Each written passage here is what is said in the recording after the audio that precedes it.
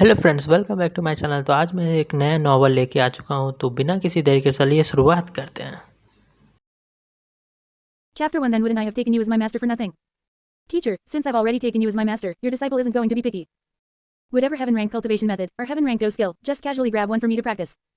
A carved in jade 3-year-old little boy said in a milky voice to the transparent, aged soul body opposite him. What kind of good things are you daydreaming about, brat? Do you think heaven rank cultivation methods and heaven rank dough skills are Chinese cabbages growing in the fields? You sure have some nerve asking for that. Hearing this, the soul body's figure trembled and he scolded resentfully. Old man, you can't possibly still expect me to cultivate the fire attribute cultivation method in my clan. I heard from my father that the fire attribute cultivation method in our clan is only at the Huang rank high tier. You brag so big, saying Pil King Jiyu he is a fart. I believe that even that fart Jiyu he wouldn't let his disciples cultivate this shabby Huang rank high tier cultivation method.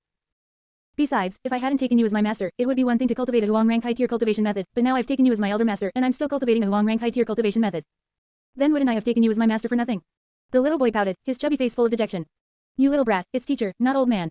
The aged soul body's face turned dark with anger at the little boy's words. He hadn't expected that this brat had just taken him as master, and before he'd even called him teacher a few times, he dared to call him an old man. How did it feel like this kid had the bones of rebellion at the back of his head? No, absolutely not. Taking in a rebellious disciple once was enough, there would never be a second time. He had observed this brat for 3 years himself, and could completely be said to have watched him grow up. Usually he was just a bit sharp-tongued, but at heart he still knew how to repay kindness. He would definitely not be blind a second time. To put it bluntly, even if he really was blind and misjudged someone again, given his current condition, he could only rely on this kid to be resurrected. Thinking of this, the soul body elder suppressed the churning emotions in his heart, let out a cold hum, and a flash of light crossed his eyes. HMPH, rest assured, since you've entered my sect, naturally I won't treat you too shabbily, nor will I let you take me as master for nothing. Heaven rank cultivation methods, I don't have any. But I do happen to have a cultivation method here that is even more bizarre than a heaven rank cultivation method. Will you learn it or not? A cultivation method even more bizarre than heaven rank.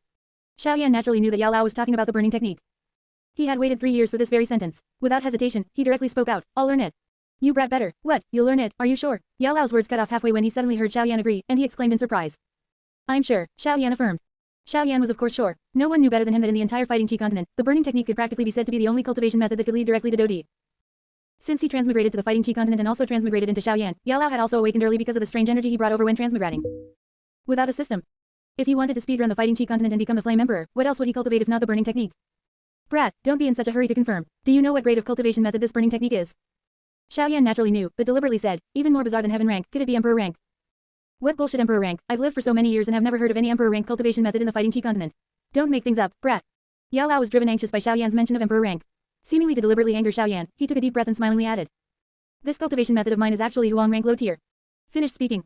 Yao Lao looked at Xiaoyan playfully, seeming to want to see Xiaoyan's defense break. However, far from breaking his defense, Xiaoyan said with incomparable excitement. I'll learn it, teacher, hurry up and teach me. Yao Lao was dumbfounded and asked with a puzzled face. Stinky brat, did you not hear clearly? This is Huang rank low tier. There's no cultivation method lower than this. What the hell are you so excited about?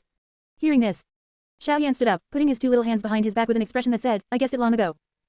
Teacher, you just said it yourself, this cultivation method is even more bizarre than heaven rank cultivation methods. With your esteemed self's lifetime strength, you certainly wouldn't treat an ordinary Huang rank low tier cultivation method like a treasure. This cultivation method definitely isn't simple, so naturally I have to learn it. Hearing this, Yao Lao originally wanted to praise Xiaoyan for being exceptionally intelligent, but suddenly thought of the 2 words, lifetime. Instantly, he was so angry that his beard and hair fluttered. Flicking his finger, he tapped Xiaoyan on the forehead. Bang. A crisp sound, you could tell it was a good head just by hearing it. Although Yao Lao didn't look like he used much force, Xiaoyan felt a wave of intense pain coming from his forehead, hurting so much it felt like it was about to burst, making his tears uncontrollably stream outward. Ouch, ouch, ouch. Teacher, why did you hit me? It hurts to death. Yao Lao gave a resentful cold hum. You rebellious disciple, hitting you is already letting you off lightly. What do you mean, during his lifetime? Your teacher is just a soul body right now, I'm not dead. Fortunately, Yao Lao just wanted to make Xiaoyan hurt for a moment, and his control of the force was very exquisite. It hurt for a moment, and instantly that pain vanished without a trace. Xiaoyan was afraid that Yao Lao would do it again, although there was no real damage, it really hurt. He quickly continued to press. Teacher, it was your disciple who spoke wrongly, please don't mind it. Hurry and tell me, what is so bizarre about your cultivation method? Yao Lao said, it can evolve. It can really evolve. It really can evolve, at least that's how it's written in the cultivation method's description. Then how should it evolve? Yao Lao explained, every time the burning technique evolves, it must devour a heavenly flame. Speaking up to here, Yao Lao paused for a moment, and his tone became solemn. You must know that heavenly flames are inherently violent things. Not only are they rare to encounter in 100 years, but even if one is found, who can guarantee successful devouring? Let alone that this cultivation method also requires devouring various heavenly flames. Heavenly flames inherently repel each other. Just a single heavenly flame can toss and turn a Do Huang expert to the point of near death, let alone 2, or even more than 2. No one dares to imagine what kind of scene that would be. Of course, everything has 2 sides. Although this cultivation method is exceptionally simple to cultivate, its growth potential is limitless. If you cultivate this cultivation method, perhaps you can rely on it to cultivate to the Dodi realm, a realm that numerous experts in the fighting Qi continent have been unable to touch for so many years. Now that your teacher has said this much, stinky brat, do you still want to learn it? Hearing these words, Xiaoyan did not hesitate, and stared straight at Yao Lao with a pair of pure, large eyes. Teacher, I want to learn it. I believe that with your help, teacher, I will definitely succeed in cultivation. Originally, given Xiao Yan's current realm of not yet stepping onto the path of cultivation, Yao Lao shouldn't have talked about Dodi, that was simply too far away for Xiao Yan right now. The reason he said this was because he had selfish motives. But now seeing Xiao Yan's dark, glossy, large eyes unstained by anything, staring straight at him and saying he trusted him as his teacher, Yao Lao couldn't help but feel a hint of guilt welling up in his heart. Chapter 2, Xiao Zhan, my son, Xiao Yan, possesses the bearing of a Do Huang. He took a deep breath, sighed, and then said with a hoarse voice. Xiao Yanzi, to be honest with you, teacher actually has a selfish motive. You also know that I am currently a soul body, and I don't really like this illusory feeling. Teacher still has some matters that must be completed personally. Therefore, I need to be resurrected. And the flame mantra obscurely introduces that if one successfully cultivates it, they can use several mutually compatible heavenly flames to forge a physical body to house a soul. At that time, I will be able to regain my new life with this body. Speaking of this, Yao Lao paused, looked at Xiao Yan in front of him, and continued with a bitter smile. Sigh, I originally thought about not interfering with your choice, but as I spoke, I couldn't help talking too much. At this moment, Yao Lao shook his head self-deprecatingly and stretched out his withered palm. The next instant, two somewhat illusory scrolls, one black and one red, appeared respectively on top of his palm. The red scroll is a fire attribute Earth tier high-level cultivation method, and the black scroll is the burning technique. Make your own choice, consider it carefully, and don't have any misgivings. Rest assured, no matter how you choose, you are still my disciple. I will not blame you for this, nor will it heavily discount your future training. Hearing this, Xiao Yan took 2 steps, came before Yao Lao's transparent soul body, and said, Teacher, does this even need consideration? I'm definitely choosing the burning technique. Old man, don't turn your eyes red yet, and don't rush to be moved. I'm not choosing the burning technique for your sake. Instead, it's for myself. After all, I am a man who is going to become a Dodi in the future, and only by cultivating the burning technique will I have a chance. Having said that, Xiao Yan reached out and grabbed the black scroll under Yao Lao's slightly reddened gaze. As soon as his palm touched the scroll, it turned into a stream of information, pouring straight into Xiao Yan's mind. Yao Lao looked at Xiao Yan, who was trying to cultivate, and rubbed his reddened eyes with his palm. Although this brat Xiao Yan said that cultivating the burning technique wasn't for him, he could see that there must be his own reasons behind it. A faint warmth welled up in his heart, and he muttered to himself, rest assured, your teacher will definitely cultivate you into the most outstanding alchemist. At this moment, Xiao Yan, who had originally been cultivating with his eyes closed, suddenly opened his eyes, blinked, and asked with a puzzled face. Teacher, you couldn't have given me a fake one, right? Why is there no reaction when cultivating this? Hearing this, Yao Lao recovered his wits and scolded with a smile. It's right that there's no reaction. If there were a reaction, a big problem would have occurred. It seems I really need to teach you brat well in the future. Remember this, only after breaking through to a Do practitioner do you have the qualifications to cultivate a cultivation method. Xiao Yan gave up cultivating the burning technique and said speechlessly, then why didn't you say so earlier, old man? It's your own fault for not studying hard, brat. This is all common sense. If you casually ask your father, or anyone in your Xiao clan above a Do practitioner, they all know. Speaking of this, Yao Lao's expression turned serious, and he said with a solemn and earnest look. Alright, sit cross-legged. Now, according to what I say, start trying to condense Doji Chi. Quote. 1 year later. Doji Li, stage 5. Teacher, it's been a whole year, and I've finally broken through. This is simply too slow. Teacher, aren't you a powerful alchemist? Can't you concoct some pills for me to pop and speed up my cultivation? Xiao Yan sat upright on the bed, frowned, let out a long breath, and complained to Yao Lao beside him. Hey, you brat are truly greedy. Stage 5 in a year, and you're still not satisfied. You still want to eat medicinal pills. You must know that the cultivation of the early stages of Doji Chi is mainly to expand the meridians and temper the body, strengthen the pathways, and lay a foundation for condensing Do Chi in the body later on. Cultivation at this stage must be done step by step, and external force measures must not be adopted. Otherwise, in the future when your Do Chi becomes powerful, your meridians will not be able to withstand the increasingly powerful Do Chi impact, ultimately leading to the fate of shattered meridians and death. Yao Lao glared at Xiao Yan and said exasperatedly.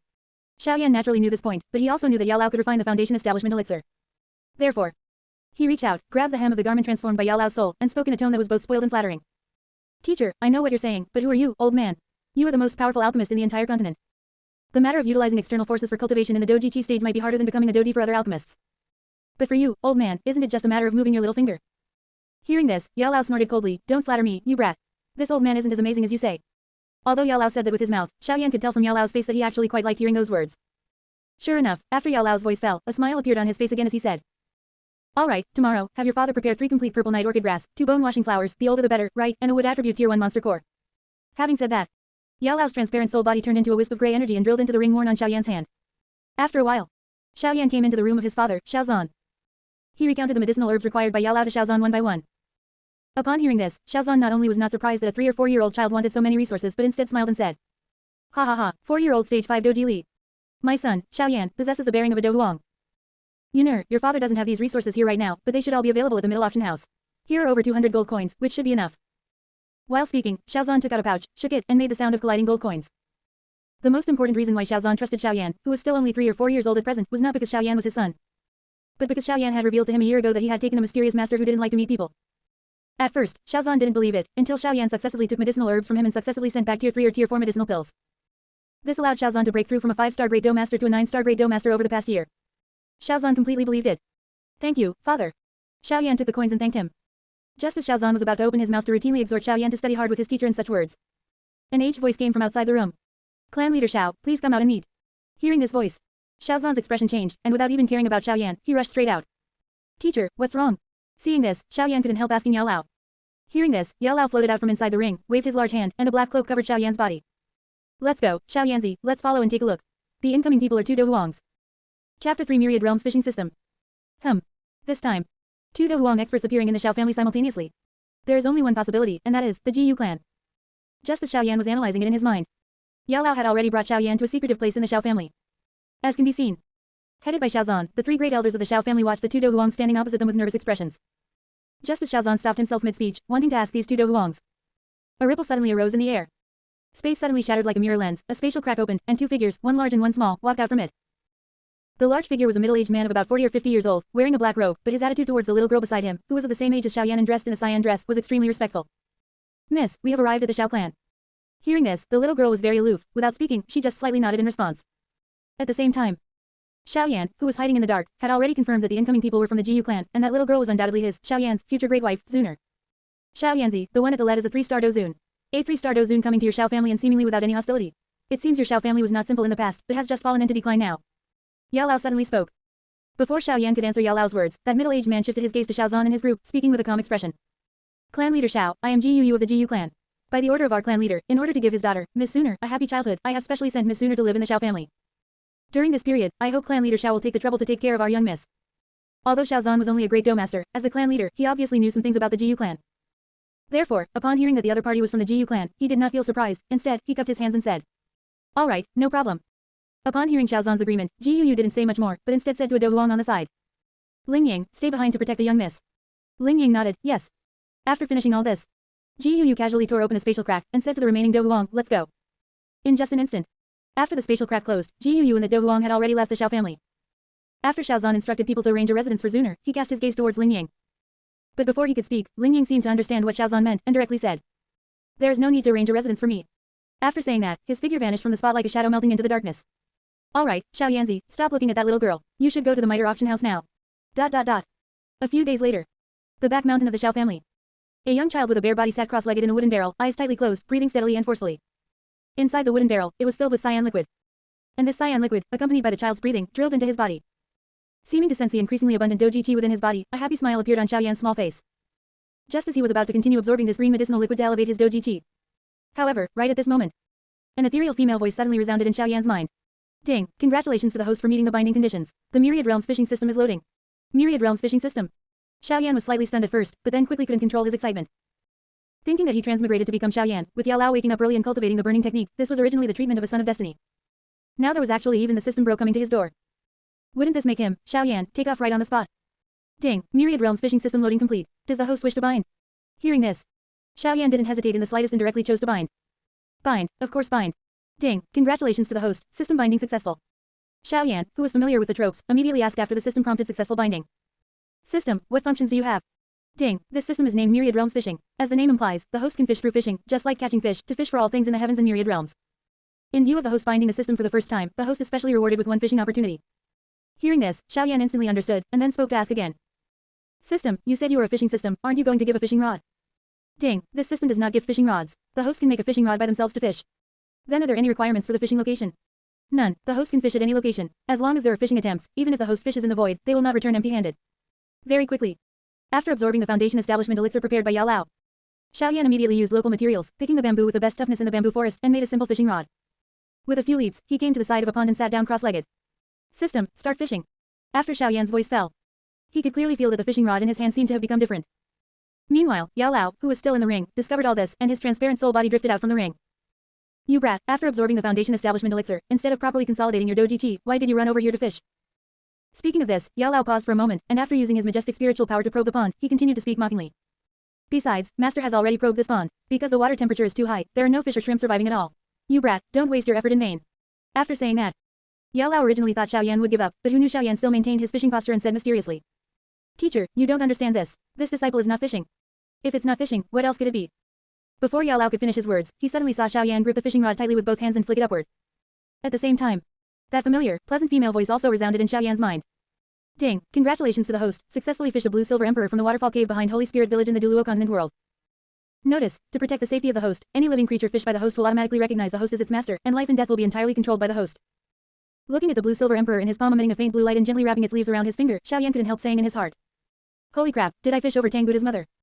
Compared to Xiaoyan just feeling emotional in his heart, Yao Lao widened his eyes and cursed out loud.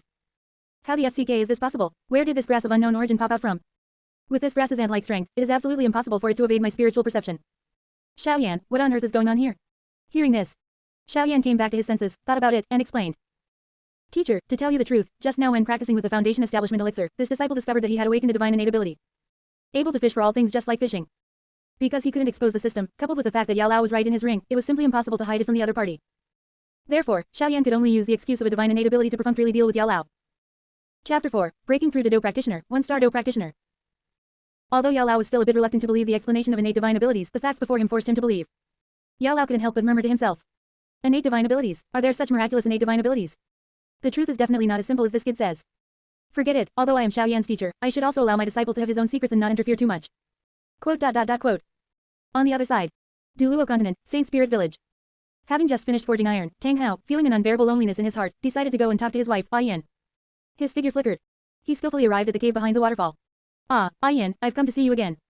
Tang Hao, who was talking to himself, suddenly discovered that his wife Yin had disappeared into thin air, leaving only a pit in her place. His eyes immediately widened. Yin, my Yin. Tang Hao didn't find Yin's figure in the cave, and a guess immediately formed in his heart. His Yin must have been eaten by a spirit beast that had secretly snuck in. Thinking of this, he was consumed by rage, summoned his clear sky hammer, and annihilated all spirit beasts within a 10 li radius of Saint Spirit Village.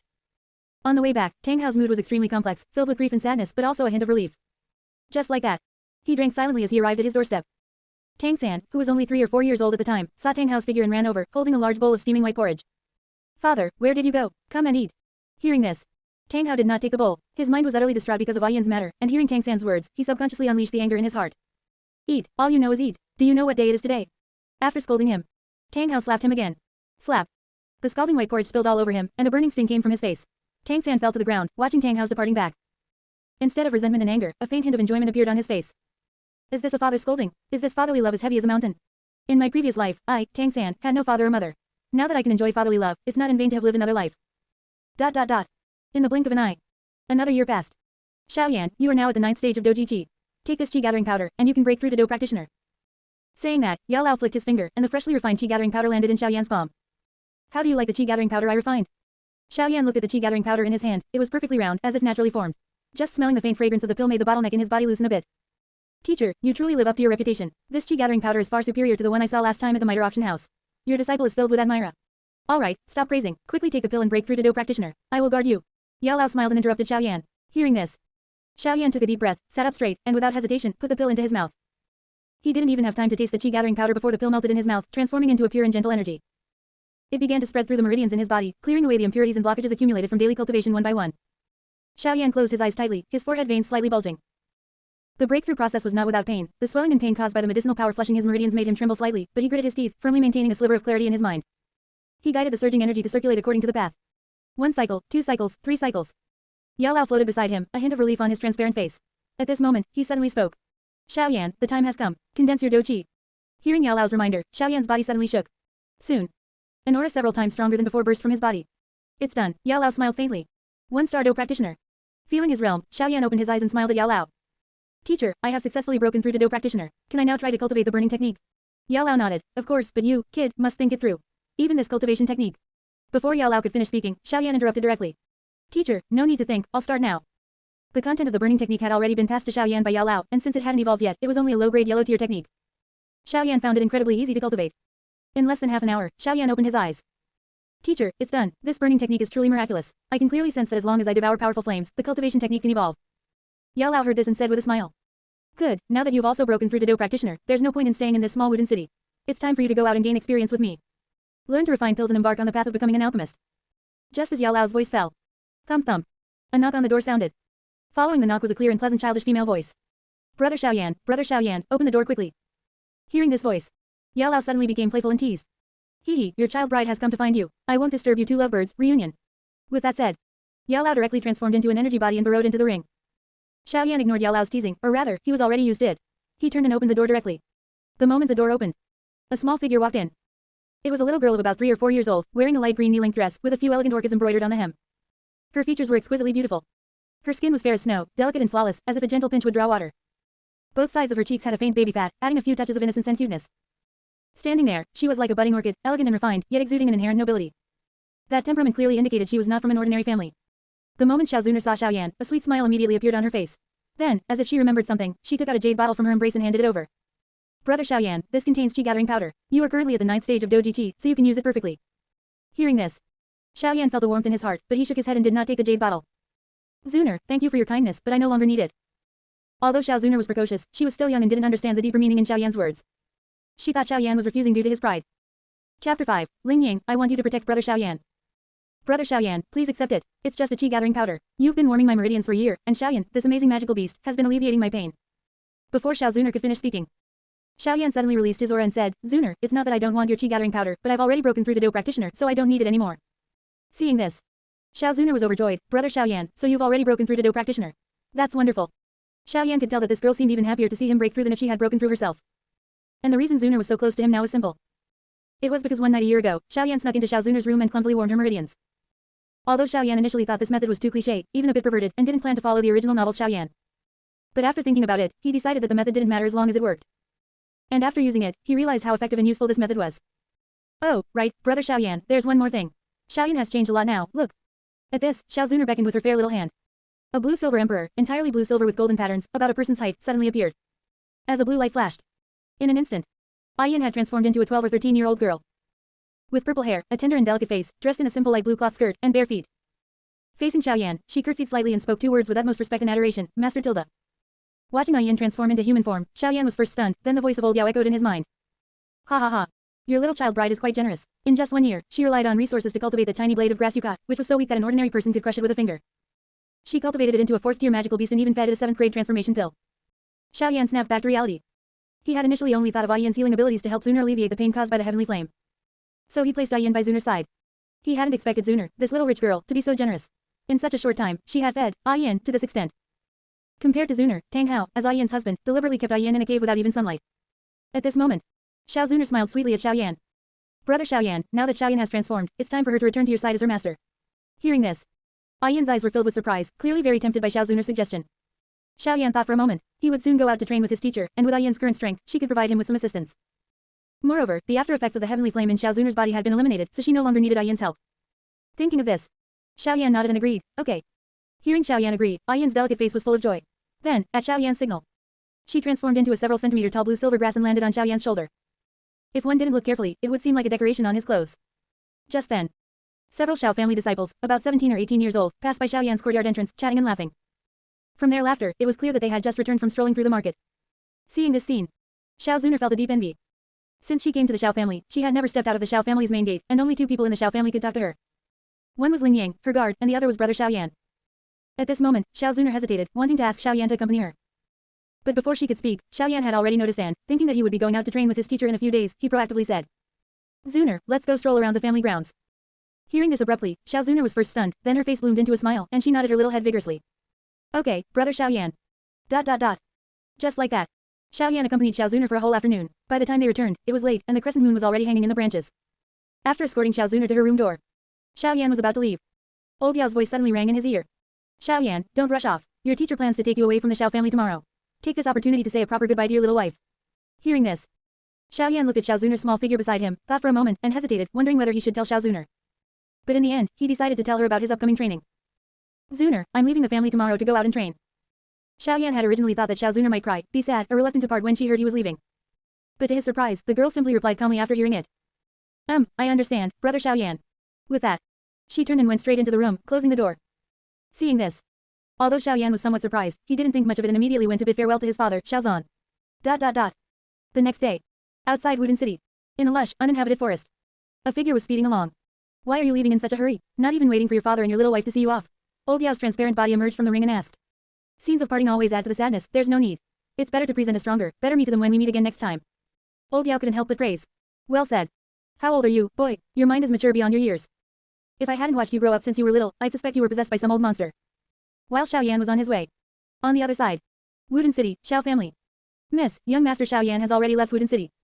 Ling Ying looked at Xiao Zuner, who was still gazing wistfully in the direction Xiaoyan had left, and reminded her. Hearing this, Xiao Zuner, snapping back to reality, murmured to herself. Brother Xiaoyan is only at the Do practitioner realm now. Although he has that so-called mysterious teacher mentioned by Uncle Xiaozan protecting him, it's still too dangerous. What if? At this point, Xiao Zuner paused, her tender and delicate face filled with worry, then she looked at Ling Ying. Old Ling, I want you to follow Brother Xiaoyan and protect him in secret. Hearing this, Ling Ying's normally calm face was instantly replaced by a troubled expression. He knelt on one knee before Xiao Zuner and said, Miss, I'm afraid I cannot. Why not? Are you not going to listen to my orders anymore? Xiao Zuner's little face instantly turned cold. Chapter 6 8 Extremities Collapse.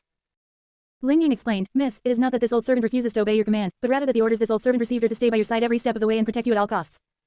If this old servant were to leave you, in the event that you were to encounter. Before Ling Ying could finish his words, Xiao Zuner couldn't listen any longer and directly interrupted him, saying, There are no ifs, I have the methods left to me by my father, and in this small place of the Jama Empire, no one can harm me.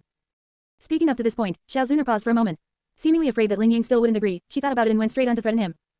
Old Ling, although I am young, what I need is a bodyguard who obeys my commands. If you cannot do this, I can only send a message to the clan and have them dispatch a new bodyguard to replace you. Ling Ying could naturally hear that Xiao Zuner was threatening him. At this moment, he had an indescribable emotion in his heart, very complex. He never expected that Xiao Zuner would actually threaten him for Xiaoyan sake. But at the same time, he had to admit that this threat had indeed threatened him. In a clan like the ancient clan where Dozongs were like dogs, he was merely a Do Huang with an outsider surname. If Zuner, this ancient clan princess, spoke up, he would definitely be replaced. This time he was lucky to get the mission of protecting the ancient clan princess, which had already made many people jealous. If he were replaced, not only would he miss the opportunity to break through to Dozong upon completing this mission, but he would also find himself in a very awkward position within the ancient clan. Thinking of this, Ling Ying hastily agreed, saying, Miss, I am willing to obey your command and protect young Master Xiaoyan. As his voice fell, Ling Ying's figure vanished. Half an hour later. Xiaoyan, relax your body, teacher is coming in. Xiaoyan, who was on his way, suddenly heard Yao Lao's words and couldn't help shivering. Teacher, what do you mean by that? Could it be that you have some sort of... Before Xiaoyan could finish speaking, Yao Lao couldn't stand listening anymore and directly interrupted him. Xiaoyan, shut your mouth. This master means for you to relax your soul and not resist, allowing this master's soul to temporarily borrow your body for use. Speaking up to this point, Yao Lao noticed Xiaoyan's puzzled and vigilant expression, and with a smile, he explained. Don't worry, the person coming has no malicious intent. It's that Do Huang who protects your child bride by her side. I see that he hasn't shown himself, he should have received orders from that little girl to protect you in secret. However, having him follow along, although safer, is inconvenient and easily exposes certain secrets. We still have to shake him off. Hearing this, Xiaoyan felt a warmth in his heart, not expecting that last Zuner to be so thoughtful, and immediately nodded. Alright, teacher, I'll leave it to you. As Xiaoyan's voice fell, Yao Lao within the ring transformed into an ink-colored surge of energy and merged into Xiaoyan's body. In an instant, Xiaoyan felt his own strength begin to surge wildly. From a 1-star Do practitioner, he instantly reached a Great Do Master, 9-star Great Do Master, Do Ling, Do Wang, and it was still continuing. Just as Xiaoyan couldn't help but immerse himself in this suddenly skyrocketing strength. Yao Lao's voice sounded in his ears. Xiaoyan, don't obsess over this power just yet. You will have this power sooner or later one day. First, hand over the control of your body to this master. Hearing this, Xiaoyan instantly sobered up and handed over control of his body. After Yao Lao took control of the body, the power surged wildly once more, finally stopping at around a 2-star Do Huang. Your body is still too weak right now. This master can currently only unleash the power of a 2-star Do Huang at most. Any stronger, and your body wouldn't be able to bear it. However, even though it's only a 2-star Do Huang, it's enough. Yao Lao's voice fell. He then controlled Xiaoyan's body and abruptly accelerated. In the blink of an eye, a pair of bone-white wings unfolded from behind Xiaoyan, transforming into a streak of light that pierced through the horizon with astonishing speed. Ling Ying, who was in the dark, had originally been trailing leisurely behind and maintaining a certain distance. After all, with his strength, tracking and protecting a 1-star Do practitioner brat was simply too easy, there was no need to get too close at all. Precisely because of this, when he saw Xiaoyan's figure suddenly accelerate, he was stunned for a moment, just that brief moment of distraction. And by the time he reacted and wanted to accelerate and chase after him, Xiaoyan's figure was already growing further and further away, and his aura was becoming increasingly vague. What is going on? Ling Ying hovered in midair with a puzzled expression. He could not understand how a mere 1-star Do practitioner brat could possibly possess such speed. Immediately following that, he instinctively released his soul power to probe for Xiaoyan's whereabouts. However, he sensed nothing at all. Ling Ying frowned, unwillingly chasing a bit further in the direction where Xiaoyan had disappeared, carefully probing around. As a result, he still gained nothing. He was silent for a moment, and an expression of fortune actually appeared on his face. What he was fortunate about was that losing track of Xiaoyan proved that Xiaoyan had discovered him, and it also proved that Xiaoyan possessed trump cards not inferior to his own. In this way, the miss would also rest assured. He could also return to the miss's side, violating neither the miss's commands nor the ancient clan's mission, truly the best of both worlds. Thinking of this, Ling Ying no longer probed and turned to fly in the direction of Wudun City. On the other side, Yao Lao controlled Xiaoyan's body, flying while observing the terrain. Teacher, have we shaken him off? Of course, Yao Lao smiled faintly. A mere Do Huang wanting to track this old man is still a bit too green. Soon, Yao Lao controlled Xiaoyan's body, arriving at a clearing backed by mountains and facing water, surrounded by trees. This place is not bad, this will do. Having said that, Yao Lao's transparent soul exited Xiaoyan's body, returning control of the body back to Xiaoyan. After regaining control of his body, Xiaoyan looked around and asked. Teacher, where is this? Yao Lao said, this is the outer periphery of the Magical Beast Mountain Range, and nearby are all rank 1 and rank 2 magical beasts. Now that you've broken through to a Do practitioner, it is also time to learn a Do technique. These magical beasts happen to serve as sparring partners for you to temper your Do technique. Xiaoyan sat down on the ground, tilting his head up to look at Yao Lao, his eyes full of impatience. Alright, teacher, didn't I refrain from learning low-rank Do techniques from the clan during this period precisely because I didn't want to waste time? And instead directly learn the high-rank Do technique taught to me by you, teacher. Teacher, this disciple isn't greedy either, just casually hand over a few heaven-rank Do skills will do. Hearing this, Yao Lao immediately panicked and snapped, you brat aren't greedy. This master will tell you right now, there are no heaven-rank Do skills. There is only one Zon-rank high-tier Do technique, less than 8 extremities collapse greater than. Take it or leave it, you brat. Having said that, Yao Lao directly tossed the scroll inscribed with the 3 characters of 8 extremities collapse into Xiaoyan's hands. Xiaoyan caught the scroll and said with a cheeky grin, teacher, don't get angry. I'll learn it, what I'm learning is collapse pull 8. What nonsense, that's called collapse kai, bah, 8 extremities collapse. Right, 8 extremities collapse, 8 extremities collapse. Don't underestimate this less than 8 extremities collapse greater than, you brat. Although it is a Zon-rank high-tier Do technique, once cultivated to grand completion, the attacks will secretly contain 8 folds of force. With 8 layers of power stacking layer upon layer, its might is comparable to an Earth-rank low-tier Do technique. Chapter 7, Rank 7 Thunderflame Python Beast Fire. 1 month later. The first ray of morning sunlight filtered through the leaves. Xiaoyan stood shirtless in the center of the clearing, beads of sweat covering his sun-bronzed skin. There were also a few scars on his chest and arms, which were the marks left behind from fighting magical beasts over the past month. At this moment, standing opposite Xiaoyan was an iron-backed bear over 2 meters tall. It was a tier 1 magical beast, and although it was only tier 1, due to its thick height and immense strength, even a 3-star or 5-star Do practitioner would not dare to provoke it easily. At this point, the iron-backed bear was staring at the human cub before it with crimson eyes, its front paws continuously scratching the ground and sending dirt flying everywhere. Roar. Following that, it let out an angry roar, its massive body slamming toward Xiaoyan like a small mountain. Seeing this, a flash of bright light appeared in Xiaoyan's eyes, and instead of retreating, he advanced. Well fought. He did not use any Do technique, instead meeting it head-on. Because Yao Lao had told him, close combat physical brawling is the fastest way to temper the physical body. Just like that. The distance between the man and the bear rapidly closed. The iron-backed bear raised its huge paw and slapped down toward Xiaoyan's head. This paw was the size of a wash basin, and the force of a single slap was enough to smash a boulder to pieces. Xiaoyan did not dodge, he raised his right arm and forcefully blocked this bomb strike. Bang. A muffled impact sounded, Xiaoyan's body suddenly sank downward, and 2 deep pits were stomped out beneath his feet. Although his strength was far inferior to the iron-backed bear, his body did not retreat a single step. The iron-backed bear seemed not to expect that the human cub before it could block its bomb strike, and a trace of human-like bewilderment flashed through its crimson eyes. Taking advantage of the iron-backed bear's momentary daze, Xiaoyan's right fist struck fiercely from bottom to top against the iron-backed bear's lower jaw. 8 extremities collapse. This punch delivered 4 overlapping hidden forces. As the hidden forces burst out in an instant. Crack. The sound of bones breaking was exceptionally crisp. The iron-backed bear's massive body suddenly stiffened, and then, its nearly 2-meter-long body was actually sent flying off the ground by this punch, doing a flip in the air before smashing heavily onto the ground. Boom. Dust flew everywhere. The iron-backed bear struggled twice on the ground, still wanting to get up, but ultimately collapsed limply to the ground and closed its eyes without moving. Killed with a single punch. Xiaoyan withdrew his fist and looked at the thoroughly dead iron-backed bear on the ground, a smile unconsciously curving up the corners of his mouth. Yao Lao's translucent soul body also floated over at this time, glanced at the corpse of the iron-backed bear, and nodded with satisfaction. Not bad, in a mere month's time, you managed to practice 8 extremities collapse to minor accomplishment, which is even faster than this teacher anticipated. Xiaoyan extracted the magical core from the iron-backed bear's corpse, happening to feel hungry. He casually chopped off 2 bear paws, simply processed them, and set them over the fire to roast. During the time he waited for the bear paws to roast, Xiaoyan took out a fishing rod from his storage ring, sat cross-legged atop a boulder, and began void fishing. Yao Lao, who was floating to the side, didn't say much upon seeing this, he was already used to it. Ever since he first witnessed Xiaoyan fishing, during this period of time, he had also seen Xiaoyan fish many times. It was just that nothing good was ever caught, and sometimes he even just fished up a bottle of water. Ding, congratulations to the host for fishing out the beast fire inside the body of the deceased rank 7 magical beast Thunderflame Python Lightning Fire. As the system's voice faded, a cluster of purplish-white flames mixed with electric arcs in the middle suspended in midair, and the surrounding temperature instantly became scorching hot. Before Xiaoyan could even speak, Yao Lao at the side said with great joy. Rank 7 Thunderflame Python Beast Fire. This truly is sending a pillow right when one feels sleepy. Xiaoyan turned his head to look at Yao Lao. Teacher, what is it? Is there a problem with this beast fire? Yao Lao smiled and shook his head, explaining. No problem, of course there's no problem. One of the purposes why this teacher brought you to the magical beast mountain range this time was precisely for a beast fire. Right now, without devouring a heavenly flame to evolve, the grade of the burning technique is simply too low, which will affect your cultivation speed. Although a beast fire is not as powerful as a heavenly flame, helping the burning technique evolve from the Huang tier low grade to the Huang tier mid grade should not be much of a problem. And the beast fire you have obtained now is from a rank 7 magical beast, which is equivalent to a Dozon expert. This teacher estimates that it should be able to help the burning technique evolve to the Huang tier mid grade, and even the Huang tier high grade is possible. Hearing Yao Lao's words, Xiaoyan's eyes instantly lit up. During this period, he had long been irritated because the burning technique was still only at the Huang tier low grade and his cultivation speed was slow. Teacher, then what are we waiting for? Hurry up and teach me how to devour this beast fire. Xiaoyan put the roasted bear paw in his hand to the side, stood up with a sudden leap, and looked at Yao Lao with eyes full of eagerness. Watching Xiaoyan's impatient appearance, Yao Lao did not refuse. Devouring a heavenly flame was extremely dangerous, and the slightest carelessness would result in demise. However, a beast fire was ultimately not a heavenly flame, even if it was the beast fire of a rank 7 magical beast. Devouring it would be much easier. Thinking of this, Yao Lao flipped his right hand, and 2 medicinal pills appeared in his palm. The first pill was milky white all over, exuding a warm luster, and fine patterns faintly circulated on the surface of the pill, just like human meridians. The second pill was ice blue, emitting a chill. Even from a few meters away, one could feel a wave of refreshing coolness. These are the meridian protecting pill and the ice heart pill. Yao Lao handed the 2 pills over and instructed aloud. After taking the meridian protecting pill, it can form a protective film on the surface of your meridians to prevent the beast fire from scalding your meridians. The ice heart pill can keep your spiritual platform clear and prevent your mind from being affected by the power of the flames during the devouring process. Now swallow these 2 pills, and you can proceed to devour the beast fire. Hearing this, Xiaoyan took the medicinal pills, took a deep breath, and sat down cross-legged. He swallowed the meridian protecting pill and the ice heart pill into his stomach in one gulp. As soon as the pills entered his mouth, the medicinal power quickly dissolved.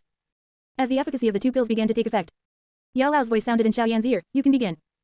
He nodded and raised his hand to guide the floating purplish-white flame before him over. Then, he closed his eyes and sank his mind into his body. Following the method taught by Yao Lao, he began to guide the flames, slowly incorporating them into his body from his palms. Just like that, the beast fire trickled strand by strand along the meridians, entering his body bit by bit. Whether due to the effect of the pills or the burning technique, the process was unexpectedly smooth. The beast fire neither resisted nor rioted, it was like a domesticated magical beast, flowing tamely forward along the meridians. However, Xiaoyan was still not careless, cautiously guiding the flame to circulate within his body according to the operating route of the burning technique. 1 circle, 2 circles. With each completed circle, the purplish-white flame in front of Xiaoyan shrank by a fraction. At the same time, Xiaoyan could clearly perceive that the burning technique was undergoing a change. As expected, the burning technique is beginning to evolve. Chapter 8, 5-star Do Practitioner, Star of Calamity. Xiaoyan thought to himself, then continued to guide the beast fire in a cycle. As time passed bit by bit, the moment the last wisp of beast fire was refined, Xiaoyan's body suddenly trembled. A doji far more formidable than before surged out from within his body. His aura clearly climbed to a new level. Xiaoyan opened his eyes, a purple-white light flashing past his pupils. He raised his right hand, a cluster of purple-white flames burning in his palm, with faint, dense arcs of electricity dancing in the center of the flames, emitting a slight crackling sound. "Teacher, I succeeded." Hearing this, Yao Lao floated over, carefully looked Xiaoyan up and down, and nodded in satisfaction, saying, "Right, what level has the burning technique evolved to?" "Just as you estimated, teacher, Hai Huang stage." Yao Lao could naturally hear the dissatisfaction in Xiaoyan's tone, and spoke to comfort him. "You brat, don't be dissatisfied. After all, the beast fire is not a true heavenly flame, being able to evolve the burning technique to the Hai Huang stage is already quite good. A Hai Huang stage burning technique has a cultivation speed at least several times faster than before. Moreover, your dochi contains the characteristics of the Thunder Flame Python's Thunder Fire, carrying the lightning attribute, and your attack power is also much stronger than before. You brat should be content." Just as Xiaoyan was about to open his mouth to answer Yao Lao, he suddenly felt a massive surge of energy erupting within his body, and even the doji pervading the heavens and earth frantically rushed toward him. Noticing this, Yao Lao furrowed his brow, flashed before Xiaoyan in an instant, and placed his illusory, transparent palm against Xiaoyan's back. After probing clearly, in an instant, a smile surfaced on Yao Lao's face once again. "Ha ha ha, this is the energy feedback brought by absorbing the beast fire, you brat are about to break through. Do not get distracted, quickly regulate your breath and enter the cultivation state. This teacher will guard your path." Hearing this, Xiaoyan did not dare to be careless, hastily sinking his mind into his body to absorb and guide that powerful energy.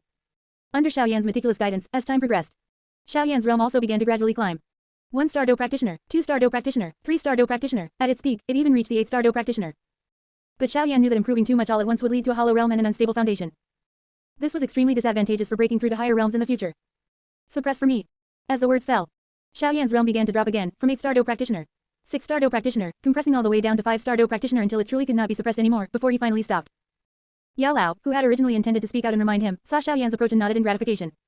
"Not bad, not bad. Being able to resist the temptation of a realm breakthrough and intentionally suppressing your cultivation to consolidate your foundation, you brat already possess the qualifications to become a top expert."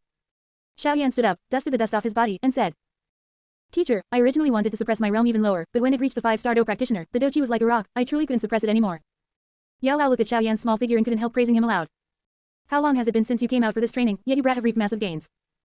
Breaking through to 5-star Do Practitioner, swallowing and subduing a tier 7 magical beast fire, 8 extremities collapse at minor completion, burning technique advancement. With your current strength, training in this place is no longer useful, we should set off on our journey." A few days later, Xiaoyan sped along the rugged mountain path all the way. The sky was gradually turning dark, and the setting sun was infinitely beautiful. Xiaoyan stood on a small hill, looking far ahead to see a small village. This village was not large, with fewer than 100 households, and wisps of cooking smoke could faintly be seen rising above the settlement. "Teacher, let's stay overnight in this village tonight." "All right." Yao Lao's voice came out from the ring.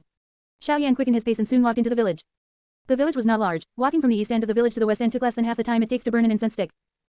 Most of the villagers were elderly people, women, and children, and occasionally there were a few strong-bodied men, all of whom were missing arms or legs.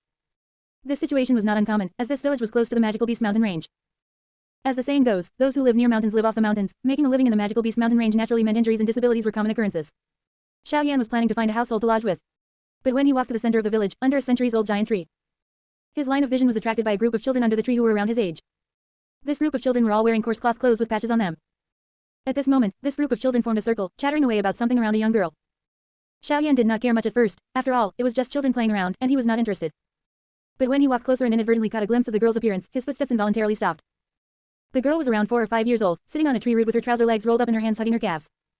Her clothes were filthy and covered in mud, and her head of jet black hair was also messy, obviously having not been washed for a long time. However, it is worth mentioning that her face was very clean. So clean that it felt somewhat out of place with this village. That was an exquisite face, with curved eyebrows, a straight and delicate nose bridge, and slightly pouting lips. The most eye-catching feature was the little girl's eyes. Bright and clear, like a clear spring in the mountains. Even though these eyes were filled with indifference at this moment, they were still striking. Everyone listen to me, don't play with her in the future. The one speaking was a 7 or 8-year-old boy with dark skin and a sturdy build, obviously the leader of this group of children. At this moment, he placed his hands on his hips and pointed his finger at the little girl, saying, "Why, Brother Hughesy, although she hasn't been in our village for long, she's a very nice person. Last time she even helped my mother see a doctor," asked the little girl with pigtails pointing upwards. "HMPH, that's because you guys didn't notice. Yesterday I saw with my own eyes, she touched my family's dawang, and then dawang died. My mother said dawang was poisoned to death, she must have poisoned it." As soon as these words were spoken, expressions of shock and disbelief appeared on the children's faces. But upon hearing this, the girl sitting on the tree root showed no intention of defending herself at all. She just sat there quietly, as if what this group of children were talking about wasn't her, but someone else. Just at this moment, a little boy wearing split-crotch pants suddenly spoke in a babyish voice. "Right, I heard my dad say that a few years ago, there was a village that produced a star of calamity, which poisoned everyone in the entire village to death, leaving not even a single living ant." Hearing this, Hughesy's eyes lit up, and he immediately pointed his finger at the girl sitting on the tree root, saying with utmost certainty, "She must be that star of calamity, and now she's come to harm our village. Star of calamity, star of calamity, star of calamity." Quote. Perhaps because they were too young and their herd mentality was too strong, they did not understand what the word star of calamity meant. Instead of being afraid, this group of children joined in the ruckus and started shouting around the girl. But they did not know that these cries of star of calamity were like sharp, piercing needles stabbing into the girl's heart. The girl's originally calm face finally collapsed at this moment. Her eye sockets instantly turned red, and tears accumulated in her eyes, yet she stubbornly refused to let them fall. "I am not a star of calamity. I am not." Chapter 9. Master is afraid that I might not be able to hold back and slap you to death with a single palm. She finally couldn't hold it back anymore and burst into tears. Tears gushed out, sliding down her cheeks and carving 2 white trails on her dust-covered face. She buried her head in her hands, hiding her face in her knees as her body trembled violently. Seeing this, the group of children looked at each other in dismay, seemingly realizing that they had made a mistake. Although Hughesy was also stunned for a moment, he quickly resumed his little king of children demeanor and waved his hand. Let's go, ignore her. She is simply a disaster star, playing with her will get you killed." Hearing this, the children scattered in all directions. Under the tree, only the girl was left alone, sobbing softly. Xiaoyan, not far away, took all of this into his eyes. At this moment, he already had a vague guess in his heart about the identity of this little girl. He stepped forward, squatted down, and gently asked, "Little sister, don't listen to their nonsense. You are by no means any disaster star. Can you tell me what your name is?" Hearing this unfamiliar voice, the little girl raised her head, reached out to rub her eyes, and said, "Little brother, I no longer remember my name, but I want to become a physician who saves the dying and heals the wounded, so I gave myself the name Xiao Yixian." Hearing these words, a smile appeared on Xiao Yan's face. "Xiao Yixian, what a good name, my name is Xiao Yan. You said you want to become a physician, but I am an alchemist." Speaking of this, to prove its authenticity, Xiao Yan spread out his right hand, and a clump of beast fire appeared in his palm. Sure enough, upon seeing the beast fire, a shocked expression appeared on Xiao Yixian's face. Seeing this, Xiao Yan continued to say, "How about it, little sister, would you consider following me in the future? If you follow me, I can help you become a physician who saves the dying and heals the wounded." So Big Brother is an alchemist. However, Big Brother, I once met a tier 3 alchemist lord, and he said that I do not have the aptitude to become an alchemist. Xiao Yixian looked at Xiao Yan, saying this with both envy and a sense of loss. Xiao Yan reached out and rubbed Xiao Yixian's head, softly comforting her. "It doesn't matter, alchemists and physicians are cut from the same cloth. Although you don't have the aptitude to become an alchemist, I can still help you become a physician. How about it, are you willing to follow me from now on? Follow this Big Brother." "I am naturally very willing, but what if my condition is discovered by this Big Brother in the future, will she still let me follow her? But if I don't follow this Big Brother, I won't be able to learn physician knowledge." Just as Xiao Yixian was hesitating, Yao Lao's voice inside the ring resounded in Xiao Yan's mind. "Xiao Yan, are you sure you want to bring this little girl along?" Hearing this, Xiao Yan knew that Yao Lao had already seen through Xiao Yixian's physique. "Of course I'm sure." Yao Lao asked in return, "Do you know what kind of physique this little girl has?" Xiao Yan feigned ignorance. "What physique?" Yao Lao stared at Xiao Yixian from inside the ring for a long time, sighed, and said, "The Myriad poison physique, or it can also be called the calamity poison body. I once fought with a woman who had the exact same physique as this little girl, so I have a rather deep impression of this physique. This physique is naturally immune to all poisons, and its cultivation method is extremely bizarre. They do not need to cultivate fighting chi year-round. If they want to grow stronger, they only need to eat poison. As long as they swallow poison, their calamity poison body will convert the toxic power contained within the poison into an extremely special poison fighting chi using a bizarre method. The more virulent the poison, the more beneficial it is to the enhancement of their strength. Therefore, they do not need bitter cultivation, they only need to continuously consume poison to rapidly increase their strength." As a transmigrator, Xiao Yan naturally knew this point, but he still feigned ignorance and asked Yao Lao in return. "Teacher, hearing you say this, isn't this a good thing? As long as she eats poison, her strength can increase. What a perverted physique, hearing it makes me somewhat tempted. If I start cultivating her now, won't I have an extra powerful helper in the future?" Hearing this, Yao Lao scolded aloud. "Good thing, there is never anything obtained without effort in this world, especially cultivation. For this physique, the toxic power within the body will continuously increase as age grows. Once it goes out of control, it will poison and kill all living beings around them." Just like what that brat said just now, there was a village that produced a disaster star, poisoning the entire village to death.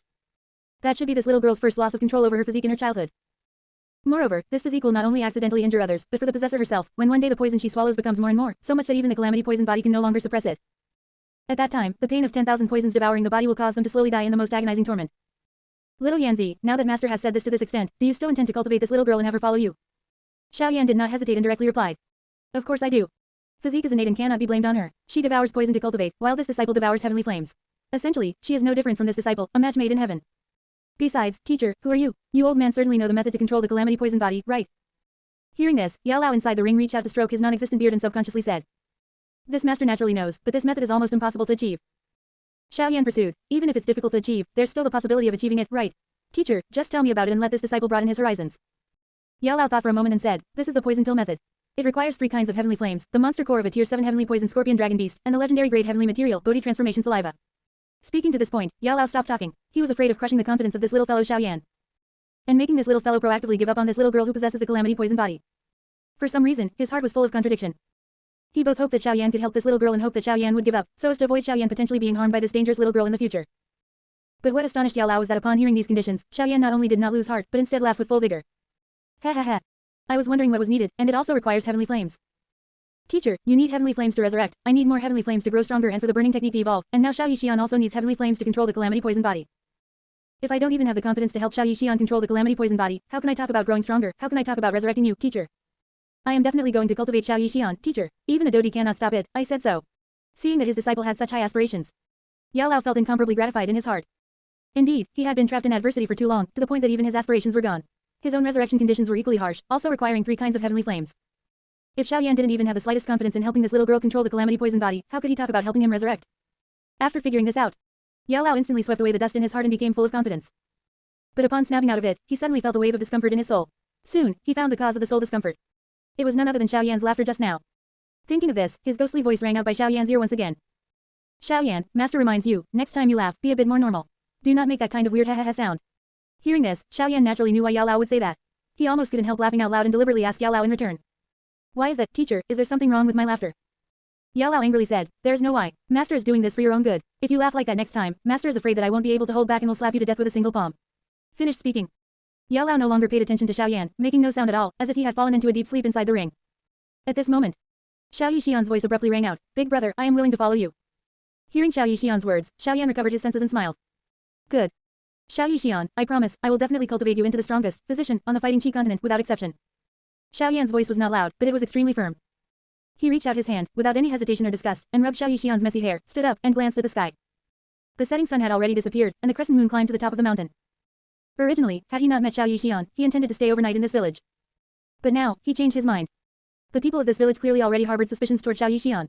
If he brought Xiao Yixian to stay overnight, I'm afraid no one would agree. Even if he used a financial offensive, Xiao Yixian would inevitably hear some harsh words. It would be better to just leave directly. Xiao Yixian, we will set off right now. Are you afraid? Hearing this, Xiao Yixian shook her head, her small hand tightly grasping the corner of Xiaoyan's clothes, her eyes filled with reliance, not afraid. All right, follow behind me.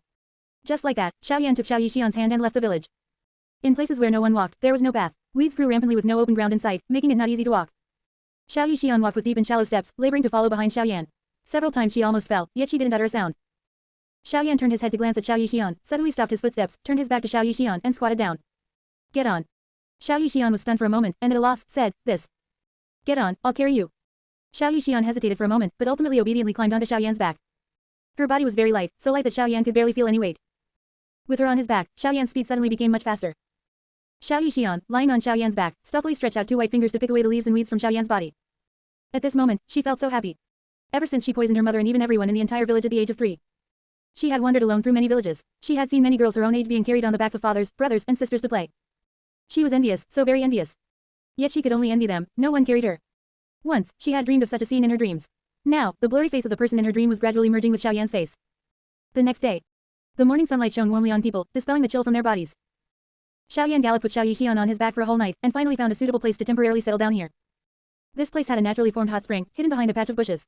Had Xiaoyan not accidentally stumbled into it, it would have been impossible to discover. The hot spring vapor formed white mist, curling up like smoke from kitchen chimneys. The air was permeated with a faint scent of sulfur, yet the surface of the water was exceptionally clear. The hot spring was not large, about 2 meters wide, but it was just right for washing up. Seeing this, Xiaoyan, not knowing what he suddenly thought of, let Xiao Yixian down from his back. Xiao Yixian, there happens to be a hot spring. Go take a bath. As he spoke, Xiaoyan flipped his right hand and took out a set of clothes from his storage ring. This was a set of pure white children's hanfu, plain white throughout without any extra decoration, except for a few delicate lotuses embroidered on the cuffs. The only obtrusive thing was that at the collar of the clothes hung a tag the size of A4 paper, printed with huge characters. Tag removed, no returns or exchanges. These clothes were fished up by Xiaoyan and had always been tossed in his storage ring with no use, he didn't expect them to come in handy today. Xiaoyan removed the tag, casually burned it away with a wisp of beast fire, and handed the clothes into Xiao Yixian's hands. Xiao Yixian took the clothes, held them in her arms, looked at her own filthy, patch-covered clothes, and then looked at the snow-white, dust-free clothes in her hands. Hesitating slightly, these clothes are too pretty, I'm afraid of getting them dirty. Clothes are meant for wearing, wash them if they get dirty, buy new ones if they break. Xiao Yan said with a smile while rubbing her head. Go on, go wash up quickly, and let me see just how pretty a washed clean Xiao Yixian is. Alright, I'll go guard outside, no one will come, so you can wash up in peace. Chapter 10, Chaos Divine Milk Contemplation Method.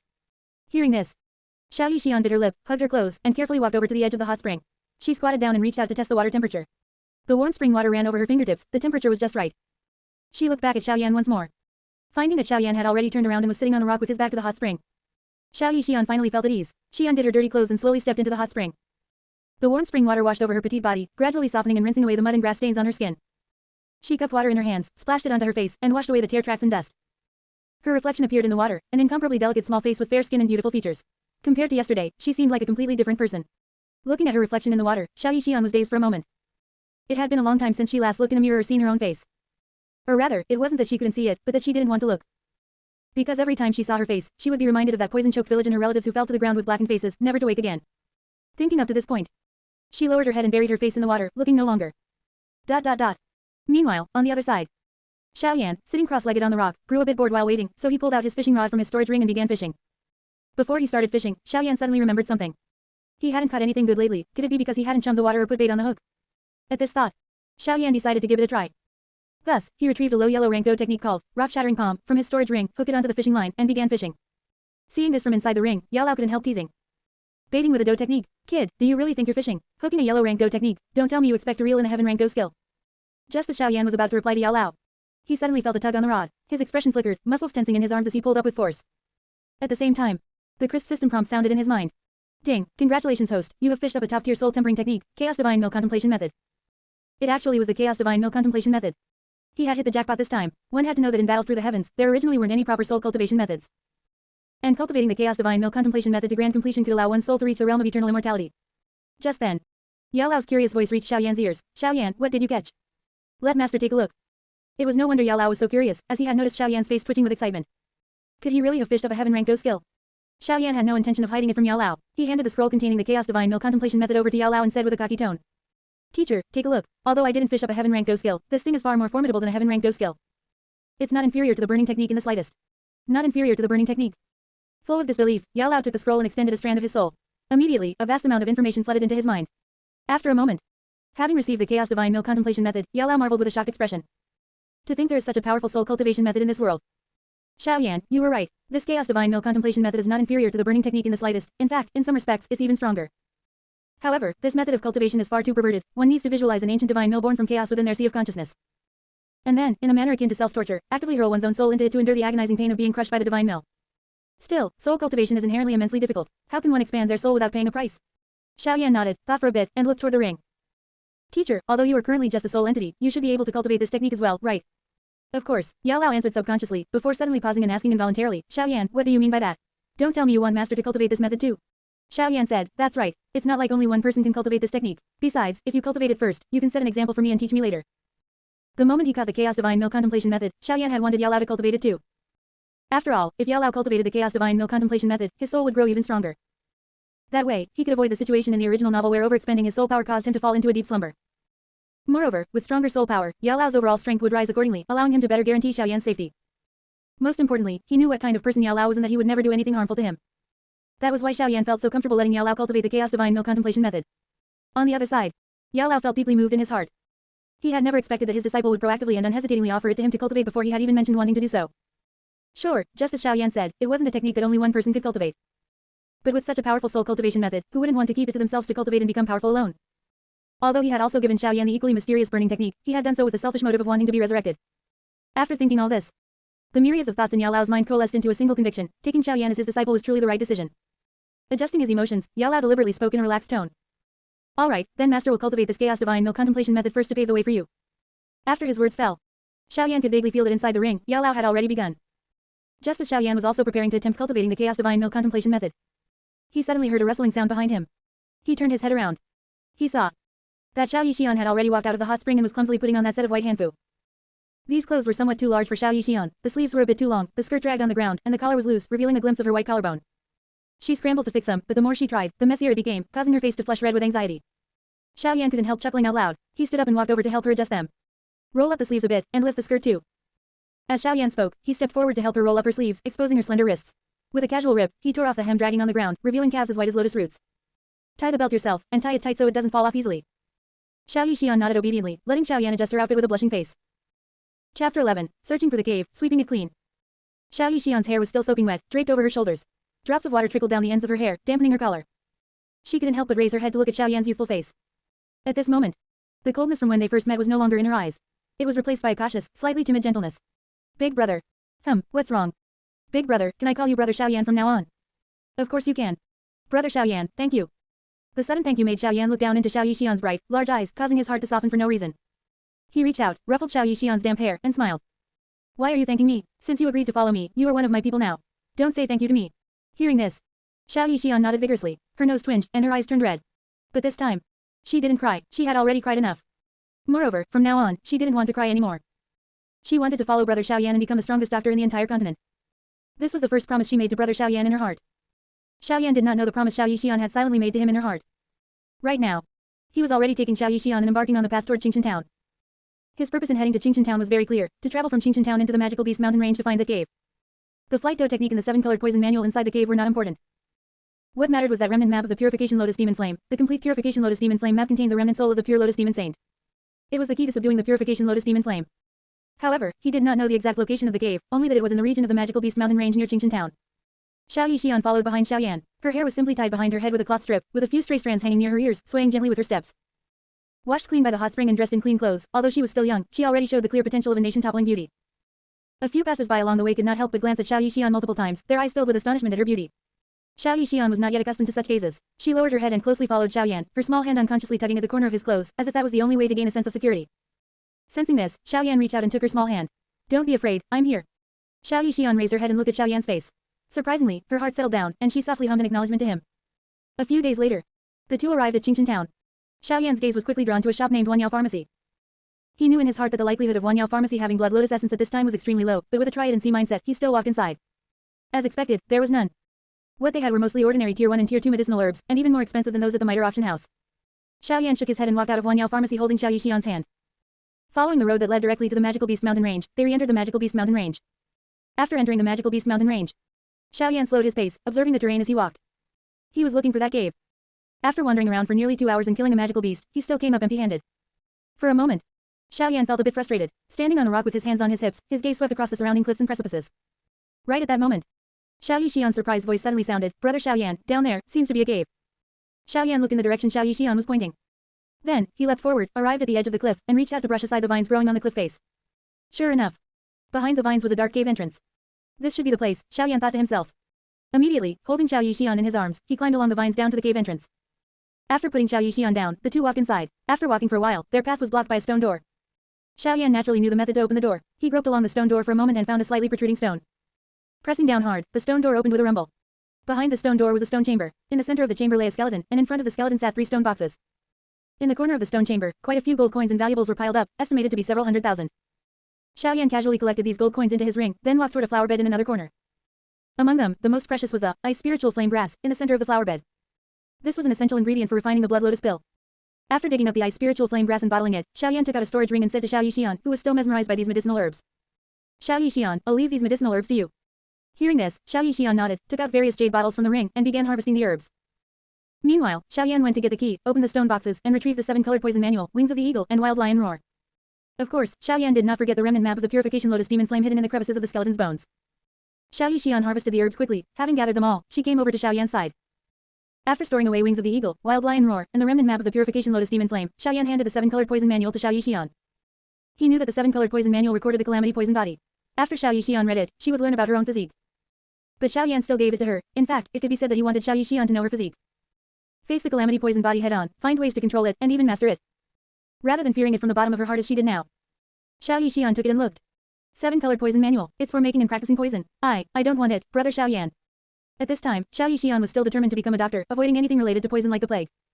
Seeing that Xiao Yixian wouldn't accept it, Xiaoyan smiled and said, "What's wrong with making poison? If you want to become a doctor, of course you must also be proficient in poisons. Medicine and poison are inseparable. Every powerful doctor is also a formidable poison master." Hearing this, Xiao Yixian dubiously stored away the 7-colored poison manual.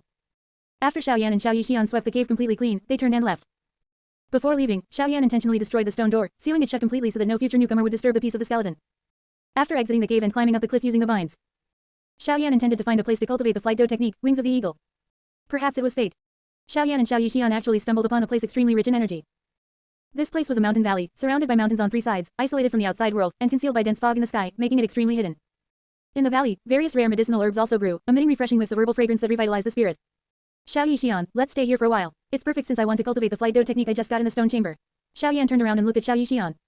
Xiao Yixian naturally had no objection, nodding slightly with a soft, Okay, brother Xiaoyan. Chapter 12, The Soul Realm at the Peak of the Mortal Realm. In a small valley, behind a naturally formed waterfall, Xiaoyan retrieved the scroll containing the flight dough technique from his ring. He was just about to begin cultivating. Yao Lao inside the ring seemed to sense it and suddenly floated out. Xiaoyan, wait a moment. The wings in this flight dough technique contain the unconscious soul of a deceased flying magical beast, the purple cloud eagle. When you attempt to cultivate it, it will attack your soul. However, with your current soul strength, kid, you don't need to worry too much about the soul attack from the purple cloud eagle in this flight dough technique. Although it was a rank 5 magical beast when alive, it is now merely a remnant soul and poses no real threat. Hearing this, Xiaoyan nodded. Teacher, since there's no need to worry, I'll begin cultivating. Before Xiaoyan could finish, Yao Lao interrupted, hold on. There's no need to worry because this purple cloud eagle's remnant soul can't harm you, but it can certainly cause you pain. I suggest that before cultivating this flight dough technique, you first try cultivating this mysterious Chaos Divine Mill Contemplation method. As long as you can grasp just a bit of the trick to the Chaos Divine Mill Contemplation method and then cultivate the flight dough technique. By then, the soul attack of this purple cloud eagle will be like tickling to you, easily destroyed with a wave of your hand. Xiaoyan didn't expect Yao Lao to be so thoughtful, worrying about him enduring the pain of a remnant soul attack. He immediately nodded. Alright, teacher, I'll listen to you and cultivate the Chaos Divine Mill Contemplation method first.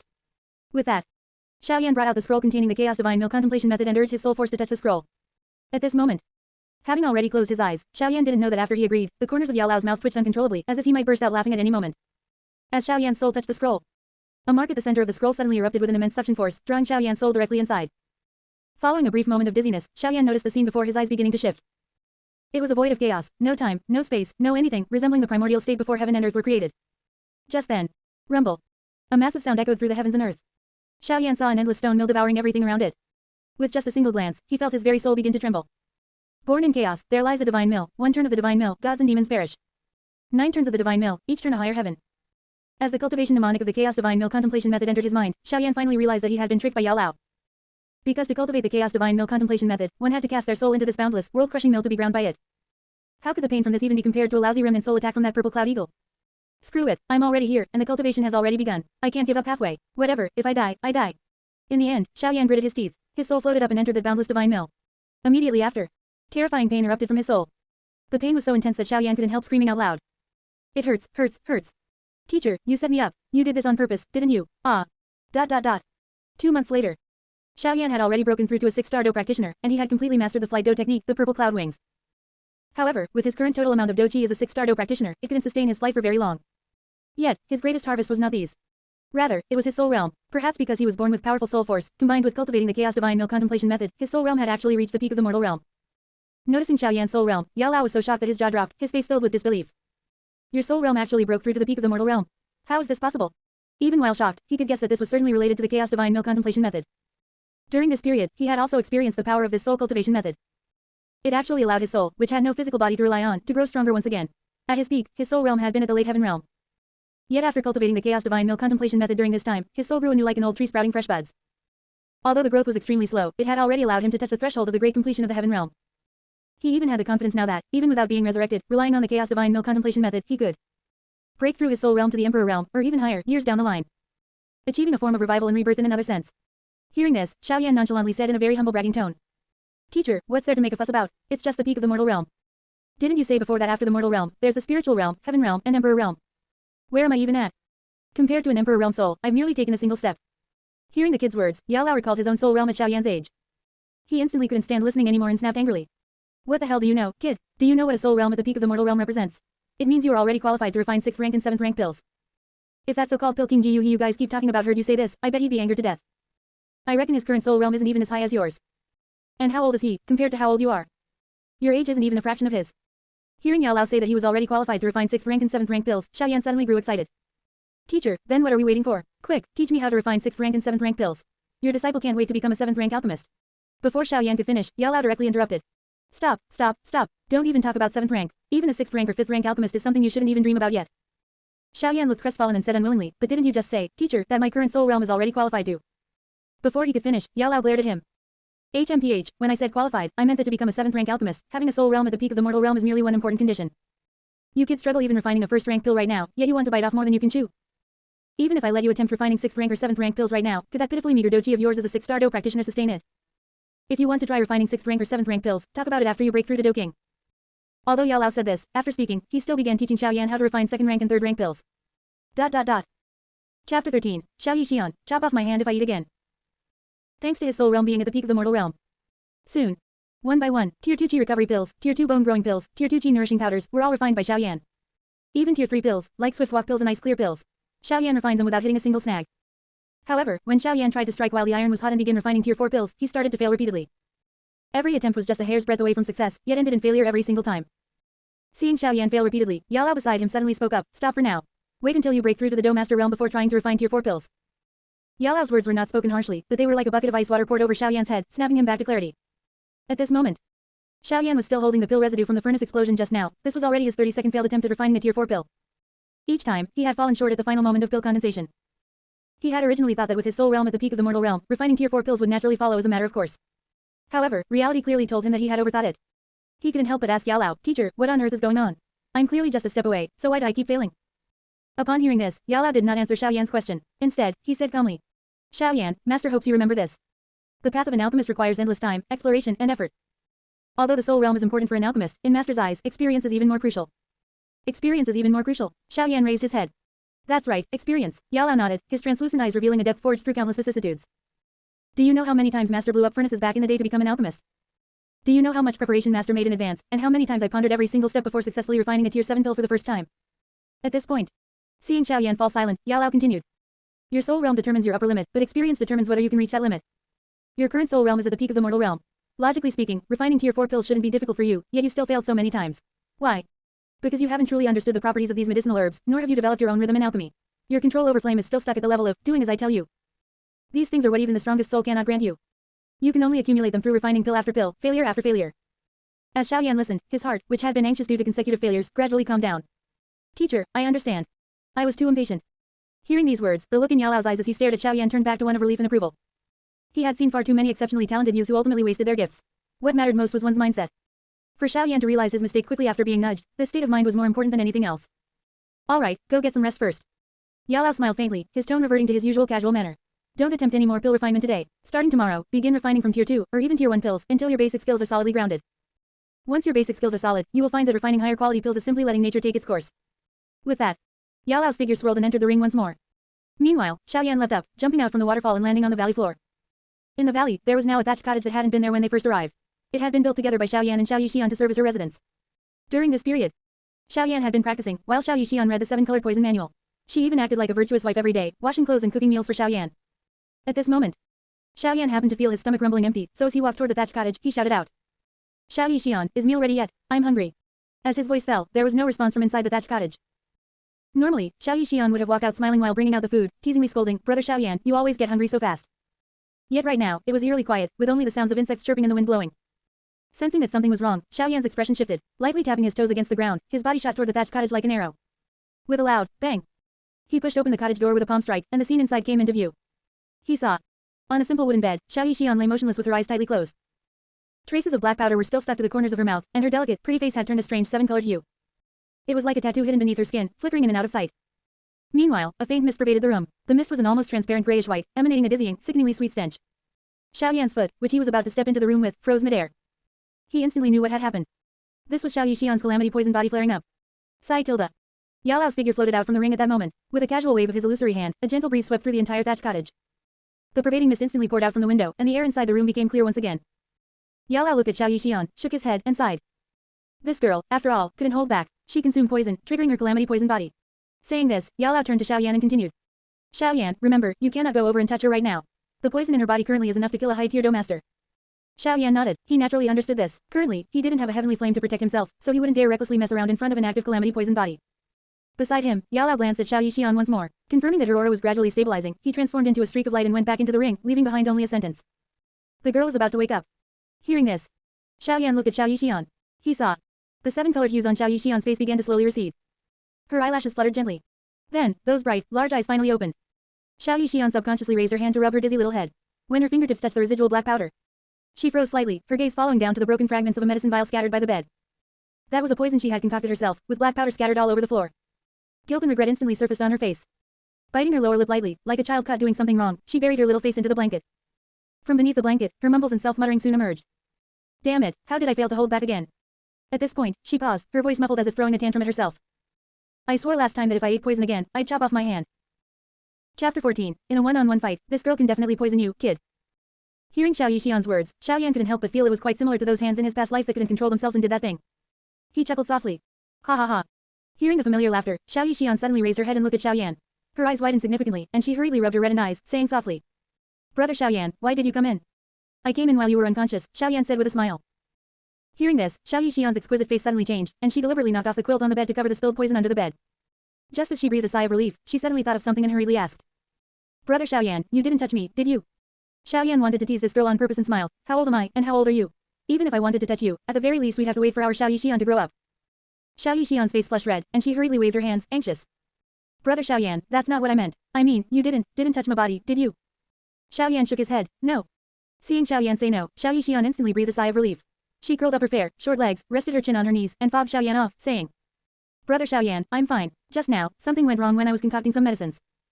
Xiao Yan looked at Xiao Yixian, walked over step by step, and suddenly whispered in the girl's ear. You were concocting poison, right? Hearing this, Xiao Yixian was stunned for a moment, and then her expression changed drastically. She obviously panicked and looked at Xiao Yan at a loss. Brother Xiao Yan, you know everything already. Xiao Yan looked into Xiao Yixian's bright, big eyes. I knew it the very first time I saw you. Hearing this, Xiao Yixian gave a miserable smile, tightly biting her rosy lips as she said, then Brother Xiao Yan also knows that I have the calamity poison body. Then is Brother Xiao Yan afraid of me now, and unwilling to let me follow you? Looking at Xiao Yixian, who had cried into a tearful mess, Xiao Yan felt a sudden discomfort in his heart for some reason. He shook his head, reached out to rub the girl's small head, and comforted her. Silly girl, if I were afraid of you, I wouldn't have let you follow me. This calamity poison body might seem like a disaster sent from heaven to you, but in my eyes, it is an exceptionally gifted physique. Hearing this, Xiao Yixian, like an injured little kitten, couldn't help rubbing her little head against Xiao Yan's large hand. She clearly didn't care about any exceptionally gifted physique, instead pressing on the two questions she cared about most. Then will Brother Xiao Yan still dare to let me follow you in the future, and still dare to eat the food I make for you? Xiao Yan smiled slightly, of course, not to mention the future, I'm hungry right now, and I want to eat the food you make right now. Hearing Xiao Yan say this, Xiao Yixian felt as if her heart was enveloped, incomparably warm. Xiao Yan was the first person she had ever met who knew her body was full of poison, yet still wasn't afraid and didn't distance himself from her. She once thought that in this life, she would be alone forever. But now she had Xiao Yan, and only Brother Xiao Yan. In this life, no matter what the ending, it was enough. Thinking of this, Xiao Yixian, moved to the extreme, couldn't help reaching out to hug Xiao Yan's waist, raising her head to promise. Brother Xiao Yan, thank you. You are the only person who treats me like this. Really thank you, no matter what happens in the future. As long as Brother Xiao Yan is still willing to treat me as a friend and not fear me, even if I become a poison master feared by everyone in the future. But in front of Brother Xiao Yan, I will always be the Xiao Yixian who follows behind you. Xiao Yan reached out to wipe away the teardrops still hanging on Xiao Yixian's cheeks, thought for a moment, and said with a smile. Alright, little girl, don't say such sad things, and don't be so pessimistic. Actually, the calamity poison body is not without a method of control. Xiao Yixian naturally wanted to control the calamity poison body so she wouldn't have to worry about a life like a countdown timer and could live like a normal person. She hurriedly asked. Brother Xiao Yan, tell me quickly, what method? Xiao Yan said in a relaxed tone, you only need 3 kinds of heavenly flames, the monster core of a tier 7 heavenly poison scorpion dragon beast, and the legendary heavenly treasure, Bodhi transformation saliva. Condense a poison pellet inside your body, and from then on, you can completely get rid of the trouble of the calamity poison body. There were records about heavenly flames in the 7-colored poison manual, and Xiao Yixian also knew how precious heavenly flames were and how difficult they were to obtain. However, her heart was not pessimistic, instead, she was full of confidence. She felt that it was better than having no method at all. Even if she couldn't control the calamity poison body in the end, having Brother Xiao Yan by her side was also quite nice. Seeing Xiao Yixian not speaking, Xiao Yan thought this girl had been hit hard by these harsh conditions, and hurriedly comforted her. Xiao Yixian, the hardest part among these conditions is undoubtedly the heavenly flame, but I already know the information about the heavenly flame. Rest assured, I will help you. Before Xiao Yan finished speaking, Xiao Yixian suddenly stood on tiptoe and lightly pecked Xiao Yan on the cheek. Brother Xiao Yan, you don't need to say any more, I believe you. Looking at Xiao Yan, who was still dazed because of her kiss, she suddenly smiled brightly. Brother Xiao Yan, I'm going to cook for you Tilda. ... On the huge bird back of the blue hawk, Xiao Yan and Xiao Yixian sat facing each other. This blue hawk was subdued by Yao Lao for Xiao Yan, used as a mount to travel to the Tager Desert. At this time, Xiao Yan was eating the porridge cooked by Xiao Yixian, while Xiao Yixian was looking at Xiao Yan eating with a smiling face. It was as if Xiao Yan eating the food she made was the most beautiful scene in the world. Seeing Xiao Yan finish eating, Xiao Yixian couldn't help asking, Brother Xiao Yan, you left in such a hurry just now, I didn't have time to ask you, where are we going? Xiao Yan wiped his mouth and explained, to the Tager Desert, there is information about the green lotus core flame there. Speaking of this, he suddenly thought of something, looked at Xiao Yixian, and continued to ask. Xiao Yixian, this trip to the Tager Desert is definitely very dangerous. Since we will happen to pass by Wudin City, will you go to the Tager Desert with me, or stay in my family to wait for me? Hearing this, Xiao Yixian didn't hesitate and directly replied, I want to follow you, Brother Xiao Yan. I am not weak now, I can also help you, Brother Xiao Yan. Yao Lao's voice suddenly reached Xiao Yan's ears. Xiao Yan, this little girl didn't lie to you, she can indeed help you. One could even say that if she goes one-on-one with you now, assuming I don't help you and that special soul beast on your clothes doesn't interfere, you will definitely be poisoned down by this girl. Xiao Yan looked incredulous and argued with Yao Lao in his heart. How is this possible? I am now a 6-star Do practitioner. Relying on the beast fire and Do technique, I can even fight a 1-star Do master. How could Xiao Yixian be my opponent? Yao Lao explained. You brat, don't disbelieve it. Don't look at how short this girl's cultivation time is. By taking poisonous drugs, she has already broken through to a Do practitioner.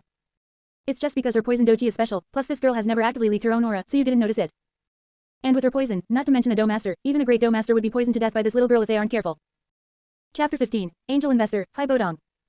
Hearing that Xiao Yixian had already broken through to a Do practitioner by taking poison. Even though Xiao Yan had long known that the calamity poison body allowed one to cultivate at an extremely fast pace, he was still shocked. How long had Xiao Yixian even been cultivating, at most? And she was already about to catch up to him. The more Xiao Yan thought about it, the more jealous he felt, his gaze toward Xiao Yixian filled with envy. Noticing Xiao Yan's strange gaze, Xiao Yixian asked with some confusion. Brother Xiao Yan, why are you looking at me with that expression? Xiao Yan, unwilling to give up, couldn't help asking, Xiao Yixian, you've already broken through to a Do practitioner now. Hearing this, Xiao Yixian said somewhat sheepishly, you cut me, brother Xiao Yan. I'm already a 2-star Do practitioner now. However, this is all from consuming poison, so it can't compare to your hard cultivation, brother Xiao Yan. Achieved through consuming poison, and still can't compare to my hard cultivation.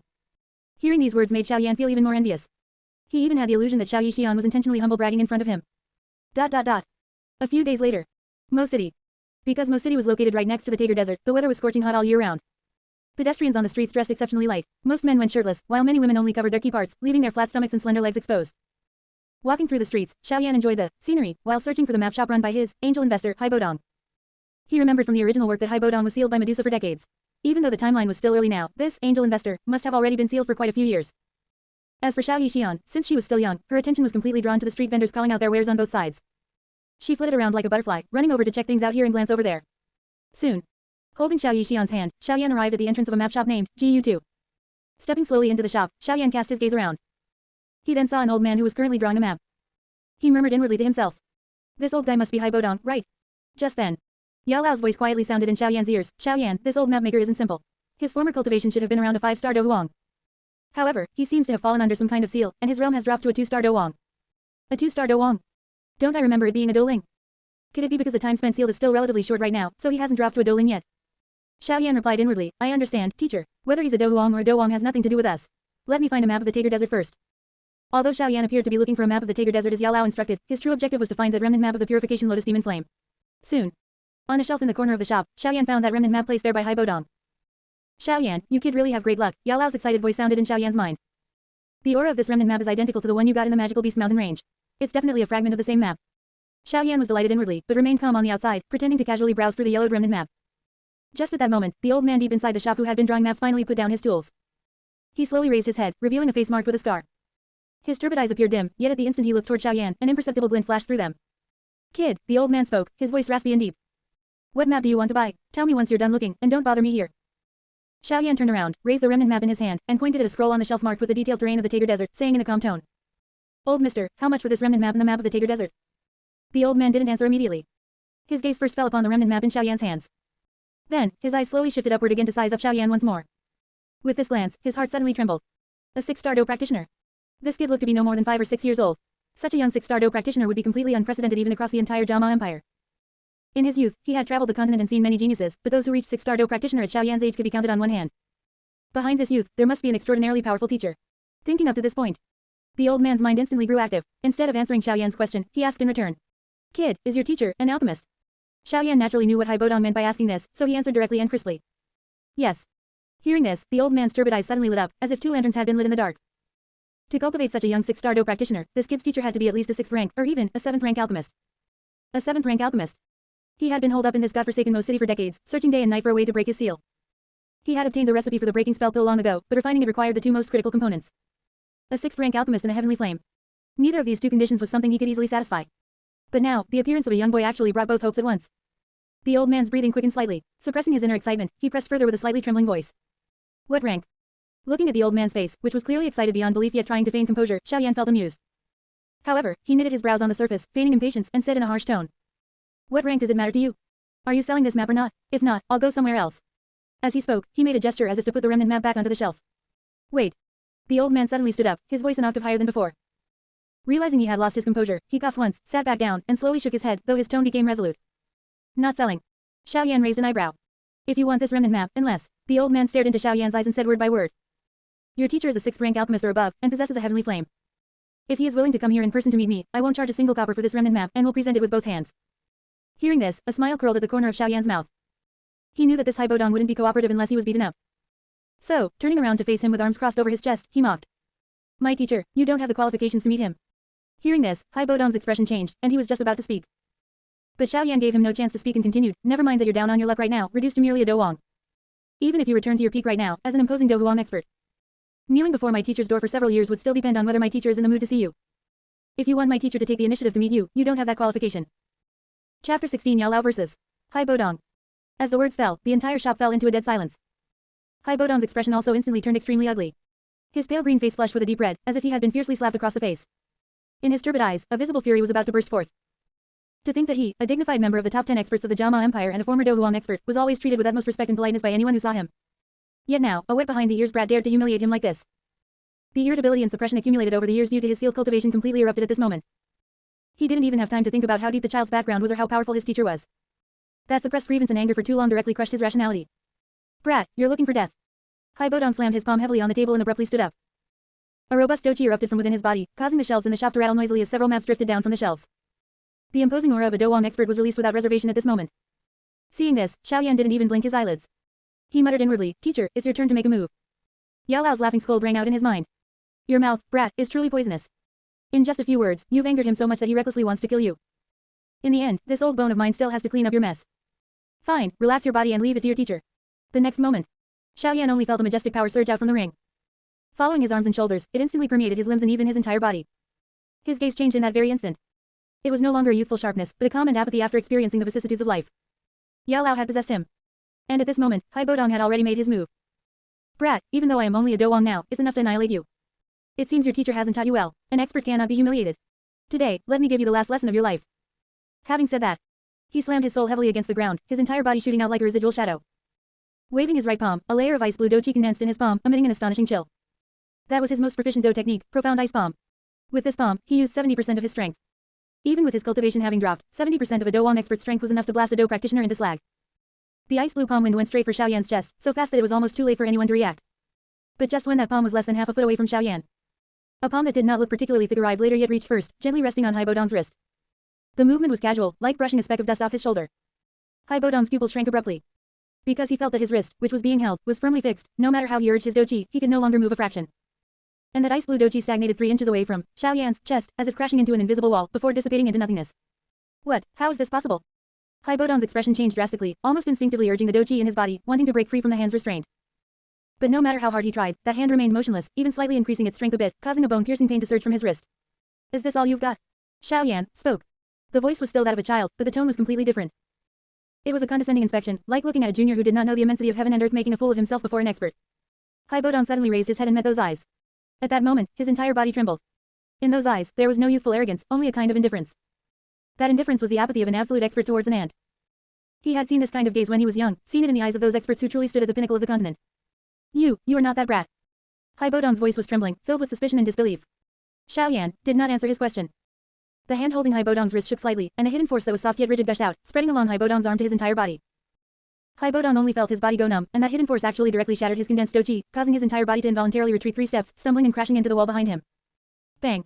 Hai Bodong's back slammed into the wall, shaking off a patch of dust. He couldn't care about the pain and was just about to recondense his do-chi when he discovered Xiaoyan had already appeared before him at some unknown time, with a single finger pressing right against the center of his brows, a faint flame dancing at the fingertips. That flame presented a bizarre color, yet the temperature was astonishingly high. Clearly it was only a cluster the size of a fingernail, but Hai Bodong felt that the air in front of him was twisting and deforming, as if as long as that finger gently pushed forward, his head would instantly be burned to ashes. Hai Bodong froze. Who, exactly are you? What kind of method is this? Hai Bodong's voice was hoarse, and the cold sweat on his forehead slowly flowed down along that scar, dripping onto the floor and making a faint sound. Xiaoyan still ignored his question. The wisp of flame at his fingertip suddenly detached from his finger, drilling out like a nimble little snake. It instantly expanded, transforming into a ball of bone-white fire curtain that wrapped Hai Bodong entirely within it. Hai Bodong's pupils shrank abruptly, instinctively wanting to struggle, but the terrifying temperature emanating from the flames caused his body to instinctively freeze. He watched helplessly as that layer of flames covered his entire body. Then, it was completely frozen over. Following a series of crackling sounds like crack, crack, crack. A layer of crystal clear ice crystals spread across Hai Bodong's body at a speed visible to the naked eye, completely sealing him within a perfect ice coffin. Hai Bodong's eyes widened round, his entire face ridden with disbelief. He was known as the Ice Emperor, and his ice attribute Dochi was second to none throughout the entire Jama Empire. Yet now, he was actually frozen into an ice cube by an unknown flame. What on earth was the origin of this flame? With a bang, Xiaoyan casually waved his hand, and the ice coffin freezing Hai Bodong was lifted by a clever force, landing gently on the ground with a muffled thud. Immediately afterwards, that majestic aura retreated from Xiaoyan's body like a receding tide. Yao Lao had left. Xiaoyan's eyes returned to their usual clarity. He moved his fingers, his bones emitting a series of light popping sounds, twisted his neck, and let out a long breath of turbid air.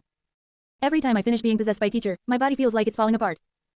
He muttered inwardly, his gaze falling upon the ice coffin on the ground as a smile curled up at the corners of his mouth. Beside him, Xiao Yixian's eyes widened greatly, her mouth slightly open, her entire person as if frozen in place. She never expected that brother Xiaoyan could suddenly become so strong. In just a few moves, he subdued this old man who looked anything but easy to deal with. Chapter 17, Hai Bodong, who caves exceptionally fast. At this moment, Xiaoyan walked over to the ice coffin, squatted down, and looked at Hai Bodong inside, who still maintained a terrified expression. Although Hai Bodong inside the ice coffin was frozen all over, his consciousness remained clear, and his eyes could still move. He looked at the crouching Xiaoyan, his eyes filled with unwillingness and even a hint of fear. Xiaoyan extended a finger and gently tapped on the ice coffin, producing a crisp, thud-thud sound. Old man, are you calm now? He asked with a smile. Hai Bodong's mouth was sealed in the ice and he couldn't speak, so he could only glare at him with his eyes. Xiaoyan didn't mind. With a flick of his finger, a wisp of strong wind struck the ice coffin, shattering the ice layer around Hai Bodong's mouth into a gap. Who? Hai Bodong took a fierce gasp, his chest rising and falling violently. After slowing down for a few seconds, he spoke in a complicated tone. What you used just now is a heavenly flame. Xiaoyan didn't deny it. He raised an eyebrow, which was considered an acknowledgement. Hai Bodong got the answer, but he became even more silent. He was known as the Ice Emperor, and his ice attribute Dochi was considered top tier even among Dohuang experts. Yet that kind of flame from just now clearly emitted a terrifyingly high temperature, yet it was able to freeze him into an ice sculpture. Such a counterintuitive thing could only be achieved by the legendary heavenly flame. If you want to kill, then kill. Hai Bodong closed his eyes, his voice low. I, Hai Bodong, have roamed the Jama Empire for decades, and I am not yet reduced to begging a junior for mercy.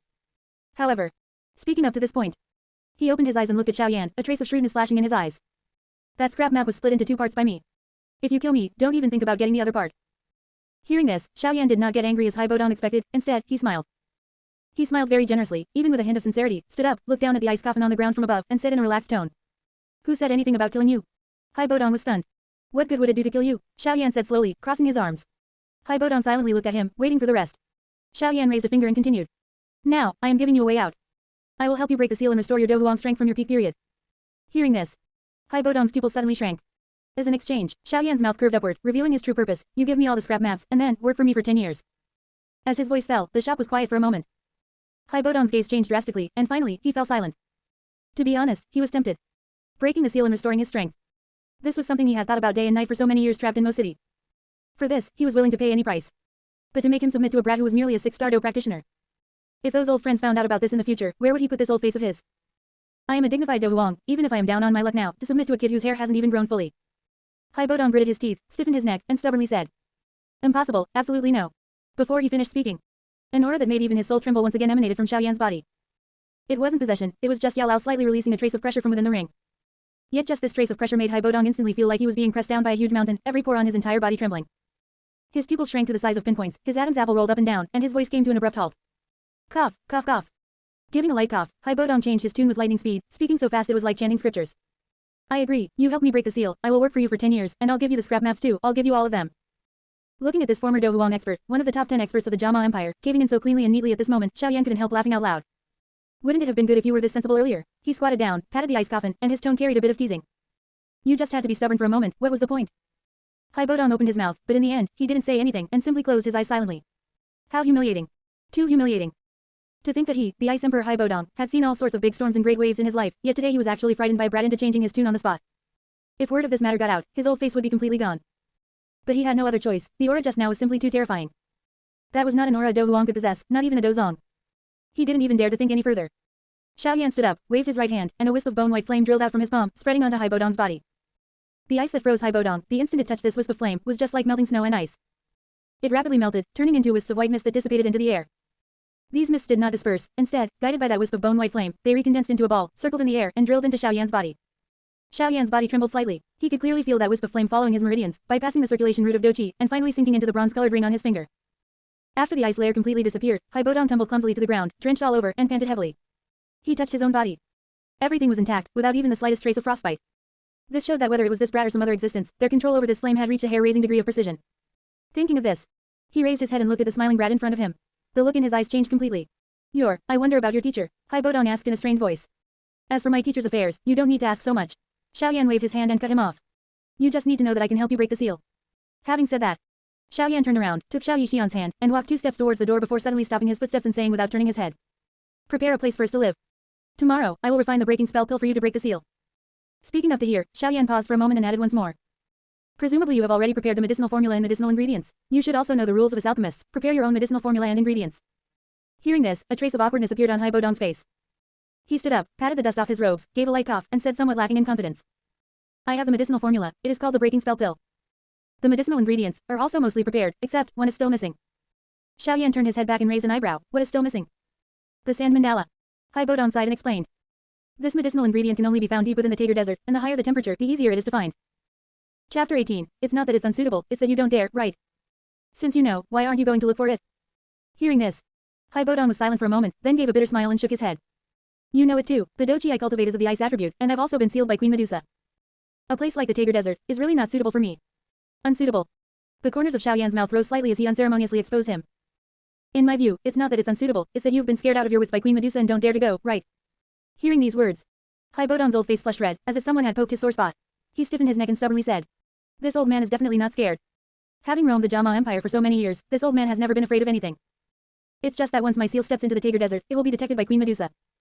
That woman's perception, within 100 miles radius, any expert Sora cannot escape her snake pupils. If this old man steps into the desert, before I even find the sand mandala, I'm afraid she will have already come looking for me. Queen Medusa certainly won't show me any mercy. By that time, I'd have lost my life, so what would be the point even if I found the sand mandala? Xiaoyan crossed his arms, looking at him with a smile without speaking. That gaze clearly said. When all is said and done, aren't you still scared? Hai Bodong felt thoroughly uncomfortable under his gaze, his old face turning even redder. He coughed twice and looked away evasively. After a few breaths of silence, Xiaoyan finally spoke in a lazy tone, listening to the meaning of your words. He deliberately dragged out the end of his sentence, watching Hai Bodong's increasingly uncomfortable expression as the smile on the corners of his mouth deepened. You want me to help you look for it? Hai Bodong's mouth twitched, and he nodded with difficulty. However, Xiaoyan did not agree immediately. Instead, he crossed his arms, looked at Hai Bodong with a half smile, and slowly said. You're having me help you find medicinal herbs, and also having me refine medicinal pills, yet what I get in return is only your service for 10 years in the tattered map. This deal is a bit of a loss for me. In my entire life, I, this person, never make a losing deal. Hearing this, Hai Bodong immediately felt a grievance in his heart. This dignified Dohuang expert is serving a brat like you for 10 years, how could you possibly be at a loss? Do you know how many people in the Jama Empire beg me to do things for them yet can't even get the chance? But these words were only things he dared to think in his heart. The aura from earlier that had made his soul tremble was still fresh in his memory, even if he ate bear's heart and leopard's gallbladder, he wouldn't dare say it to Xiaoyan's face. Ahem. Hai Bodong gave a light cough, squeezed a smile onto his old face, fumbled with his storage ring, and took out a yellowish map, handing it to Xiaoyan with both hands with a somewhat ingratiating tone. These years that this old man has spent in Mo City were not spent in vain. On this map, I have marked 3 places. These 3 places all have a very high possibility of concealing a heavenly flame. A sharp flash of light appeared in Xiaoyan's eyes. A heavenly flame map. This was precisely what he was waiting for. He had deliberately said he was at a loss just now precisely to make Hai Bodong pull out the heavenly flame map. This is more like it. Xiaoyan put away the map and nodded with satisfaction, only then relaxing his stance to say, all right, I agree to help you look for the medicinal herbs. As he spoke, he turned around, took Xiao Yixian's hand, and walked towards the door for 2 steps before suddenly stopping and looking back at Hai Bodong. Before I return. Xiaoyan's gaze fell on Xiao Yixian by his side, and he reached out to gently stroke her little head before looking back at Hai Bodong. The corners of his mouth slowly curved upwards, revealing an extremely brilliant smile. Take good care of her. If she loses a single hair. He did not continue speaking. But that smile caused Hai Bodong's back to go cold, a chill shooting straight from his tailbone to his crown. Definitely, definitely, this old man guarantees it with his life. Hai Bodong patted his chest and repeatedly promised. Satisfied, Xiaoyan gave a grunt of acknowledgement, took Xiao Yixian's hand, and turned to walk out of the ancient map shop. On the streets of Mo City, the setting sun stretched the shadows of the 2 people very long. Xiao Yixian was held by the hand by Xiaoyan, walking quietly, but her gaze occasionally stole glances at Xiaoyan's profile. Her lips moved as if she wanted to say something, but every time the words reached her mouth, she swallowed them back down. Actually, she wanted to say, Brother Xiaoyan, I want to go to the Tager Desert with you. But she also knew that she was currently only a 2-star Do practitioner. Going to a place like that not only wouldn't help, but would instead become a burden to Xiaoyan. This thought made her feel as though a stone was blocking her heart, feeling stifled and indescribably uncomfortable. Although her calamity-poisoned body made her cultivation speed terrifyingly fast, after all, the time she had spent cultivating was far too short. Facing the ferocious snake people tribe in the desert and the unknown dangers, she was still far too weak. I must become stronger so that in the future I can help Brother Xiaoyan, and also help myself find the heavenly flame. Xiao Yixian secretly swore in her heart and clenched her small fists. Although Xiaoyan was looking straight ahead, he was fully aware of Xiao Yixian's emotional changes beside him. He thought for a moment and suddenly spoke, Xiao Yixian. Ah, Xiao Yixian raised her head. Tomorrow, I will accompany you to stroll around this Mo City. Xiao Yixian's eyes instantly lit up, but they quickly dimmed again. But Brother Xiaoyan, aren't you going to look for the sand mandala? Aren't you in a hurry? We're not lacking this single day. Xiaoyan smiled and rubbed her head. Departing the day after tomorrow is still in time. Xiao Yixian froze for a moment, then an immensely beautiful smile bloomed on her face. That smile was like the first ray of sunlight when ice and snow first melted, causing Xiaoyan to be slightly stunned as he looked. Thank you, Brother Xiaoyan. Xiao Yixian's voice was soft and gentle, and the depressed emotions in her heart dissipated by more than half at this moment. The next day, Mo City's marketplace was even livelier than yesterday. Merchants on both sides of the street were shouting at the top of their lungs to sell their wares, and the air was filled with the aroma of roasted meat and the scent of spices. Lightly dressed pedestrians came and went, the shouting of hawkers, the sound of bargaining, and the playful laughter of children intertwined together. Holding Xiao Yixian's hand, Xiaoyan wove through the crowd. Today, Xiao Yixian was wearing a light cyan long dress. Although the fabric was still minimal, in a place like Mo City, it was already considered conservative. Her long hair was braided and draped over the side of her shoulder, making her whole person look fresh and clean. Brother Xiaoyan, what is that? Xiao Yixian pointed at a stall by the roadside and asked curiously. It seems to be roasted camel meat. Want to try some? The two of them strolled and ate along the way. Xiao Yixian was like a lively, bouncing rabbit, jumping back and forth between various stalls and occasionally emitting silver bell-like laughter. Seeing her happy appearance, Xiaoyan also found himself unusually relaxed in his heart. Ever since entering the magical beast mountain range, he had been either cultivating, taking a leisurely stroll like this was a first. Just at this moment, a sudden commotion came from the crowd ahead. Chapter 19, Triple Jade Green Snake Flower Pupils. Beat this little bastard to death. She's just like her snake person mother, she'll be a menace when she grows up.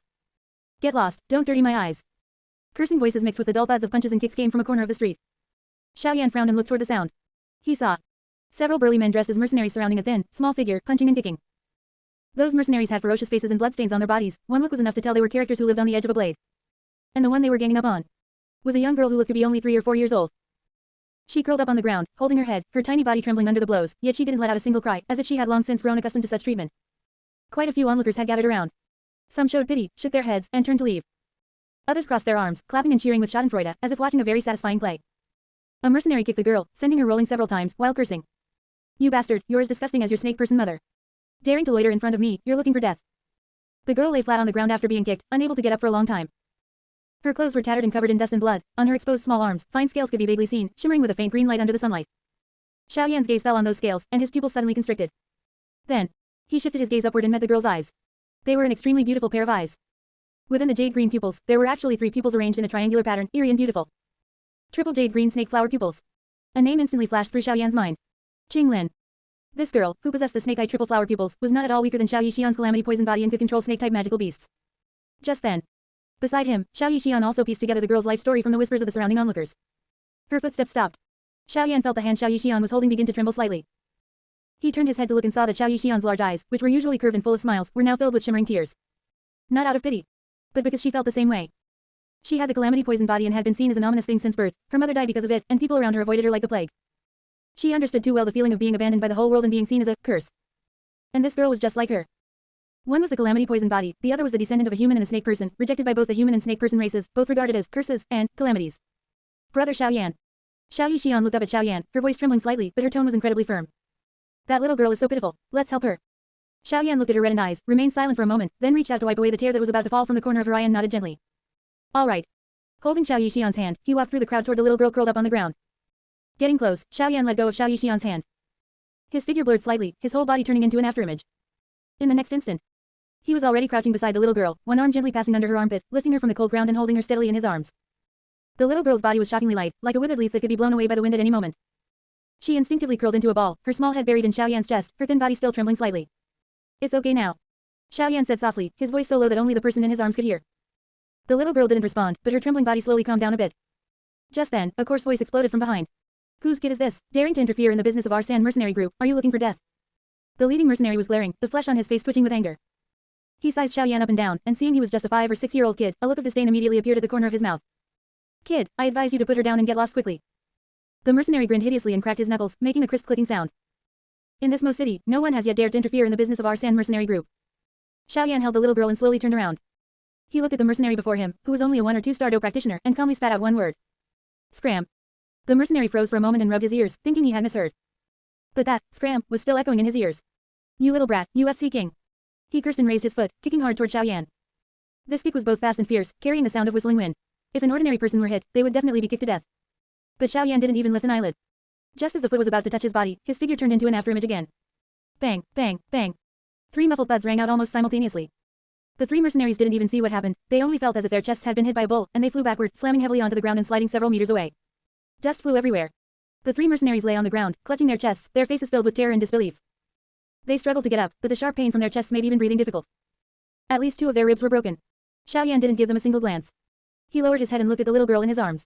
Her small hands were tightly clutching the lapel of his chest. Those jade green triple-pupiled eyes were wide open, looking at Xiaoyan with surprise and a hint of light. Young master, have mercy. Young master, have mercy. The three mercenaries finally scrambled up, realizing they had provoked someone tough. They knelt on the ground, kowtowing like pounding garlic. We failed to recognize greatness and offended the young master. Please let us go. We won't dare to do it again. We won't dare to do it again. Xiaoyan still ignored them, only gently patting the little girl's back to comfort her. Xiao Yixian walked to his side, looking at the three mercenaries kowtowing and begging for mercy on the ground, her eyes filled with nothing but disgust. Just then, the three mercenaries suddenly looked up. Their gaze bypassed Xiaoyan and looked toward the other end of the street, the despair on their faces instantly turning into wild joy, like a drowning person grabbing a final straw. Commander Shui, save us. Someone isn't giving our sand mercenary group face and even injured us. Commander Shui, you must stand up for us. The three of them scrambled and crawled toward that direction, shouting as they ran, for fear the other party wouldn't hear. Xiaoyan frowned slightly and looked in their direction. At the end of the street, a burly middle-aged man was striding over. He wore a dark red mercenary uniform with an hourglass pattern embroidered on the chest. That was the symbol of the sand mercenary group. His steps were steady and powerful, each step on the ground sounding like a drum, making the sand on the ground jump slightly. His doji was released externally, and his aura was imposing. Chapter 20. Xiao Yixian makes a move, Shui Tian is poisoned. The onlookers around saw this person and immediately took a few steps back, their whispering voices growing louder. It's Shui Tian from the Sand Mercenary Group. He is the third leader of the Sand Mercenary Group. I heard this guy is a one-star Do Master. Who knows how many people have died at his hands in Mo City? He's vicious. This kid is probably going to be in bad luck. I think not necessarily. This kid is only around 5 or 6 years old, yet he can instantly defeat 3 mercenaries who are 1 or 2-star Do practitioners. Have you ever seen such a monstrous genius? That's right, there must be an enormous backing behind this kid. Perhaps the ones who will have bad luck this time are the Sand Mercenary Group. Shui Tian walked closer, his gaze sweeping over his 3 battered subordinates kneeling on the ground, his brows furrowed into a knot. What is going on? Leader, it's him. A mercenary pointed at Xiaoyan and said through gritted teeth. We were just teaching a little bastard a lesson, but this brat suddenly rushed out and beat us up without a word. Shui Tian's gaze fell upon Xiaoyan. A 5 or 6-year-old child was holding the filthy bastard in his arms, and standing beside him was a little girl of around the same age. Shui Tian did not act impulsively at first, instead, he began to analyze quietly in his heart. He was quite familiar with the strength of his 3 subordinates. The little boy before him was only 5 or 6 years old, yet he could easily defeat his 3 subordinates. His strength was definitely above 6-star Do practitioner, or even higher. To be able to cultivate to this realm at just 5 or 6 years old, his background must be quite considerable. He might even be a disciple of some major family that he couldn't afford to provoke. Thinking of this, he immediately reprimanded his 3 subordinates who were still crying out and playing the victim. You 3 pieces of trash, shut up. Hearing Shui Tian's voice, the 3 of them instantly fell silent. As for Shui Tian, he slowly walked towards Xiaoyan. Seeing this, Xiao Yixian by the side thought Shui Tian was going to harm Xiaoyan. Her eyes changed, and she gently waved her small hand, as if she had done nothing at all. After walking closer, Shui Tian looked at Xiaoyan and asked with a smiling expression, trying to probe Xiaoyan's identity. Little brother, I am Shui Tian, the 3rd leader of the Sand Mercenary Group. I wonder where little brother comes from and who your master is. Xiaoyan could tell that this so-called Shui Tian before him was a hypocritical smiling tiger. Having met Qing Lin just now, he was in no mood to waste time with Shui Tian. Just as he was about to speak, a figure suddenly descended from the sky. With a bang, it landed heavily on the ground. After the dust slightly cleared, Hai Bodong retracted his doji wings, his figure standing steadily in front of Xiaoyan. He had finally managed to encounter Xiaoyan, the person who could help him break his seal. Although he already knew that Xiaoyan was going to Turmo City with the little girl beside him today, he still kept an eye on Xiaoyan's whereabouts from time to time. He was terrified that this sole hope would suddenly vanish. Just moments ago, he noticed that Xiaoyan seemed to be in trouble. Even though he knew this trouble was nothing to Xiaoyan, he still chose to appear. At this moment, he cast a faint glance at Shui Tian. The smiling expression originally on Shui Tian's face instantly froze. He couldn't help taking a step back, his calves trembling. Hi, Elder Hai. Shui Tian called out tremblingly. Having roamed Mo City for so many years, of course he recognized the mysterious owner of the Gudu shop before him, an existence that even their leader dared not provoke. Now he finally understood why even their leader didn't dare easily provoke him. The crystal-clear doji wings from just now clearly proved that this old man was actually a Doang powerhouse. The most crucial part was that Elder Hai was actually standing in front of this child. Could it be that the child's backing was this person? He had kicked an iron plate this time. Fortunately, he hadn't acted impulsively just now, there should still be room for turnaround. Hai Bodong ignored Shui Tian. He turned around, glanced at Qing Lin held in Xiaoyan's arms, and then let his gaze fall back onto Xiaoyan, his tone seeming bland yet carrying respect. Are you all right? Xiaoyan shook his head. Just a few flies. Hai Bodong nodded, and only then did he turn back around to look at Shui Tian. At this moment, Shui Tian's legs were so weak that he could barely stand steady.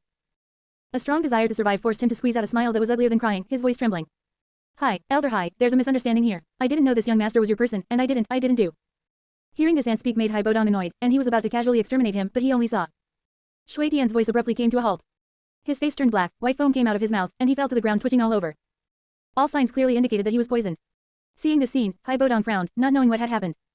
But Xiaoyan was very clear about it. He reached out and rubbed Xiao Yixian's small head to show his praise. Originally, Xiao Yixian was still afraid that Xiaoyan would be angry and mind her use of poison, but now seeing Xiaoyan actually praising her, she instantly felt immensely pleased, her heart warm and her eyes narrowing into crescents with joy. The surrounding crowd was utterly silent. Everyone's gaze fell upon Hai Bodong and Shui Tian, who had collapsed on the ground from the poison, their eyes filled with shock and awe. Hai Bodong turned around, glanced at Qing Lin, and said, let's head back first. Xiaoyan nodded. With that, the 3 of them passed through the crowd and walked toward Hai Bodong's residence. Behind the 3 of them, Shui Tian's 3 subordinates thought they had escaped a calamity and were getting up to flee for their lives despite the severe pain in their bodies when an ice blue doji suddenly flashed over at high speed. It accurately hit the 3 of them. The three of them instantly turned into three lifelike ice sculptures. Due to momentum, the ice sculptures formed by the three did not land steadily, but instead toppled toward the ground. They shattered into countless tiny pieces of ice. Under the blazing sun, the ice chunks quickly melted, leaving not even a single drop of blood behind. The residence arranged by Hai Bodong was a secluded small courtyard located on the east side of Mo City. There were 3 rooms in the courtyard. Although they weren't big or luxurious, they were clean, sparklingly clean. After Hai Bodong left, Xiaoyan placed Qinglin on the bed. Instead of feeding Qinglin any healing medicinal pills, he summoned Aiyan. Both Xiao Yixian and Qinglin were seeing Aiyan for the first time. The 2 little girls watched in astonishment as the blue-silver little grass that looked like a decoration on Xiaoyan's clothes suddenly transformed into a pretty young girl of 15 or 16 years old. Their eyes widened in disbelief. Xiaoyan smiled and explained, "No need to be surprised. This is a tier 4 magical beast I subdued, Aiyan." Aiyan bowed to Xiaoyan and the others, greeting them respectfully in a reverent tone. Aiyan greets master, and greets the 2 mistresses Tilda. Because Qinglin was still young, she did not know what the 2 words, mistress, represented. However, having always been of the lowest status, seeing someone actually bow to her left her face full of disbelief and discomfort. But Xiao Yixian blushed deeply, yet it was very obvious that she didn't hate this title, and even faintly liked it a bit. Xiaoyan didn't put on a stern act to forcefully correct Aiyan's form of address either, instead saying to Aiyan, "Aiyan, heal Qinglin." Chapter 21, Qinglin activates triple jade green snake flower pupils. "Yes, master," Aiyan said. The words faded. Aiyan's hands began to form hand seals. Immediately, wisps of green energy, containing rich vitality, entered Qinglin's body under her manipulation. As the green energy began to take effect, the scars on Qinglin's body began to form scabs at a speed visible to the naked eye. The scabs fell off, and they healed. It looked like this healing ability was very powerful, but in fact, Xiaoyan had already figured it out long ago. Although Aiyan had now become a tier 4 magical beast, she still retained her innate healing ability as the Blue Silver Emperor. But this healing ability was far from being as powerful as it was in the Duluo continent. Treating some ordinary injuries, as well as the injuries of those lower in cultivation realm than Aiyan, was still very easy. But once she encountered injuries caused by higher cultivation realms than Aiyan, or Do techniques and Chi methods that are above the High Zon tier, or even bizarre items like heavenly flames, her healing ability would be greatly discounted, or even completely useless. After Aiyan healed Qinglin's injuries, Xiaoyan had Xiao Yixian take Qinglin to wash up. And Aiyan transformed back into the blue-silver grass, landing on Xiaoyan's clothes. Half an hour later, Xiao Yixian finished washing Qinglin and changed her into a clean set of her own clothes. Qinglin wore a clean little dress, although it was a bit big, she could barely wear it. At this moment, she had red lips and white teeth, as delicate as a porcelain doll. She sat on the stone stool in the center of the courtyard, obediently and motionlessly. Only her big pair of eyes constantly followed Xiaoyan's figure. She knew that all her current changes were brought by the big brother in front of her. She didn't want to move her gaze away from Xiaoyan. She was afraid that as long as she looked away, everything in front of her would dissipate like a dream. At this moment, Xiaoyan took a bowl of hot porridge from the hands of the servant arranged by Hai Bodong and placed it in front of Qinglin. "Drink it." Qinglin lowered her head to look at the bowl of hot porridge. The white rice was cooked thick, steaming with heat, and emitting a faint rice fragrance. She greedily and enjoyfully took a breath with her nose. Extending both hands, she carefully held the bowl, afraid of spilling even a single drop. She carefully began to drink. As she drank, tears fell again, dripping into the porridge, and she drank them into her stomach along with the porridge. She didn't say thank you. Perhaps she felt that these 2 words were too pale and insufficient to express her gratitude. Xiaoyan squatted down beside Qinglin, reached out and gently patted her small head. "From now on, follow me, and no one can bully you." Qinglin lowered her head, but nodded forcefully. At this moment, because she unintentionally raised her arm, coupled with the fact that Xiao Yixian's clothes were a bit too big for her, the clothes at her cuff slipped down, revealing green scales. Seeing this, she panicked instantly, hurriedly covered the scales with her clothes, and desperately kowtowed to Xiaoyan, crying, "Big brother, I'm sorry, I scared you. Qinglin didn't mean to. Please don't drive Qinglin away. You can make Qinglin do anything." Xiaoyan stepped forward, helped Qinglin up, pulled aside her clothes, looked at the scales on her arm, and praised, "Such beautiful scales." Hearing this, Qinglin was dazed. This was the first time someone said her scales were beautiful. She felt right, this big brother was different from everyone else. Turns out, she could also be seen as a normal person in people's eyes, not a freak. However, at this moment, Xiaoyan was struggling with a matter. He knew that relying on Qinglin could find the green lotus core flame faster and more accurately, but he was afraid that bringing it up suddenly would arouse Yao Lao's suspicion. Therefore, under the pretext that the clothes Xiao Yixian gave Qinglin didn't fit, he took Qinglin out to buy clothes. On the streets of Mo City, Xiaoyan deliberately pretended to be attracted by a shop selling snake people tribe slaves. He brought Qinglin and Xiao Yixian inside. Looking at a male snake person locked inside the shop. His appearance was unusually ugly, with a human upper body and a black snake tail on the lower body. Perhaps because male snake people were not popular, there were only Xiaoyan and his party inside the shop at this moment. When this male snake person saw Xiaoyan and the others, hatred surged in his eyes, and he cursed angrily. "You humans, you all deserve to die. Let me go quickly. If Her Majesty the Queen learns that you dare imprison me, all of you will die." After saying this, he made an attacking posture and lunged towards Xiaoyan and the others. Qinglin's emotions were already unstable at the moment. Although there was a cage, this male snake person could not possibly hurt Xiaoyan. But under Xiaoyan's deliberate actions, her pupils were aligned with the male snake person's eyes. Driven by the desire to protect Xiaoyan in extreme fear, she unconsciously activated her innate triple jade green snake flower pupils. You could see that. Beside Qinglin's pair of emerald green pupils, 3 small green dots suddenly appeared. These 3 small green dots were just like 3 tiny flower buds. In the blink of an eye, these 3 tiny flower buds bloomed into 3 small flowers. As the flowers appeared, a strong dim light shot out from Qinglin's eyes, illuminating this male snake person within it. And this male snake person's expression shook, his gaze changing from fear to scattered. He crashed into the cage and fell to the ground. After getting up again, the look he gave Qinglin also changed from fierce to extremely respectful and obedient. And at the same time, Yao Lao's laughter rang out in Xiaoyan's mind. Ha ha ha. Xiaoyan, your kid's luck is truly extraordinary. Why do these rare physiques that haven't appeared in many years all gather around you in bundles? Clearly the Jama Empire is just a backwater place, yet one special physique after another that hasn't been seen in 100 years keeps appearing. Xiaoyan naturally knew what Yao Lao was talking about, but still feigned ignorance and asked. Teacher, what do you mean by that? Yao Lao asked. Xiaoyan, do you know what physique Qinglin this little girl has? What? Yao Lao explained. To be precise, it's not a physique, but an extremely rare and powerful bizarre pupil technique. Named, Triple Jade Green Snake Flower Pupils. Triple Jade Green Snake Flower Pupils are almost the nemesis of all serpent-like magical beasts, possessing the ability to forcibly sign contracts with serpent-like magical beasts. That unlucky male snake person just now was unfortunately controlled by Qinglin's still raw pupil technique. Not only that, under the condition of skillfully mastering Triple Jade Green Snake Flower Pupils, it can also cause people to hallucinate. Think about it, kid, if when fighting someone, you suddenly make the opponent's mind trance, or even worse, directly make the enemy hack themselves, how would that feel? To a certain extent, these Triple Jade Green Snake Flower Pupils are even rarer than the Calamity Poison Body. Xiaoyan knew all these things that Yao Lao said, but still showed a look of shock, then, as if deliberately thinking of something, he said with pleasant surprise. Teacher, then when we go to the Tager Desert tomorrow, perhaps we can bring Qinglin along. The Tager Desert originally has the most serpent-like magical beasts in Snake People tribe, and Qinglin can just restrain and control them. We can let Qinglin control them to help us find the Green Lotus Core Flame. Yao Lao in the ring heard this, thought about it, and agreed, not bad, we can give it a try. Chapter 22 Magma World, Two-Headed Fire Spirit Snake. The next day. Purple Dochi wings emerged from behind Xiaoyan, and holding Qinglin in his arms, he soared toward the sky. In the courtyard. Hai Bodong looked at Xiaoyan's Dochi wings and exclaimed with emotion, it actually is a rare flight do technique. Meanwhile, Xiao Yixian looked at Xiaoyan's retreating figure as he flew away, unwilling to look away for a long time. It was unknown how long they had been flying. Xiaoyan landed on a desert full of sand. My realm is still too low, and this is too unsustainable. After flying for just a short while, my Dochi is already running out. After landing, Xiaoyan held Qinglin's hand and walked toward the area marked on the map. After walking for about an hour, Xiaoyan stepped on the soft sandy ground and analyzed. This place is one of the locations marked on the map, but there is no way to determine the exact spot. At this moment, Yao Lao inside the ring used his soul power to investigate, then spoke to remind him. Xiaoyan, 10 meters below right in front of you, I have detected extremely high temperatures. You can try digging it up to see. Xiaoyan nodded and deliberately said to Qinglin beside him, Qinglin, you can sense whether there are any snake-type magical beasts directly beneath us or in the surrounding area. If there are, control them to help us dig the sand. On the surface, Xiaoyan appeared to be looking for free labor, but in reality, he wanted Qinglin to sense whether that two-headed fire spirit snake was down below. If there was one, then this place would be the location of the Green Lotus Core Flame. Hearing this, Qinglin did not feel surprised, because when they encountered that male snake person yesterday, Xiaoyan had already told Qinglin about the Triple Jade Green Snake Flower Pupils she possessed. Qinglin cutely and forcefully nodded her little head. Immediately after, she widened her pretty big eyes and looked toward the sandy ground. Her small face was tense, her small fists tightly clenched, and with an incomparably serious expression, she carefully investigated. In just a few minutes or so, a brilliant smile appeared on Qinglin's face, and she raised her head to look at Xiaoyan, saying in a sweet tone. Big brother, I sense it. There is an aura of the snake-type magical beast you mentioned down below. Speaking to this point, Qinglin paused, her face filled with loss and apology. But because it is separated by exceptionally thick sand, Qinglin can only sense its aura and cannot control it to help big brother. Hearing this, joy welled up in Xiaoyan's heart, and he reached out to rub Qinglin's smooth hair, praising, it's alright, Qinglin, you've already done great. Although we can't control that snake-type magical beast to help us dig the sand, brother Xiaoyan still has another magical beast here that can help us dig the sand. Saying this, Xiaoyan casually waved his hand, and Ayan's figure appeared. Ayan greets master. Xiaoyan waved his hand and said, Ayan, I'll leave the rest to you. Ayan nodded slightly, and the next instant, several blue vines with golden patterns printed on them suddenly burst out from behind her. Like individual giant pythons, they burrowed toward the underside of the sandy ground. Half an hour later, Ayan suddenly withdrew her vines, looked at Xiaoyan, and said in a gentle tone. Master, 100 meters ahead, I found a passage. The passage is incomparably long, and my blue-silver vines cannot detect where this passage leads. Xiaoyan said, lead the way. Soon.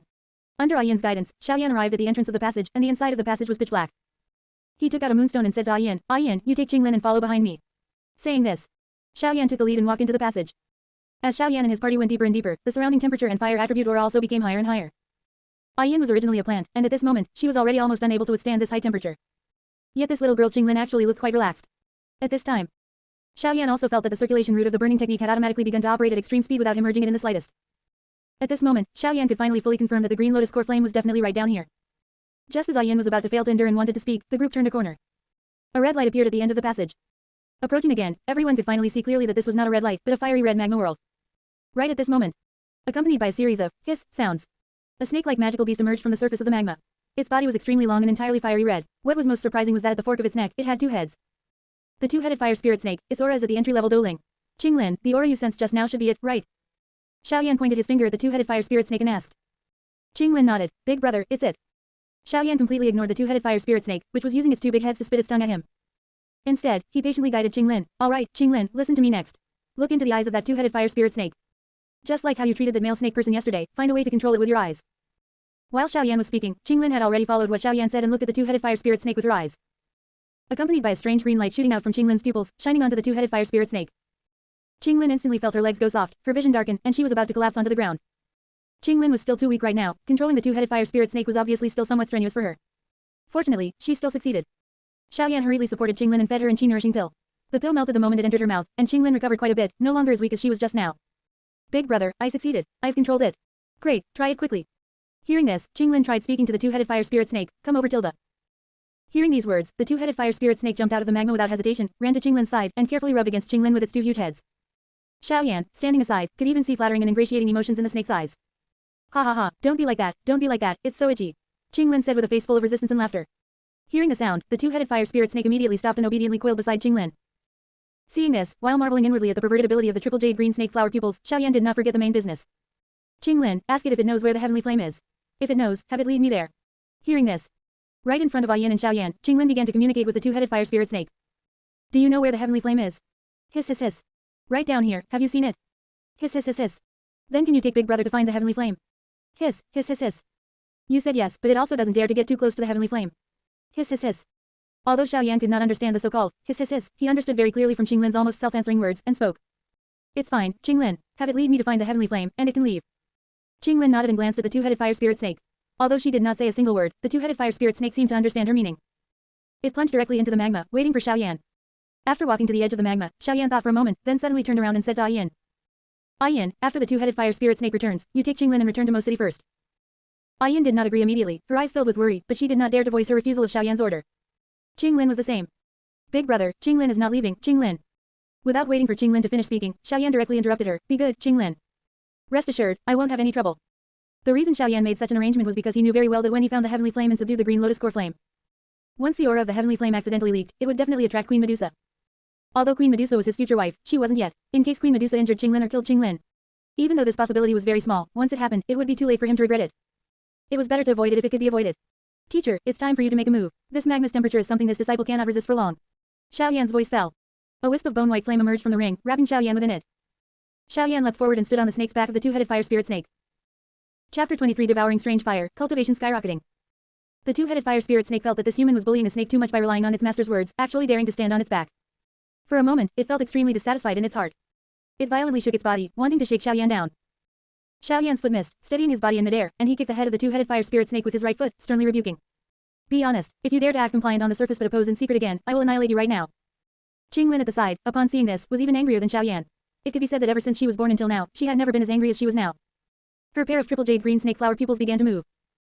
The triple jade green snake flower pupils could control snake-type magical beasts, and naturally also possess the ability to punish, and even annihilate, snake-type magical beasts that had already been controlled.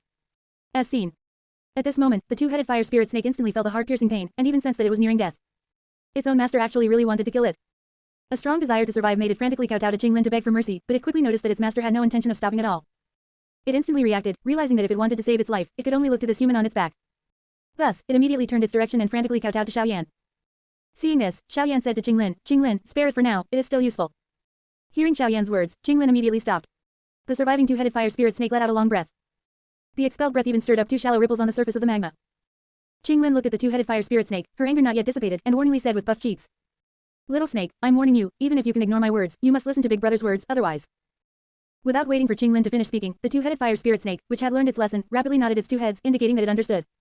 Immediately after, seemingly to show off, it turned its back to Xiaoyan, forcefully arching its snake back into a platform, and its snake tail swung rapidly like a dog's tail, inviting Xiaoyan to stand on it. Xiaoyan stood on top, and the two-headed fire spirit snake did not dare to delay, hastily taking Xiaoyan headfirst and plunging into the magma. In less than half an hour, a lotus flower with a greenish color and a wisp of green fire born in the lotus heart entered Xiaoyan's field of vision. Could it be the green lotus core flame? Ranked 19th on the strange fire ranking list, born deep within the earth, taking 10 years to form a spirit, 800 years to form a shape, and 1,000 years to form a lotus, this fire's power is unfathomable. Near volcanic areas, it can even trigger volcanic eruptions, forming the destructive power of nature. Although it is only ranked 19th, it is the most suitable for you, brat. Yao Lao's voice rang in Xiaoyan's ear, incomparably clearly introducing the green lotus core flame. Hiss hiss. At this moment, the two-headed fire spirit snake beneath Xiaoyan suddenly let out a fearful hiss. It was obviously extremely terrified of the green lotus core flame, and even its body could not help trembling uncontrollably at this moment. Xiaoyan patted this beast's head, jumped down from its body, and said with annoyance. Scram. Go find your master. Hearing this, the two-headed fire spirit snake felt as if it had received a great amnesty, hurriedly nodded, and like a flash of lightning, swam backward without looking back. After the two-headed fire spirit snake left, Xiaoyan swam toward the green lotus core flame, and when he got close, Yao Lao's voice sounded once more. Be careful, take out the jade ruler, first cut off the rhizome connecting it to the lotus throne, and take out the green lotus core flame. Following Yao Lao's instructions step by step, Xiaoyan finally took down the strange fire. Immediately after, Xiaoyan casually took away the lotus platform, intending to set off back to Mo City. But Yao Lao's transparent figure suddenly appeared, blocking his way, and asked, Xiaoyan, where do you plan to go? Teacher, of course it's to return to Mo City to devour the strange fire, where else could I go? Yao Lao asked Xiaoyan in return, the things needed to absorb the strange fire, we have already prepared completely. You brat think, what place could be more suitable for devouring the strange fire than the birthplace of the strange fire? Your current state and mindset have no problems. In teacher's view, this place is an excellent place to devour the green lotus core flame. Hearing this, Xiaoyan reacted. Teacher, I was metal-headed. Then without further ado, let's start right now. Yao Lao nodded, waved his hand casually, and took out a few items that had been prepared long ago. Blood lotus pill, which could form a layer of blood scabs on the skin's surface to resist the burning of the strange fire. Ice spirit cold spring, an extremely cold object of heaven and earth, could protect the internal organs and prevent them from being burned and destroyed by the strange fire. Naoling, a special container used to store the origin of the strange fire. Begin. Xiaoyan took a deep breath. He put the blood lotus pill into his mouth, but did not swallow it immediately, instead raising his head first to drink the ice spirit cold spring in one gulp. The moment the ice spirit cold spring entered his throat, a bone-chilling cold spread from his throat to all parts of his body, making Xiaoyan unable to help shivering.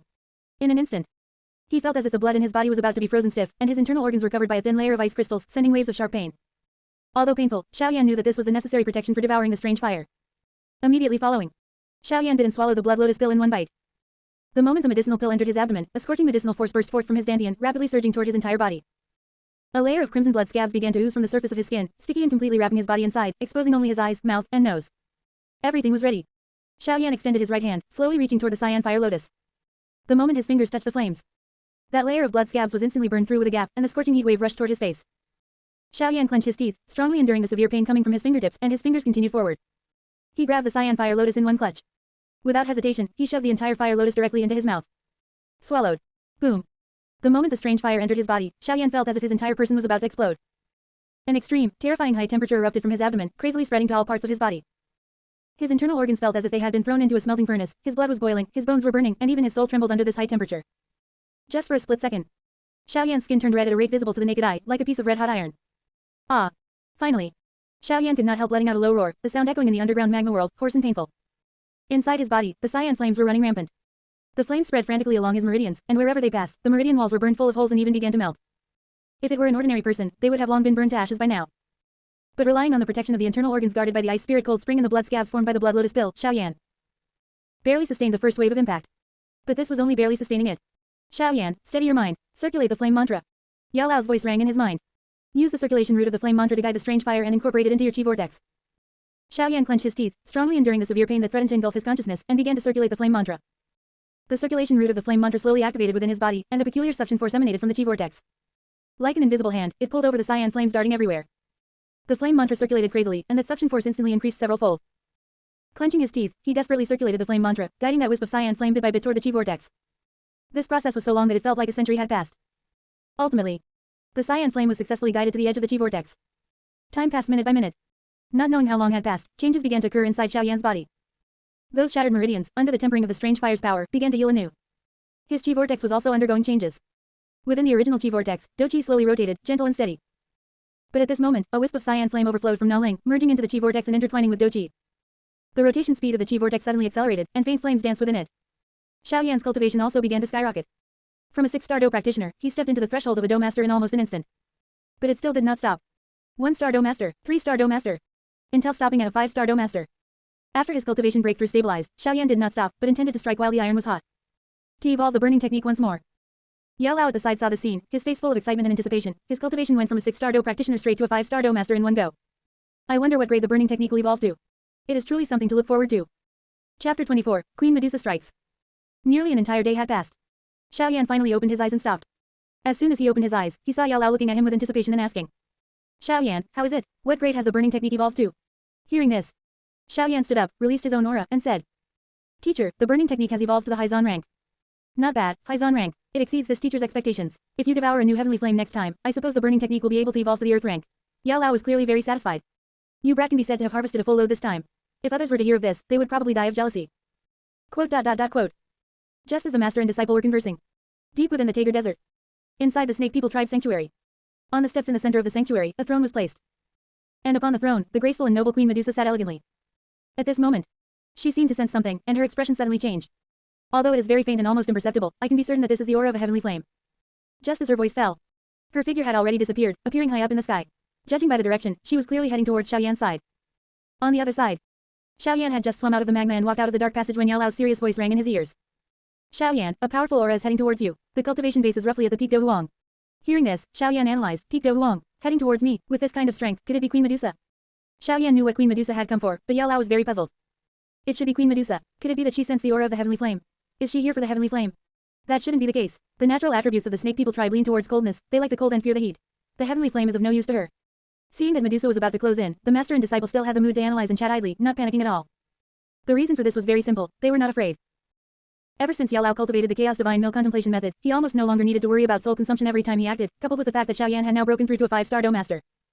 Once he possessed Xiaoyan, his cultivation level could similarly reach the peak Do Huang level of Queen Medusa. Coupled with Yao Lao's combat experience and various methods, facing Medusa could be described as an absolute grasp of victory. She is here. Yao Lao's voice suddenly rang out.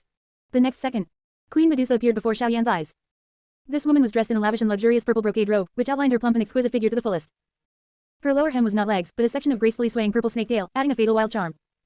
A head of black hair draped casually over her fragrant shoulders, her appearance so beautiful it could almost be called bewitching. Her entire body radiated enchantment, yet she appeared exceptionally noble. At this moment, Queen Medusa spoke, her voice cold. Human, there's the aura of a heavenly flame on you. Is the heavenly flame on you? Hand over the heavenly flame, and this king can leave your corpse intact. Xiaoyan felt not the slightest surprise at the first sentence his future wife said to him upon meeting him. Instead, he directly stretched out his right hand, the green lotus core flame dancing in his palm. Queen Medusa, the heavenly flame has already been subdued by me. I'm afraid I cannot give it to you. Upon hearing this, Queen Medusa did not get angry, instead, she was somewhat surprised. Surprised at where the ant before her got the guts to speak to her like this. A newborn calf, fearless.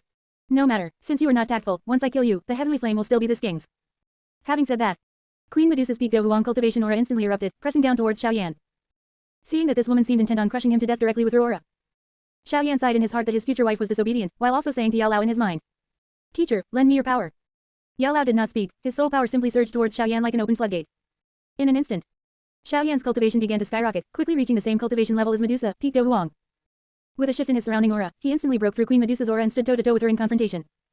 Seeing that this human cub before her had used some unknown method to also reach the peak Do Huang cultivation level, Queen Medusa's face was filled with shock. Although shocked, she was still determined to get the heavenly flame. Human, although this king does not know what method you used to reach the same cultivation level as this king. But this king guesses that this state of yours cannot last. If we fight, you will definitely lose. If you hand over the heavenly flame, this king can let you leave. Seeing that Queen Medusa was so confident, Xiaoyan knew that without fighting a match today and letting this beautiful female snake taste some hardship, this woman wouldn't behave or speak properly. Medusa, you are far too confident. Whether I will definitely lose or not, we'll only know after we fight. Although Xiaoyan said this verbally, he knew clearly in his heart. If he were to fight Queen Medusa by himself, the result would definitely be as Queen Medusa said, he would definitely lose. But if Yao Lao made a move, the result would be vastly different. Teacher, it's up to you. Having said that, Xiaoyan handed over the control of his body, letting Yao Lao take command. Human, since you insist on courting death, this king will grant your wish. As the words fell, Queen Medusa struck first. With a wave of her hand, she released a 7-colored beam of energy, shooting towards Xiaoyan. After taking control of Xiaoyan's body, Yao Lao showed no fear in the face of Queen Medusa's attack, casually flicking out a wisp of the bone-chilling flame, directly incinerating the energy beam completely. Seeing this, Queen Medusa was stunned, questioning in disbelief. Another heavenly flame. Human, who on earth are you? Yao Lao ignored Queen Medusa, his next move once again a fatal strike. Under Yao Lao's control, the bone-chilling flame transformed into a huge fire net, enshrouding towards Queen Medusa. In his own conscious space, seeing Yao Lao make such a ruthless move, fearing that Yao Lao might slip and accidentally kill Queen Medusa, Xiaoyan hurriedly spoke out to remind him. Teacher, go easy on her. Don't actually kill this Queen Medusa. Yao Lao did not know the future ties between Xiaoyan and Medusa, so upon hearing this, he asked with some puzzlement. Don't kill her. When did you, brat, become so soft-hearted? Although Yao Lao was puzzled in his heart, he still deliberately left a gap in the fire net formed by the bone-chilling flame, allowing Queen Medusa to escape in a flustered state. Just as Xiaoyan was thinking about how to explain to Yao Lao, he heard Yao Lao's wretched laughter. Ha ha ha. This teacher understands. Could it be that your wedding season has arrived, brat, and you've taken a fancy to this Queen Medusa? Since my disciple wants to give this teacher a little disciple grandson, as her teacher, I cannot fall short on the job. Just wait, this teacher will capture this Medusa right now. And make her your wife. Chapter 25 Yao Lao vs. Queen Medusa. Hearing Yao Lao's words, Xiaoyan almost lost his composure. Master, what are you talking nonsense about? Xiaoyan blushed in his consciousness space, and his voice even changed tune. What estrus period? What descendants and disciples? I'm a human, how old am I? What I was? What was that? Without waiting for Xiaoyan to finish speaking, Yao Lao easily controlled the bone-chilling flame to maneuver around Queen Medusa while involuntarily retorting to Xiaoyan in his heart. Hearing this, Xiaoyan opened his mouth, but found that he had no way to explain at all. He couldn't possibly say, this Queen Medusa is my future wife, if you beat me to death now, where will I find her later? Forget it, let it be a misunderstanding. Thinking of this, Xiaoyan could only bite the bullet and force out a sentence. Anyway, master, just go easy on her. Fine, this master knows what he's doing. Hearing this, Yao Lao smiled even more lewdly. You brat, your face is usually as thick as a wall, it's rare to see you shy. It seems you've really taken a fancy to this beautiful snake. Rest assured, even if this master has to go all out today, I will help you win your wife over. Xiaoyan. He was speechless. He was afraid that the more he explained, the darker it would get. He just let this old urchin keep talking. ... Outside. At this moment, Medusa had already felt Xiaoyan's strength and the terrifying pressure. She even began to doubt in her heart right now. The one fighting her right now was definitely not the human kid who had just conversed with her. Because this effortless, casual fighting style, as well as that hair-raising precise control over the heavenly flame. All of these required the accumulation of experience and time, and could not be achieved simply by the 2 words, genius. Who on earth are you? Queen Medusa couldn't help but question again, and this time, her voice was full of dread. Xiaoyan still did not answer. He only slightly raised his hand, and the bone-chilling flame burned quietly in his palm. Queen Medusa bit her silver teeth. She was the queen of the snake people tribe, a peak Huang expert. It was always her making others deflate. When had she ever been toyed with like this? Since you refuse to speak, this king will beat you until you speak. As her voice fell, her figure suddenly soared, and a majestic dochi surged out from within her body. That dochi presented a dazzling 7-colored hue, condensing behind her into a giant phantom of a snake spirit. That phantom was as long as several dozen zhang, its entire body covered in 7-colored scales, and a pair of snake pupils were cold and ruthless, overlooking Xiaoyan below. Snake Spirit Totem. This was one of Queen Medusa's strongest attack methods. Go. Queen Medusa waved her slender hand, and the giant snake spirit phantom let out a silent hiss, opening its bloody maw to fiercely bite down towards Xiaoyan. This strike was enough to tear Huang expert into pieces. But Xiaoyan didn't even lift an eyelid. He merely waved his hand casually, and the bone-chilling flame instantly transformed into a giant fire shield, blocking in front of the snake spirit phantom. Boom. The snake spirit phantom crashed into the fire shield, erupting with a loud bang. The 7-colored dochi and the eerie white flame intertwined, bursting out with dazzling light, burning the surrounding sandy ground into a sheet of glazed glass. Yet that fire shield remained completely motionless. Meanwhile, the impact force of the snake spirit phantom rapidly decayed under the obstruction of the fire shield. Seeing this scene, Queen Medusa's pupils violently constricted. Her snake spirit totem couldn't even break the opponent's defense. Is this it? Xiaoyan finally spoke. The voice was still that of a youth, but the tone was old-fashioned and carried a hint of mockery. Queen Medusa, with just this little capability, you still want to seize the heavenly flame. Queen Medusa's expression was ashen. She took a deep breath, a trace of ruthlessness flashing in her eyes. The dochi within her body began to circulate frantically. The snake spirit phantom suddenly surged, growing another 30% larger, and even faint red light began to emerge on the 7-colored scales. This was a sign of burning dochi. She was going all out. Seeing this, Xiaoyan finally put away the nonchalant look and slightly shook his head. Why bother? He raised his right hand, spread his 5 fingers, and made a false grip towards Queen Medusa's direction. The next instant, Queen Medusa's body stiffened abruptly. She discovered in terror that the space around her seemed to have solidified, like an invisible giant hand tightening from all directions, firmly trapping her in place. The circulation of dochi in her body became stagnant, and even breathing became difficult. After losing her dochi support, the giant snake spirit phantom quickly dissipated into nothingness. This is spatial lockdown. Queen Medusa's voice was trembling. The power of space, that was a realm that only a dozong could touch. The existence in front of her, who didn't know whether he was a youth or an old monster, could actually cast spatial lockdown so casually. What kind of existence had she provoked? Xiaoyan withdrew his palm, looked smilingly at Queen Medusa who was frozen midair, and walked toward her step by step. Queen Medusa struggled desperately, but that spatial imprisonment force was far too powerful. In front of this power, her proud peak Huang cultivation was like a sparrow fallen into a mud puddle, completely powerless to break free. You, what on earth do you want? Queen Medusa gritted her teeth, her voice carrying a trace of humiliation. She was the queen of the snake people tribe, always a high and mighty existence. When had she ever been manipulated like this? What do I want? At this moment, Yao Lao had already handed the body's control back to Xiaoyan, and Xiaoyan's realm had also returned to a 5-star Dome master. He slowly walked up to Queen Medusa, raised his head, and looked at her with a smile. Wasn't it your majesty the queen who wanted to seize my heavenly flame? Why are you asking me what I want now? Queen Medusa heard that Xiaoyan's voice was filled with thick mockery, and in her anger she said. Today, this king is inferior in skill and accepts this defeat. If you want to kill this king, hurry up and do it. Speaking up to here, Queen Medusa paused for a moment. Not knowing what she thought of, she suddenly felt a bit sorrowful. The gaze she directed at Xiaoyan was no longer as aloof as before, and instead revealed a hint of entreaty. You can kill me, but this king hopes you can promise me not to harm my tribesmen. Without waiting for Queen Medusa to finish her words, Xiaoyan directly interrupted. Wait, when did I ever say I was going to kill you? Not kill me. A trace of astonishment flashed in Queen Medusa's eyes, and her heart, which had already despaired, revived once again. She was not afraid of death. If she were afraid of death, she wouldn't have thought of using the heavenly flame to burn herself to break through to Dozong. She knew that if she died and humans discovered it, the situation of the snake people tribe would become even more difficult. If you won't kill me, then let me leave. This king owes you a favor, and if you have any requests in the future, this king will have no objections. Hearing this, Xiaoyan asked with a smile, let's not talk about this first. I'm asking you, tell me the truth. As far as I know, your snake people tribe is naturally of a cold attribute, and the heavenly flame conflicts with your attribute. What do you want the heavenly flame for? Chapter 26, The Trade with Queen Medusa. Actually, Xiaoyan knew very well what Queen Medusa wanted the heavenly flame for. The reason he asked this extra question was mainly to proactively offer to help Medusa evolve later on without arousing Yao Lao's suspicions. If it had been right when she first saw Xiaoyan just now. When Queen Medusa heard Xiaoyan ask this question, she would have never told Xiaoyan the truth. But right now, she was at his mercy. Therefore, Medusa did not hide it. Thinking for a moment, she opened her mouth to explain. 1,000 years ago, our snake people tribe was driven by humans into the harsh Tager Desert. Ever since then, past queens Medusa have all taken leading their clansmen out of the Tager Desert as their bounden duty. However, wanting to achieve all this, cultivation at the peak of the 9-star Huang is far from enough, yet I have already touched the bottleneck. If I want to break through to Dozong, ordinary cultivation is almost useless. The only method I found is to use a heavenly flame to temper my body, activating the ancient bloodline within my body to achieve evolution.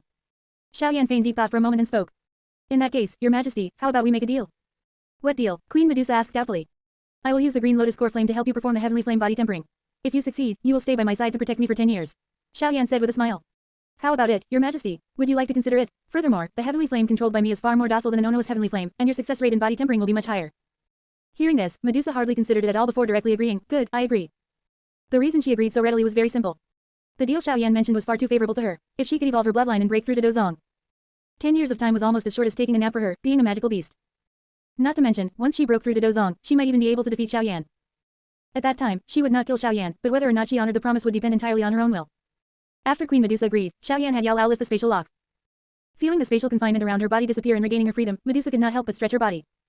Seeing this, Xiao Yan spoke. Let's go, Your Majesty. When shall we begin? Hearing this, Queen Medusa's tone returned to coldness. You will return to the Snake People tribe with me. Once I am prepared, we can begin the heavenly flame body tempering at any time. ... Deep within the Tager Desert, the Snake People tribe's holy land. With Queen Medusa, the leader of the Snake People tribe, leading the way, Xiao Yan and Medusa quickly arrived before the grand gates of the holy hall. A female snake person with a bewitching figure and charming appearance was leading a team of snake people patrolling at the entrance of the palace. Upon seeing Queen Medusa, they all dropped to one knee to salute. Greetings, Your Majesty. Queen Medusa said, rise, all of you.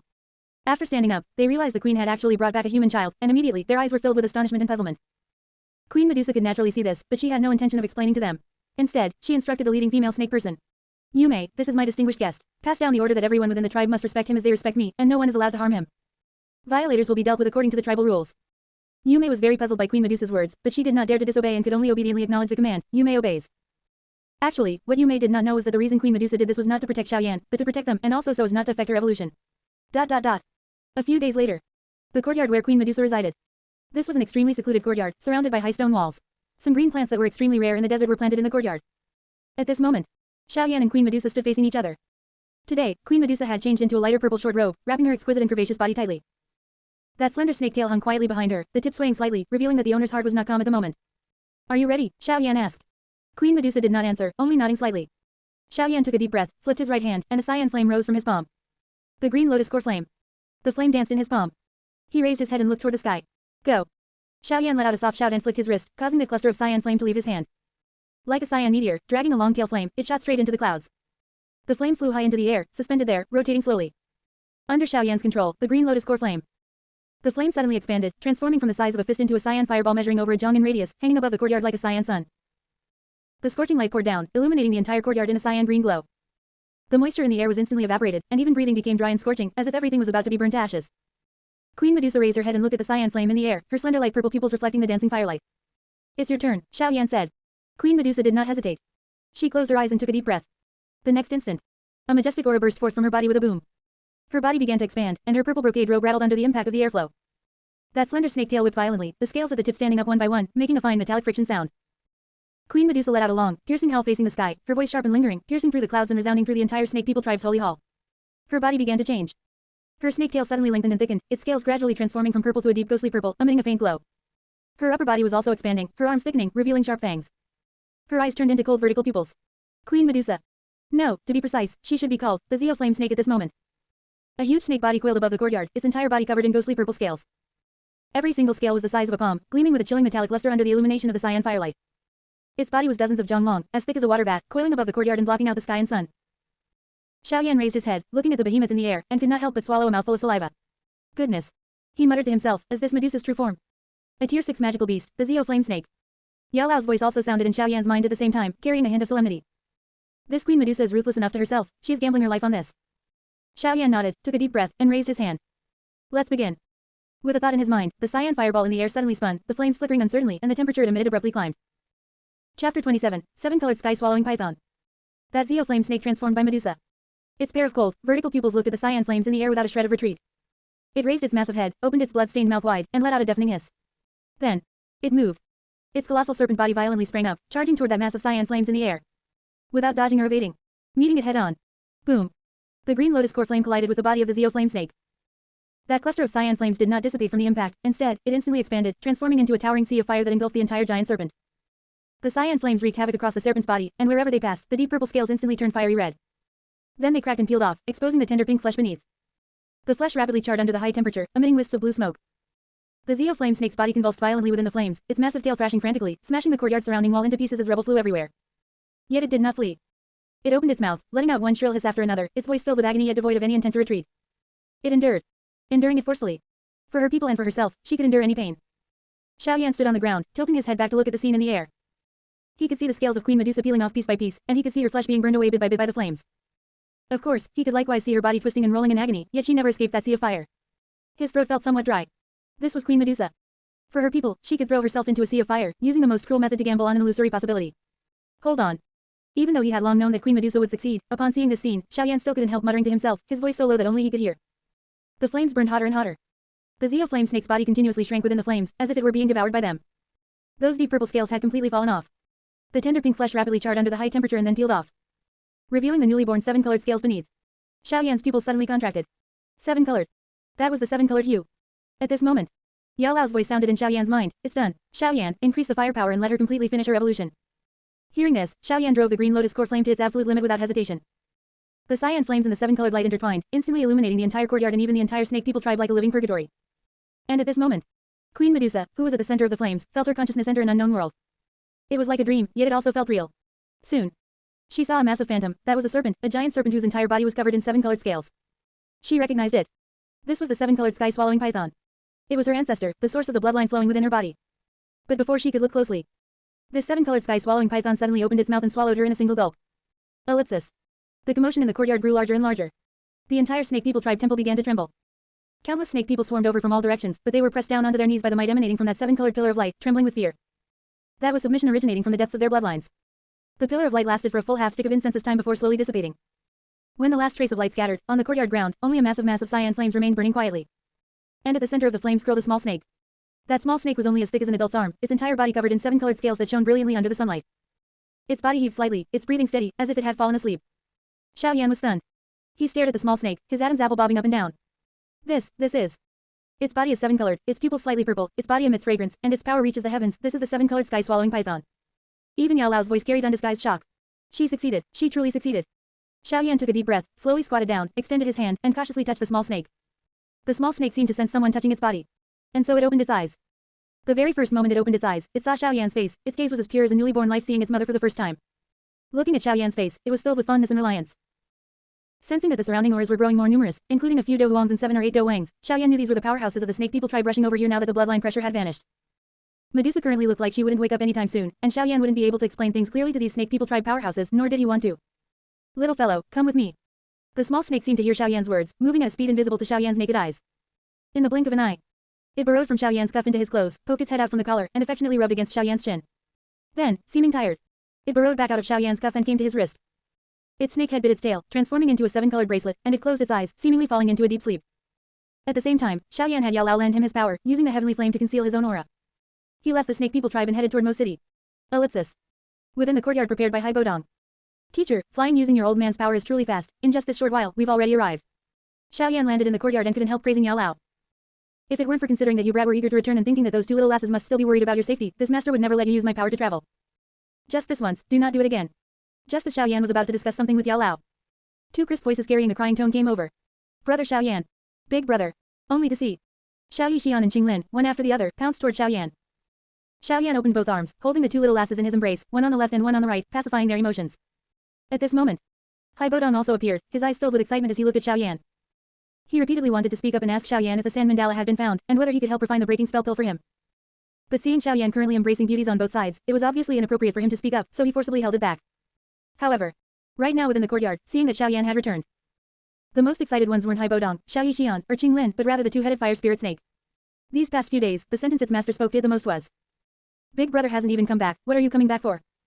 Even during this period of time, Qinglin wouldn't let it eat, saying something like, Big brother was left behind by you, and now big brother still hasn't returned, do you still have the face to eat?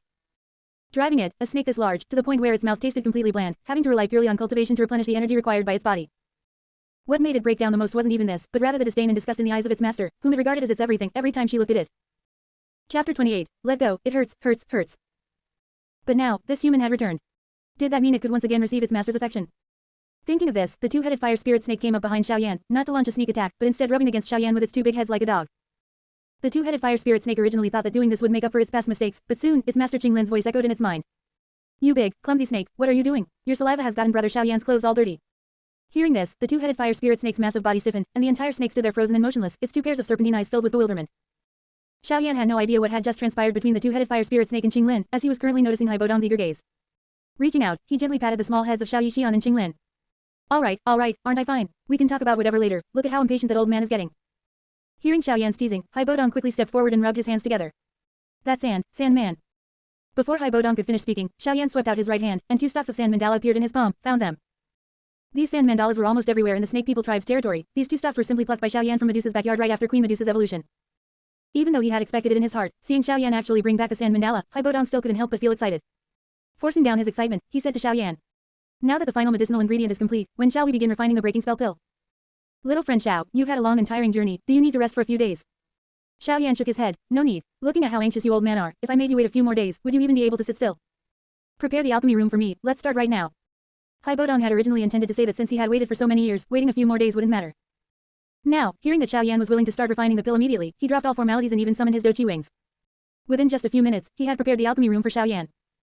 Xiao Yan walked into the alchemy room, neatly arranged the medicinal ingredients required for refining the breaking spell pill one by one, took out his fishing rod, and began fishing. Then he spoke.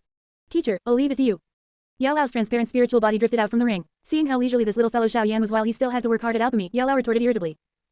By taking in a rebellious disciple like you, I truly am destined for a life of toil. Just as Yao Lao summoned the bone-chilling flame and prepared to start refining the breaking spell pill, a cold and alluring voice suddenly echoed inside the room. I was wondering how you managed to suddenly boost your cultivation realm to the peak Dohuang stage just like this queen, so it turns out you have such a spiritual body hidden inside your body. As the voice faded, the small snake that had originally been coiled around Xiao Yan's wrist vanished. Medusa appeared in the alchemy room, dressed in a colorful skirt that outlined her perfect curves. This time, she looked somewhat different from the last time they met. Her snake tail had transformed into human legs, and she had bare, petite, and snow-white jade feet. Her appearance was much closer to that of a human, and she had also become even more enchanting and alluring, a peerless beauty in the true sense of the word. Upon seeing Medusa again, Yao Lao's expression immediately turned serious. However, upon seeing Medusa, Xiao Yan showed no fear whatsoever, because regardless of whether Medusa wanted to kill him or not, even if she did, the moment that little fellow saw his face first, Medusa would never kill him. At this moment, Xiao Yan looked at Medusa and spoke, since your majesty the queen has now successfully evolved, shouldn't you honor your promise? Hearing this, Medusa wore an arrogant expression. You don't need to remind this queen. Whether this queen honors her promise or not depends entirely on her mood. Xiao Yan did not continue to bicker with Medusa over this matter. Looking at the medicinal ingredients for the breaking spell pill on the ground, he suddenly thought of something. Medusa, it's a good thing you're awake. The seal inside Hai Bodong outside was planted by you, so you must have a way to break the seal, right? Medusa's gaze pierced through the secret room, as if she could already see the anxiously waiting Hai Bodong outside, and she instantly understood what was going on. I naturally have a way to break the seal, but why should I help? Before Medusa could finish her sentence, she suddenly paused, and then, as if her language system had malfunctioned, she started scolding herself. You idiot, did you really take this brat as your mother? I was just not helping him, it's not like I'm going to kill him, why are you reacting so strongly? How could my new body give birth to such a stupid intelligence? Fine. With that said, Medusa once again transformed into a 7-colored sky-swallowing python the thickness of a little finger, spitting out a beam of white energy from her mouth. Kid, drive this energy into that old man's body, and the seal will be broken. And kid, this queen warns you, don't rely on that idiot's dependence on you to raise this queen like a pet, touching this queen's body with your dirty hands.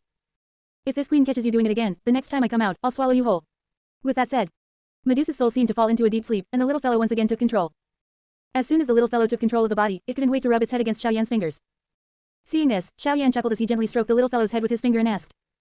Little fellow, you're back, you're still the obedient one, ah. It hurts. Let go of your bite. As it turned out, the little 7-colored sky-swallowing python bit down on Xiao Yan's index finger, refusing to let go. After it finally let go, Medusa's voice rang out once more. Brat, do you take this queen's words as a joke? This time is just to give you a lesson, if there's a next time, don't expect to keep your finger. Damn it, you stupid snake, this queen just bit him once, not even breaking the skin, what are you panicking so much for? As the voice faded, the little fellow once again seized control of the body, and guilt was clearly visible in its serpentine eyes. It was gently licking Xiao Yan's finger with its forked tongue to soothe Xiao Yan's pain. Soon, feeling tired, it crawled straight into Xiao Yan's embrace and fell into a deep sleep. Looking at the white energy left behind by Medusa in his hand, Xiao Yan spoke to Yao Lao. Teacher, now you old man don't need to refine any breaking spell pill. As his voice fell, Xiao Yan waved his large sleeve, storing all the medicinal ingredients prepared by Hai Bodong into his storage space. He then summoned the green lotus core flame. In just a few minutes, he handcrafted a pitch-black medicinal pill and infused the white energy into it. In an instant, a tier 6 breaking spell pill was freshly crafted. Xiao Yan was just about to take the breaking spell pill to give to Hai Bodong, when just as he was about to reel in the fishing rod he had casually left there earlier to fish, he discovered that he seemed to have caught something, and he gave it a powerful upward jerk. Chapter 29, Making Big Promises to Hai Bodong. Ding, congratulations to the host for catching one shuttle talisman of the Duluo continent world. With this talisman, the host can travel through endless space alone or with others to enter the Duluo continent world. A shuttle talisman of the Duluo continent world. Can it travel to the Duluo continent world? Why would I go to this world which is at the bottom of the fantasy combat power hierarchy? To bully San, to bully gang. That actually sounds pretty good. Xiao Yan put away the shuttle talisman and walked out of the alchemy room. As soon as he stepped out, he saw Hai Bodong pacing back and forth like a husband waiting for his wife to give birth. Upon seeing Xiao Yan, he excitedly grabbed Xiao Yan's arm. Young friend Xiao, how is it, did it succeed? Xiao Yan took out the breaking spell pill, placed it in Hai Bodong's palm, and said, it was a success. Looking at the breaking spell pill in his hand, Hai Bodong was still somewhat uncertain for a moment. Is this really a breaking spell pill? Is this really a tier 6 medicinal pill?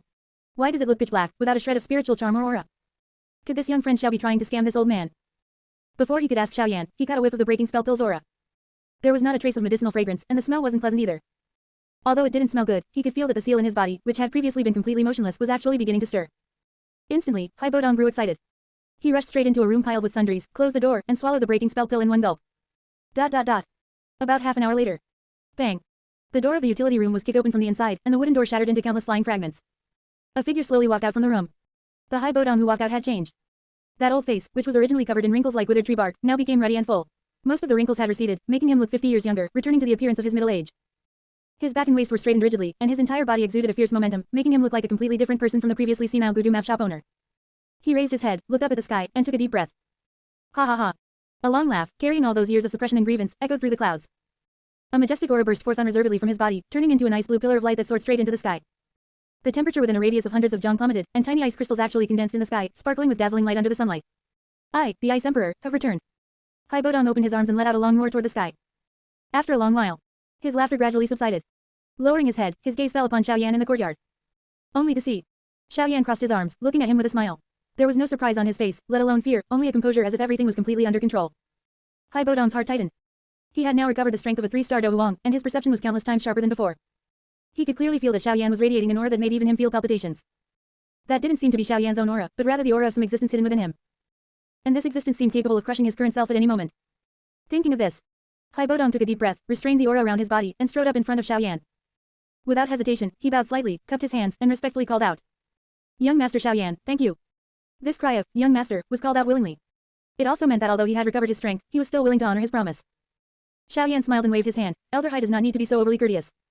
He thought for a moment and said earnestly. Between you and me, there's no need to call me any young master, it feels awkward. From now on, let's keep it like before. You call me young friend, and I'll address you as Elder Hai, how about that? Hai Bodong was slightly taken aback. He raised his head and looked into Xiao Yan's clear eyes, a complex emotion surging in his heart. He knew that Xiao Yan was saving face for him. To prevent him from losing face when meeting those old friends in the future. Young friend Xiao Yan, he changed his tune, his tone full of gratitude. This old man is ashamed. Xiao Yan smiled and said, Elder Hai is being too polite. There will be many places where I'll have to rely on Elder Hai in the future. Hai Bodong nodded, and his impression of Xiao Yan improved by a few more points in his heart. Elder Hai, what realm have you recovered to now? Xiao Yan asked. Hai Bodong carefully sensed the condition inside his body and said, 3-star Do Huang. Although it's still 2 stars short compared to this old man's peak 5-star Do Huang, being able to recover to this extent, this old man is already very satisfied. Hearing this, a flash of sharp light crossed Xiao Yan's eyes. He pondered for a moment and suddenly spoke. Elder Hai, I have a medicinal formula named Fuzzy Ling Dan, which is precisely prepared for your kind of situation. This pill can help you recover the strength lost during the period you were sealed and return to your peak. Hai Bodong's pupils shrank abruptly, and his breathing grew hurried. With his current state, if he were to rely on his own cultivation, he wouldn't know how long it would take to cultivate back to a 5-star Do Huang. Young friend Xiao Yan, is this true? Naturally true. Xiao Yan nodded, his tone as casual as if he were talking about how the weather was nice today, but his next words caused Hai Bodong's heartbeat to quicken by a few more beats. If you serve me well within these 10 years, a year from now, I will refine this pill for you. Speaking of this, he paused, the corners of his mouth turned up slightly, drawing a big pie for Hai Bodong. Moreover, within these 10 years, if you can cultivate to the peak of Do Huang, I can also refine a break sect pill for you. Hai Bodong was completely stunned. Break sect pill. It could help a peak Do Huang expert increase their success rate by 10% when breaking through to the Dozong realm. Even if the breakthrough failed, the user's strength would still be able to stabilize at the level before the breakthrough, avoiding any sudden drop in power. This was almost a legendary medicinal pill within the Jama Empire. Something he hadn't even dared to extravagantly hope for in his entire life. Xiao Yan could actually casually say he could refine it for him. Hai Bodong's Adam's apple rolled up and down, and it took him a good while to suppress his surging emotions. He took a deep breath, looked at Xiao Yan, and his gaze carried a few more points of solemnity and gratitude. Young friend Xiao Yan, he cupped his fists and said, this old man's life, from now on, is yours. Xiao Yan smiled and waved his hand. Elder Hai is exaggerating, it's just cooperation. A few days later. On the outskirts of Mo City. Xiao Yan walked at the very front. Xiao Yixian held an oiled paper umbrella to shield herself and Qinglin from the sunlight, while the two-headed fire spirit snake obediently lay by Qinglin's feet, its two heads spitting out their forked tongues to chase away the surrounding small insects for the little master. Hai Bodong stood by Xiao Yan's side. After recovering his Do Huang strength, his spirit and vitality took on a completely new look, and his entire person was like a sharp sword drawn from its scabbard, revealing a sharp edge. Young friend Xiao Yan, which way should we go next? Hai Bodong asked. Just as Xiao Yan was about to speak. Xiao Yan. Yao Lao's voice suddenly sounded in his mind, carrying a hint of solemnity in his tone. There is a formidable aura rushing towards the direction of the Tager Desert. Chapter 30. Want to snatch it? Sure, pay with your life. Teacher, what is the background of those people? Xiao Yan said. One is a 1-star Do Huang, and the remaining 3 are Do Wangs. At this point, Yao Lao paused for a moment, as if carefully sensing. One of the Do Wangs is even a 6th rank alchemist. A 3-star Do Huang plus 3 Do Wangs, and one of them is still a 6th rank alchemist. Looking across the entire Jama Empire, this lineup can be considered luxurious. Xiao Yan's heart stirred slightly, and he instantly understood something. It should be Ji Yuhi. Their purpose in coming to the Tager Desert was most likely sensing the aura of the green lotus core flame erupting when Queen Medusa evolved. Thinking that a strange fire had been born, they made a special trip to search for it. Right at this moment, the seven-colored sky-swallowing python in Xiao Yan's arms suddenly moved. A crisp yet somewhat chilling voice sounded from Xiao Yan's arms. Xiao Yan, help me block those humans. Xiao Yan lowered his head, meeting a pair of icy snake pupils. Medusa's tone carried a hint of rare seriousness. Do not let them disturb the snake people tribe, this king owes you a favor. Hearing this, Xiao Yan smiled slightly. No problem. He agreed neatly and cleanly, without even thinking much. Elder Hai, let's go. The words fell. Xiao Yan draped the black robe over his body, covering his face, and darted toward the direction guided by Yao Lao.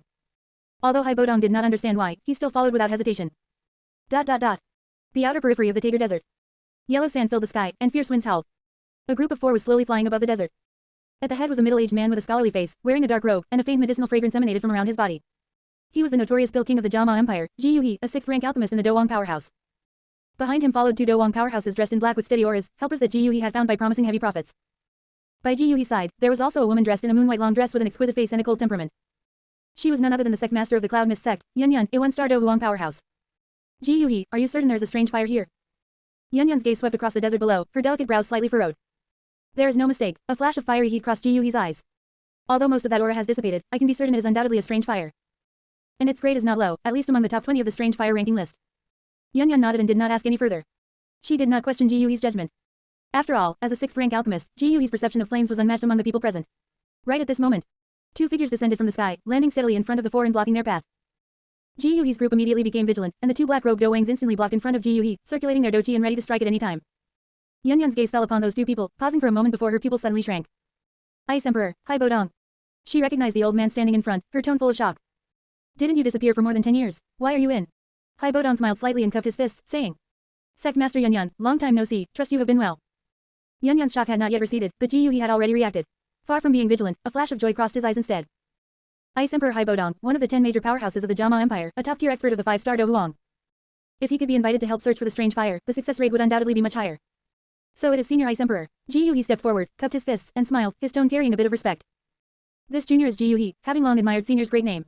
I wonder if Senior is also here for that strange fire. Hai Bodong smiled and did not answer. Ji Yuhi did not mind and continued speaking. Senior, this junior's trip is precisely for the strange fire. If Senior is willing to lend a hand, regardless of whether the strange fire can be found, this junior is willing to offer a 6th-rank medicinal pill as a token of gratitude. Making a movement a 6th-rank medicinal pill, not even mentioning the matter of medicinal materials, this generosity could not be said to be small. But hearing this, Hai Bodong merely shook his head and said in a bland tone, there is no need. Ji Yuhi's smile stiffened. Hai Bodong glanced at the figure draped in a black robe beside him, then looked at Ji Yuhi and calmly spoke. As an acquaintance, I will remind you all, there is no need to look for the strange fire. The strange fire already has an owner. Hearing these words, Ji Yuhi's pupils suddenly shrank. The strange fire already has an owner. When did someone in the Jiama Empire manage to subdue a strange fire? He subconsciously looked at the figure draped in a black robe beside Hai Bodong. That person's figure was not tall, even appearing somewhat thin, and the entire person was shrouded within the black robe, making their face unclear. Yet standing there, he was like a sharp sword hidden within its scabbard, quietly unpretentious, yet making people dare not underestimate him. Right at this moment, a hand stretched out from beneath the black robe. That hand was not very large, even somewhat young, but when that hand opened, a cluster of cyan flames rose from the palm, jumping quietly. The cyan flame emitted a gentle luster under the sunlight, beautiful yet fatal. Ji Yuhi's face instantly turned pale white. That was a strange fire. A cyan strange fire. This is the green lotus core flame. Furthermore, he could clearly feel that this strange fire had already formed a close connection with its master, and it was definitely not a masterless object. Everyone. A youthful voice came from beneath the black robe, with a bland tone. Please return. Ji Yuhi stared dead at that cluster of cyan flames, his eyes full of complexity. Within his heart, there was unwillingness and greed. There was even a trace of jealousy that even he himself did not notice. How much painstaking effort had he expended in order to find the strange fire? Crossing mountains and rivers, skimming through ancient books, inquiring everywhere, and even sparing no effort to brave life-threatening danger to venture deep into perilous regions. Now that he had finally detected the trace of the strange fire, before he could even search for it, the strange fire was actually preempted by an unknown black-robed man. He was unwilling. Truly unwilling. His mind spun rapidly, and a thought quietly germinated. Snatch it. As long as Yun Yun could stop Hai Bodong, with him and the 2 Dowang guards beside him joining forces to take down that black-robed man, it shouldn't be a problem. The strange fire might still be seized back. Just as this thought popped out, the black-robed man opposite seemed to sense something. That cluster of cyan flames jumped in his palm, reflecting his eyes. The figure beneath the black robe slowly raised his head. A majestic aura suddenly erupted from within his body. Doji gushed out like a volcanic eruption, turning into an invisible wave of air that spread all around. The sandy ground beneath his feet was kicked up by this wave of air, and yellow sand flew all over the sky. Peak Do Huang. This was the aura of a Peak Do Huang powerhouse. Feeling this aura, Ji Yuhi's expression completely changed. The 2 black-robed Dowangs were also awed by this aura, involuntarily taking a step back. Even Yun Yun's expression changed slightly, subconsciously circulating Do Chi to protect her body. If you want to snatch it. Fine, but you must pay with your life. Chapter 31 Returning to the Xiao family. These few words were like a basin of ice water poured over his head, completely extinguishing any remaining hope in Ji Yui's heart. He looked at that cluster of cyan flames, and then at the black-robed man who exuded the aura of a peaked Huang. His Adam's apple bobbed up and down, and in the end, he didn't say anything. Yun Yun was silent for a moment, stepped forward, and cupped her fists, saying, "Since the heavenly flame already has an owner, it is inconvenient for us to force the matter. Farewell." Although Ji Yui was unwilling, he had no other choice. He sighed and said with reluctance, "Let's go." Just like that, the four of them disappeared at the edge of the desert. Watching their retreating backs, Xiaoyan beneath the black robe said, "Let's go, old high." ... Who knows how much time had passed. Xiaoyan's group finally returned to Wudin City. The gates of the Xiao family were still as familiar as in his memory. The guards at the entrance were yawning out of boredom, their gazes sweeping casually across the street. At this moment, one of the guards' gazes fell upon the youth walking toward the Xiao family. The youth was dressed in a black robe, with a straight posture and a handsome face tinged with a hint of determination. The afterglow of the sunset spilled over him, casting a faint halo. The guard was stunned. He rubbed his eyes, thinking he was seeing things. Immediately after, he suddenly widened his eyes, his voice turning sharp with excitement. "Young Master Xiaoyan, you are young Master Xiaoyan. Young Master Xiaoyan has returned." This shout spread throughout the entire Xiao family. The news spread rapidly inside the Xiao family as if it had grown wings. Inside the courtyard, within the conference hall, Xiao Zhan was sitting in the main seat, discussing clan affairs with several elders. During this period of time, he worried unceasingly about his youngest son who had gone out alone to train. Just at this moment, the clamor from outside was passed in. Clan leader, young Master Xiaoyan has returned." The teacup in Xiao Zhan's hand dropped to the ground with a crisp crack, smashing into pieces. He abruptly stood up, not even bothering to greet the elders, and rushed out like a gust of wind. Doqi surged under his feet, and his speed was so fast that it left the elders dumbfounded. Douling. Xiao Zhan had actually broken through to Douling. The elders were dumbstruck with astonishment, the originally unstable little thoughts in their hearts instantly vanished without a trace upon seeing Xiao Zhan's realm. But at this moment, Xiao Zhan couldn't care less about the elders, in his eyes, there was only that figure he had been separated from for a long time. However, someone was even faster than Xiao Zhan. That was Xiao Zuner. She was originally reading quietly in the garden of the back courtyard, and the moment she heard that shout, the pages in her hand were crumpled by her grip.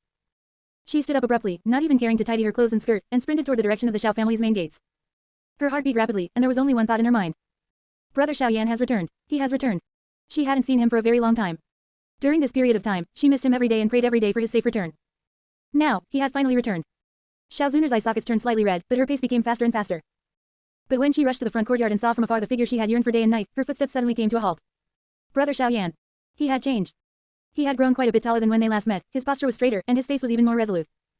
A steady and fierce aura emanated from his body, a temperament only possessed after undergoing trials of blood and fire. By his side, several other people were standing. On the left was a young girl wearing a white dress, with waterfall-like long hair, exquisite features, and an ethereal, otherworldly disposition, like a fairy walking out of a painting. A faint smile hung on the corner of her lips, and she was tilting her head to look at Xiaoyan, her eyes full of tenderness. On the right was a little girl wearing a cyan long dress, who looked only 3 or 4 years old, with 2 little pigtails tied up, and a pair of large, emerald green eyes curiously sizing up everything around her. Her small hand tightly grasped the corner of Xiaoyan's clothes, obedient like a little kitten. Seeing this scene, Xiao Zuner's footsteps abruptly stopped. For some reason. Looking at the 2 figures on Xiaoyan's left and right, an indescribable and unclear emotion suddenly welled up in her heart. Words couldn't describe it, but in short, it felt very uncomfortable. It felt like something was blocking her chest, stuffy and suffocating. She subconsciously bit her lip, wanting to forcefully suppress this emotion, but she simply couldn't press it down. Instead, the wetness in her eye sockets grew even thicker. Brother Xiaoyan met other girls outside. Did he no longer need her like her? Thinking of this, she turned around and walked away quickly without even greeting anyone. Behind her, Xiaoyan's gaze chased after that hurriedly departing lovely figure, a helpless smile emerging on the corner of his lips. This girl is still the same as before. Ha ha ha, Yao Lao's unbefitting and elder's laughter resounded in his mind. I told you brat to go flirting outside, and now your child bride is angry, right? Let's see what you brat will do. Xiaoyan ignored this old rascal. Because at this moment, Xiao Zhan had already appeared in front of him. Xiao Zhan stood in front of Xiaoyan, his gaze carefully examining his long-separated son. Father. Xiaoyan looked at Xiao Zhan and said. Xiao Zhan's lips moved, seeming to want to say something, but after opening his mouth, not a single word came out. He simply reached out and heavily patted Xiaoyan's shoulder. Once, twice, 3 times. The force was very heavy, so heavy that Xiaoyan's shoulder ached slightly. Yet Xiaoyan did not dodge nor make a sound.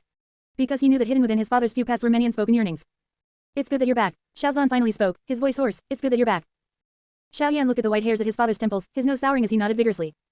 Father, I have returned. Xiao Zhan took a deep breath, forcing back a wetness in his eyes, and his gaze fell upon the people standing behind Xiaoyan. Yuner, these are. Father, let me introduce them. Xiaoyan turned slightly, pointing at Hai Bodong and saying. This is old Hai, a senior I met during my training. Xiaoyan did not expose Hai Bodong's true identity. Hai Bodong smiled slightly and cupped his fists, saying, Clan leader Xiao, I have heard much about you. Xiao Zhan returned the courtesy and didn't ask much. This is Xiao Yixian. Xiaoyan pointed toward the young girl in the white dress. Xiao Yixian obediently curtsied slightly. Hello, Uncle Xiao. Xiao Zhan nodded with a smile, but inwardly muttered to himself. What is this young girl's relationship with Yuner? This is little Qinglin. Xiaoyan looked down at the little girl pulling on the corner of his clothes and rubbed her little head. I picked her up in Mo City, and from now on she will live in the Xiao family. Qinglin timidly raised her head, looked at the amiable middle-aged man in front of her, and softly called out. Hello, Uncle Xiao. Good, let's all go inside and talk inside. Xiao Zhan waved his hand with a smile. Someone, tidy up a few of the best guest rooms. Chapter 32 Yao Lao, such a young age and already so adept at managing your wives. The group walked toward the inside of the house. Xiao Yan walked at the back, his gaze passing over the crowd and looking toward the direction of the backyard. That was the direction Xiao Zuner had left in. He softly sighed. It seemed he would need to find some time to properly coax that girl. That night, moonlight like water was spilled over the edge of the small forest behind the Xiao family mountain. Xiao Yan transformed into a barbecue master, flipping the meat skewers on the grill with one hand and sprinkling various seasonings he pulled out from his storage ring with the other. These were all casually collected when he was training in the magical Beast Mountain range, and he didn't expect them to come in handy today. The bonfire crackled, and the orange-red firelight illuminated 4 young faces. Xiao Zuner sat on Xiao Yan's left, and Xiao Yixian sat on his right. Qing Lin squatted in front of Xiao Yan. A pair of large, jade-green eyes stared intently at the sizzling meat skewers on the grill, her small mouth slightly open, and something sparkling seemed to be at the corner of her mouth under the moonlight. Big brother, are they done yet? This was the 3rd time Qing Lin had asked this question. Almost. Xiao Yan smiled and tapped her little nose with his fingertip. You little glutton, what are you rushing for? Qing Lin wrinkled her small nose, but her eyes refused to move away from the roasted meat for even a second. Xiao Zuner watched this scene, the corners of her mouth slightly lifting, yet that slight knot in her heart still throbbed faintly. She opened her mouth, wanting to ask something, but didn't know where to start. Instead, Xiao Yixian broke the silence first. Sister Zuner, she turned her head, her clear eyes looking at Xiao Zuner. Brother Xiao Yan talked about you the whole way, saying that you've accompanied him in cultivation since he was little and treated him so well. Xiao Zuner was slightly startled. He said. Xiao Yixian tilted her head and thought for a moment, imitating Xiao Yan's tone. That girl Zuner, don't look at her gentle and soft appearance on the surface, when she gets stubborn, even 9 oxen can't pull her back. From childhood until now, the thing I'm most afraid of is her getting angry. Xiao Zuner's face turned red in a flash. She secretly glared at Xiao Yan, who pretended not to see and wholeheartedly flipped the roasted meat. There's more. Qing Lin also leaned in, saying in a milky voice. Big brother said you look so pretty, just like a fairy. This brat. The tips of Xiao Zuner's ears were completely red. She lowered her head, her fingers unconsciously twisting the corner of her clothes. At this moment, the trace of small jealousy in her heart melted quietly like thin ice blown by a warm breeze. So brother Xiao Yan had been mentioning her to them all along the way. Sister Zuner, Xiao Yixian suddenly reached out, gently holding Xiao Zuner's hand with a soft voice. Both Qing Lin and I were picked up by brother Xiao Yan along the way. If not for him, we probably would have died long ago. Hearing this, Xiao Zuner looked at her in a daze, suddenly remembering what Xiao Yan had told her just moments before. Xiao Yixian has the calamity poison body and has been regarded as an ominous entity since childhood. Her mother died because of this, and the people around her avoided her like venomous snakes and scorpions. Qing Lin is the descendant of a human and a snake person, rejected by both clans and bullied since childhood. Her heart felt as if it had been heavily pinched by something. Xiao Zuner turned her hand over to hold Xiao Yixian's hand, and stretched out her other hand to gently rub Qing Lin's little head. She looked at Xiao Yixian and Qing Lin, her tone gentle yet firm. From now on, you are brother Xiao Yan's family. You are also my family. From now on, we are sisters. Xiao Yixian's eye rims turned slightly red, and she nodded hard. Although Qing Lin didn't quite understand why Sister Xiao Yixian's eyes turned red, she could feel that Sister Zuner's hand was very warm, and the sound of her voice was also very pleasant. Sister Zuner, you're so nice. Xiao Zuner's heart melted from this milky, sister, call, and she reached out to pick her up from the ground, placing her on her lap. If anyone bullies you in the future, tell sister, and sister will vent your anger for you. Qing Lin nodded vigorously, resting her little head in Xiao Zuner's arms, rubbing against her and finding a comfortable posture to snuggle in. Beside the bonfire, the 3 girls snuggled together. Xiao Yan flipped the roasted meat and watched this scene, the corners of his mouth couldn't help but slightly rise. You brat, at such a young age you are quite adept at managing your wives. Yao Lao's voice sounded in his mind, carrying a hint of teasing. All 3 lasses have been completely wrapped around your finger. Xiao Yan ignored this old rascal, divided the roasted meat skewers into 3 portions, and handed them to the 3 girls. Taste it, my craftsmanship. Qing Lin was the first to take the meat skewer and impatiently took a bite, her small face instantly wrinkling into a ball. Hot. Slow down, no one is fighting you for it. Xiao Yan was left between laughter and tears. Xiao Yixian took the meat skewer and ate it in small bites, her eyes filled with satisfaction. After eating the roasted meat, Xiao Yan sent Xiao Yixian and Qing Lin back to their courtyard. This was a small courtyard specially arranged by Xiao Zan, with 2 rooms, one for Xiao Yixian and one for Qing Lin. But Qing Lin stubbornly refused to sleep alone, so in the end the 2 lasses stayed in one room, which was quite lively. Rest early, Xiao Yan stood at the courtyard entrance, looking at the 2 little lasses. Xiao Zuner's courtyard had a quiet and secluded environment, with a few clumps of emerald bamboo planted inside. Arriving at the courtyard entrance. Zuner, we're here, why aren't you going in yet? Xiao Yan stopped in his tracks and asked with confusion. Xiao Zuner turned her head, glanced at him, and suddenly asked. Brother Xiao Yan, what is your cultivation level now? Xiao Yan thought for a moment and did not hide it. He extended his right hand, opening his 5 fingers, and Cyan Doqi gathered in his palm, transforming into a gentle ball of light. Although that light was not strong, it was pure and solid, exuding an aura unique to a Dough Master. 5-star Dough Master. Xiao Zuner's pupils slightly shrank. In such a short time, he had cultivated to a 5-star Dough Master. What on earth had brother Xiao Yan experienced during his training trip this time? In the dark, Ling Ying's figure trembled slightly. As a Douhuang expert of the Jiyu clan, he had seen too many geniuses. But Xiao Yan's cultivation speed, even placed among the geniuses of the Jiyu clan, was a rare existence indeed. Xiao Zuner looked at the Doqi in Xiao Yan's palm, fell silent for a moment, and suddenly smiled. Brother Xiao Yan, you're truly amazing. Her voice was very soft, yet it carried an indescribable pride. This was her brother Xiao Yan. Although she felt happy for Xiao Yan in her heart, at the same time, Xiao Zuner secretly made up her mind inside. In the future, she could no longer slack off in her cultivation. Starting tomorrow, she would work even harder. She couldn't be left too far behind by brother Xiao Yan. Alright, rest early. Xiao Yan stood up and reached out to rub Xiao Zuner's hair. Xiao Zuner let out an "mn" sound, stood up, and walked toward the inside of the house. Walking to the doorway, she suddenly stopped, turned her head back to look at Xiaoyan, and softly said, "Brother Xiaoyan, good night." "Good night." Xiaoyan watched her close the door before turning around and leaving the courtyard. Xiaoyan walked along the bluestone path toward his own courtyard. The night was deep, the surroundings were silent and still, with only insect chirping rising and falling amidst the grass. When he walked to a corner, he suddenly heard a burst of conversation. Chapter 33 Using Shuttle Talisman. Yao Lao, this fellow's soul is not right. Have you heard? Jianan Academy is coming to Wudin City to recruit students in a month. Really or fake? That Jianan Academy is a famous institution across the continent. I heard that those who graduate from it are at least great Do masters. Indeed, if one can be selected, that would be reaching the heavens in a single step. Alas, it's a pity we might not be selected. Xiaoyan's footsteps paused. Jianan Academy. Xiaoyan.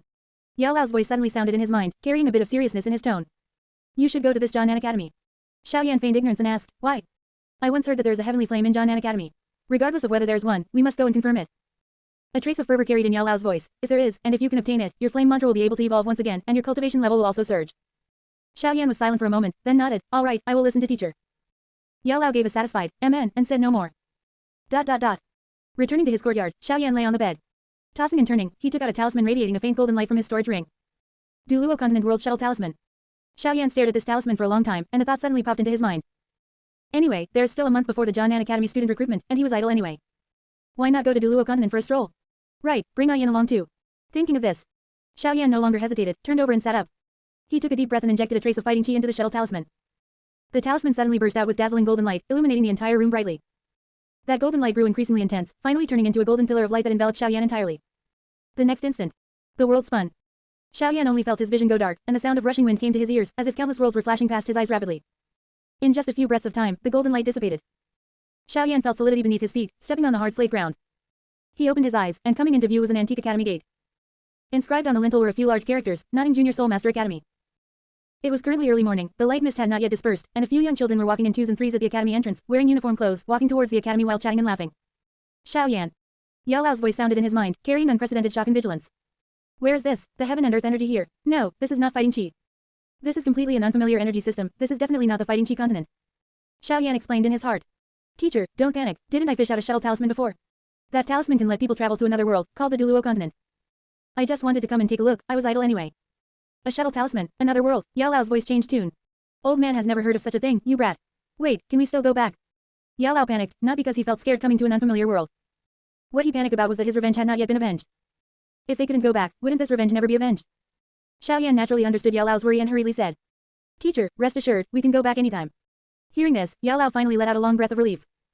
That's good, that's good. His voice returned to calmness, even carrying a bit of curiosity. Since we are here, let us settle down. Old man wants to see what kind of world this so-called Duluo continent is. As the words fell, Yao Lao's transparent soul body floated out from the ring. He hovered beside Xiaoyan, carefully probing everything around him with soul power. There was a peculiar power in the air, gentle and pure, completely different from the violent nature of fighting chi. Interesting, truly interesting, Yao Lao muttered. Right at this moment, Ayan, who was originally on Xiaoyan's clothes, felt the long-lost soul power and suddenly trembled violently. This, here. Her voice was trembling, carrying unconcealable excitement. Master, this is the Duluo continent, this is the world where I originally belong. Ayan wept with joy, tears sliding down her leaves, dripping onto the ground and turning into specks of light that dissipated. She had originally thought that she would never be able to return to this world again. She thought that in this lifetime, she would spend the rest of her days with Master in that different world called the Fighting Chi continent, never seeing her lover again, never seeing her child again. But now, she had returned. She had really returned. Master, Ayan turned around, looking at Xiaoyan with tearful eyes, her voice carrying entreaty. Master, I want to see my child, and Tang Hao. I beg you, just take a look, just one glance will do. Xiaoyan looked at Ayan's excited yet apprehensive appearance. In his heart, he knew that although Ayan was forced by the system to recognize him as master and could not disobey his commands, putting everything as first priority for him, she still had feelings in her heart and was not a puppet. However, Ayan, your so-called child is actually not your child, your real child has already died. And as for Tang Hao's true face, let me, Xiaoyan, expose it for you. Thinking of this, Xiaoyan reached out and touched Ayan's leaves, smiling and assuring. Rest assured, if there is a chance, I will definitely let you take a glance. Ayan nodded repeatedly, her tears flowing uncontrollably. Right at this moment, Ayan's body suddenly stiffened. Her gaze locked firmly onto a direction at the academy entrance, her pupils vibrating violently, her lips parting and closing several times before she uttered a trembling voice. Li, little San. Xiaoyan looked following her gaze. Only to see. At the academy entrance, a boy who looked about 6 or 7 years old was standing together with a middle-aged man. That boy had an ordinary appearance, was sallow and thin, and wore a coarse cloth outfit with several patches. At this time, he was tilting his head slightly upward, conversing about something with a middle-aged man with a flat top next to him. That is little San, that is my son little San. Ayan's voice was almost screaming. If she were not in the blue-silver grass state right now, I'm afraid the entire street could hear her voice. Master, I cannot sense it wrongly. He has my bloodline within him, he is my son. Xiaoyan looked at that sallow and thin little boy, thinking secretly in his heart. As expected of ancestor Tang. Looking at this situation, is this the scene where Tang San just entered school and was about to apprentice to Yu Xiaogang? It seems the timing of my arrival is quite coincidental, Tilda. At this time, Yao Lao's voice sounded in Xiao Yan's mind. Interesting, the child mentioned by this magical beast that your brat has subdued has a strange soul. His soul is not rounded and unified like an ordinary person's, but instead everywhere reveals repulsion with this body. It's like a magpie occupying a dove's nest. If not for a special method within his body forcibly suppressing it, he wouldn't even be able to fully control this body. If this teacher guesses correctly, the soul of the original owner of this body has long been devoured by the soul currently inside this body. Chapter 34 Yin. I want him to wish he were dead. Hearing this, Xiao Yan thought to himself, I didn't expect teacher to actually see it. This fellow Tang San is undergoing soul possession. Since Venerable Yao's voice was not shielded from Yin, she heard every word he said clearly. Naturally, Yin didn't dare, or rather, one could put it this way. Unwilling to believe it, subconsciously numbing herself in her heart, she couldn't help speaking up to ask Xiao Yan again. Master, what does this mean? My little San, how could my little San? Xiao Yan didn't stand on ceremony, nor was he subtle, he explained straightforwardly. Yin, what my teacher means is that your real child actually died long ago. The culprit is very likely that soul currently inside your child's body right before your eyes. Because Yin had been forced by the system to recognize Xiao Yan as her master, she simply didn't dare to refute Xiao Yan's words or disobey his commands. Even though deep down she was still unwilling to believe that her real child had died. After all, Tang San was still standing right in front of her, perfectly fine.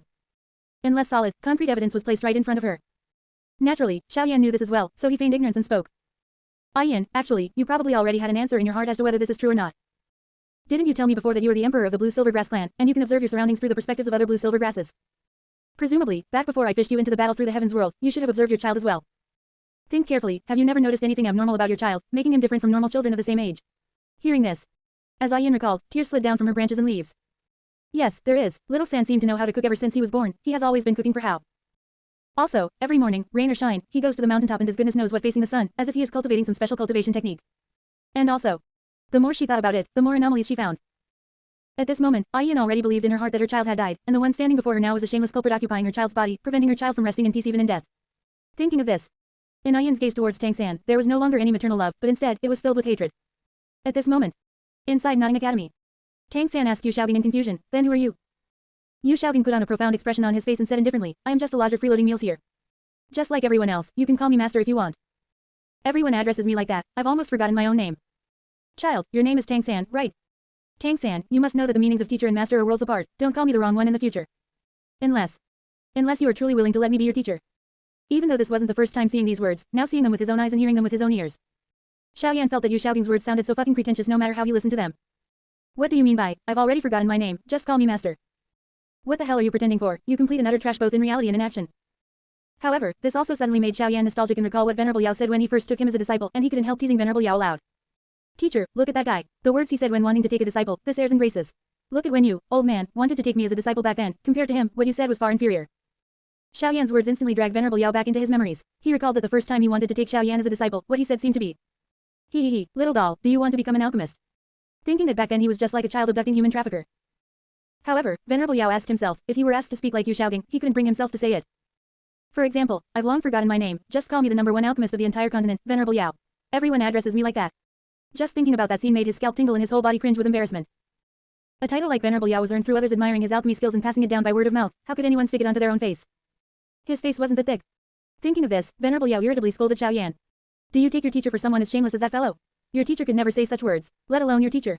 Even that bullshit Pill King from your Jama Empire, I reckon he wouldn't boast to everyone he meets by saying he forgot his name and telling them to just call him Pill King because everyone does. Ha ha ha. Hearing Venerable Yao say this, Xiao Yan couldn't help laughing out loud. However, because Xiao Yan's laughter was shielded by soul power, Yu Xiaogang and Tang San couldn't hear it at all. Let alone the sound, even if Xiao Yan were standing right in front of Tang San and Yu Xiaogang now, the two of them would still be utterly incapable of discovering Xiao Yan's figure. At this moment, Yu Xiaogang reached out and rubbed Tang San's head, sighing with emotion. Gifted with extraordinary talent and so intelligent, it seems I must be persistent for once. No matter what, you are also the third twin martial souls in these past 100 years. Hearing Yu Xiaogang's words, Tang San was greatly startled, and the gaze he cast towards Yu Xiaogang instantly changed. His right wrist also quietly raised, and his eyes revealed murderous intent and a look of doubt and uncertainty. Yu Xiaogang didn't notice it, but Xiao Yan, Venerable Yao, and even Yin all noticed it. Venerable Yao smiled and reminded them. Look at this brat's right wrist, he's hiding a hidden weapon. With just a slight flick of his wrist, the man standing before him probably wouldn't even know who killed him until he dies. Xiao Yan asked Yin, surely you believe it this time. Normally speaking, where would a child who has never left the village get such strong murderous intent? Yin said in an incomparably icy tone, Master, I believe it. Such methods and weapons for covertly killing others, how doesn't know them, and his sect, the Clear Sky sect, doesn't either. It was this person who killed my child and occupied my child's body. I want to kill him. No, killing him is letting him off too lightly, I want him to wish he were dead. It was not strange for Yin to have such intense hatred, any mother encountering such a thing would have this reaction. Xiao Yan had originally planned to come to Duluo continent specifically to torment San, so naturally it was impossible for him not to agree to Yin's request. Alright, Yin, I will help you. Thank you, Master Tilda, Yin said with gratitude. At this moment, In order to make Tang San willingly submit and become his disciple, Yu Xiaogang started a speech that seemed correct on the surface but was actually riddled with loopholes. Your martial soul is ordinary blue silver grass, yet it is innate full power. And blue silver grass is notoriously a trash martial soul. Your innate full power is very likely meant to support another powerful hidden martial soul inside your body. Therefore, I deduce that you have twin martial souls. There is absolutely no mistake. Chapter 35 Evaluation of Yu Xiaogang. Yin listened and said with resentment. This so-called master is also an idiot. The reason this abomination has twin martial souls is entirely because his martial soul is the blue silver emperor, a top-tier plant martial soul that is completely not weaker than the clear sky hammer. That is why twin martial souls were born. Yin was clear about this, and Xiaoyan also knew because he had read Duluo Continent, but Tang San did not know. At this time, when he heard Yu Xiaogang being so badass, he thought he had encountered some big shot.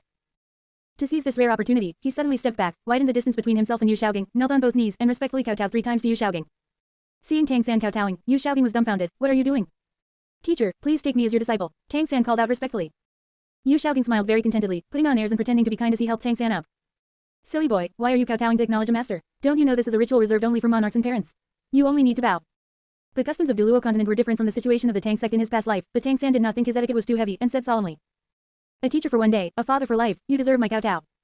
Seeing this scene, Yao Lao spoke up to tease Xiaoyan. Xiaoyan, look at that kid. Although he is an old monster who knows not how many years he has lived, what he said is really good. A teacher for one day, a father for life. Look at you, kid. After taking me as your master, you still dare to call your master an old man. By comparison, you are simply a wicked disciple. Yao Lao said this just as a joke. If he were really asked to take Tang San as a disciple, that would be absolutely impossible. With his experience and soul perception, he could see that although Tang San looked respectful to his teacher on the surface, in reality, his heart was paranoid, selfish, ruthless, and self-righteous. He was completely a carbon copy of Han Feng. Even worse than Han Feng. If he took Tang San as a disciple, he would definitely repeat the same mistakes, and might even end up even more miserable than now, unable to even have his soul remnant survive. Hearing Yao Lao's words, Xiaoyan couldn't help rolling his eyes. Teacher, your words are really wronging me, Xiaoyan muttered. My respect for you comes from the bottom of my heart. Calling you an old man is out of affection and closeness. Look at when I talk to others, when have I ever been so casual? HMPH, glib tongue. Yao Lao snorted, but there was no anger in his tone. Instead, he carried a bit of complacency from feeling flattered. Besides, Xiaoyan changed the subject, his tone carrying a hint of banter. When you, teacher, took me as your disciple back then, you were hiding in the ring, suddenly popped out while I was taking a bath, and smiled with a chuckle asking if I wanted to become an alchemist. That posture was the spitting image of a human trafficker. Compared to this so-called master of theirs, it really falls short in terms of aura. Bullshit, Yao Lao was hit where it hurts, his old face turning red. This old man was just being true to himself. Unlike this piece of trash, putting on airs and full of empty talk. What was that? I even forgot my name. Unless one is an orphan, who would forget the name given to them by their parents? Clearly he is just good for nothing, not thinking about self-reliance, yet putting on such a big front. Having lived for so many years, this is the first time I've seen someone say the 2 words, trash, in such a fresh and refined way. Ha ha ha. Xiaoyan finally couldn't help laughing heartily in his heart. ... While the master and disciple were bickering, Yu Xiaogang had already brought Tang San into Nine Academy. Tang San walked by Yu Xiaogang's side, lagging half a step behind, with a respectful and restrained attitude. His face still carried the piety from the kowtow just now, but his eyes flashed with a light called ambition. Xiaoyan concealed his figure and followed silently behind them. With his current strength, even without the help of Yao Lao's power, relying solely on his 5-star Do Master Cultivation and Spirit Realm Soul power, it was enough to remain completely undetected in this low-tier Soul Master Academy on Duluo Continent. After dropping Tang San off at the registration desk, Yu Xiaogang left. At this moment, Director Su at the registration desk heard Tang San's address to Yu Xiaogang and couldn't help speaking up to remind him. Tang San, right, as a teacher of the academy, let me remind you that a master cannot be acknowledged casually. Although the master is, from a certain perspective, an invincible entity in terms of martial soul theory. But, Sai, forget it. I have said all I can. Take it to heart if you can listen, and it doesn't matter if you can't. Anyway, your martial soul is just blue silver grass, so it doesn't hurt to take him as your master. These are the items distributed to you for free by the school. Go ahead. Tang San was puzzled, took the items, and left the academic affairs office. But as soon as he stepped out of the office, he vaguely heard the voices of the teachers from inside coming out. Innate soul power 0.5, unable to break through rank 30 for life, and the master is invincible. Invincible in theory, however, that theory has to be realized first. Director, I remember the master also has the so-called 10 core competencies of martial souls theory. It's simply utterly ridiculous. Alright, say no more. The master is a friend of the dean, we shouldn't make arbitrary evaluations. Although no one has proven his theory is correct, no one can prove it's wrong either. In the martial soul world, the master is indeed a renowned figure. Director, stop gilding the master's face. I think he's a notoriously famous clown, right? Which major faction doesn't treat him as a joke? Hearing the conversation inside, Tang San's steps paused slightly, and a trace of disdain appeared on his face. However, his disdain was not directed at the teacher he had just acknowledged, but rather at the teachers inside. He muttered to himself. Teacher was able to see that I have twin martial souls from just a single proof, and concluded that my other martial soul is extremely powerful. Could such a person be a joke? Unable to break through rank 30 in level for life, yet theoretically invincible, this suits me perfectly. What I need most right now is theory. A master's power cannot be imparted to a disciple, what is imparted is knowledge. These so-called teachers don't even understand this point. It's a wonder they are teachers of an academy. Having said that, Tang San went to look for the dormitory building. Watching Tang San's back, Yao Lao couldn't help speaking out in evaluation. I originally thought this guy was an old monster and should be a smart person, but I didn't expect him to also be an idiot. Although I do not understand the cultivation system of this world, the paths to becoming stronger lead to the same destination. Yes, indeed, on the path to becoming a powerhouse, theoretical knowledge is certainly important. But if a person has only theory without powerful cultivation and strength to support it, everything is nothing more than castles in the air. Just like, even if a person knows all the theoretical knowledge from 1st grade to 9th grade alchemists, yet he himself is a piece of trash incapable of refining even 3rd grade medicinal pills. What kind of alchemist can you expect him to teach? Even 5th grade would be a struggle. Because he only has theory, he has never experienced refining any medicinal pills above the 3rd grade. The experience required for that profound and mystical comprehension, and so on, he doesn't know any of it. Chapter 36, Yao Lao, there are no true experts in this world. Xiaoyan knew that what Yao Lao said was right. Just like in the original work of Duluo Continent, Yu Xiaogang had never absorbed a 10,000-year soul ring, so he also did not know that absorbing a 10,000-year soul ring required facing a soul shock. At this moment, Yao Lao's voice sounded in Xiaoyan's ear once again. Xiaoyan, take this teacher to have a look at this academy's library, this teacher wants to understand this world. Hearing this, Xiaoyan nodded. Hiding his figure, in just a few minutes, he arrived at the library of the Notting Junior Soul Master Academy. There was no one in the library, and Yao Lao's transparent soul body floated directly out of the ring. His vast spiritual power directly covered all the books in the library. Those books close to Yao Lao floated up out of thin air and began to turn pages automatically. ... It was unknown how much time had passed. Yao Lao finally finished reading all the books and had a preliminary understanding of the world of Duluo Continent. He sighed, and his very first sentence upon speaking was, although the cultivation system is different, this teacher dares to affirm that there are no true experts in this world. Xiaoyan did not expect Yao Lao to say such words, and asked with some confusion, teacher, why is this? Yao Lao explained, all cultivators in this world, their sources of power and means of attack, entirely rely on hunting soul beasts and absorbing their soul rings. With this kind of cultivation method, how can true experts be born? As for the experts in the mouths of the natives of this world, it is nothing more than whose martial soul is stronger, who hunts a stronger soul beast, and whose absorbed soul ring is stronger, making them the stronger expert. However, they have all overlooked one point. These are, after all, external objects. Hearing Yao Lao's words, Xiaoyan chuckled and muttered in his heart, I didn't expect teacher to be able to discover this point just by reading some books. However, this is also normal, otherwise, why would Duluo Continent be called the sewer of fantasy combat power? Yao Lao's body turned into a beam of light and drilled back into the ring, and immediately afterward, a voice was transmitted into Xiaoyan's ears. However, Xiaoyan, this world is not entirely useless. You brat are also about 6 years old now, you can go to Spirit Hall and try to see if you can awaken a martial soul.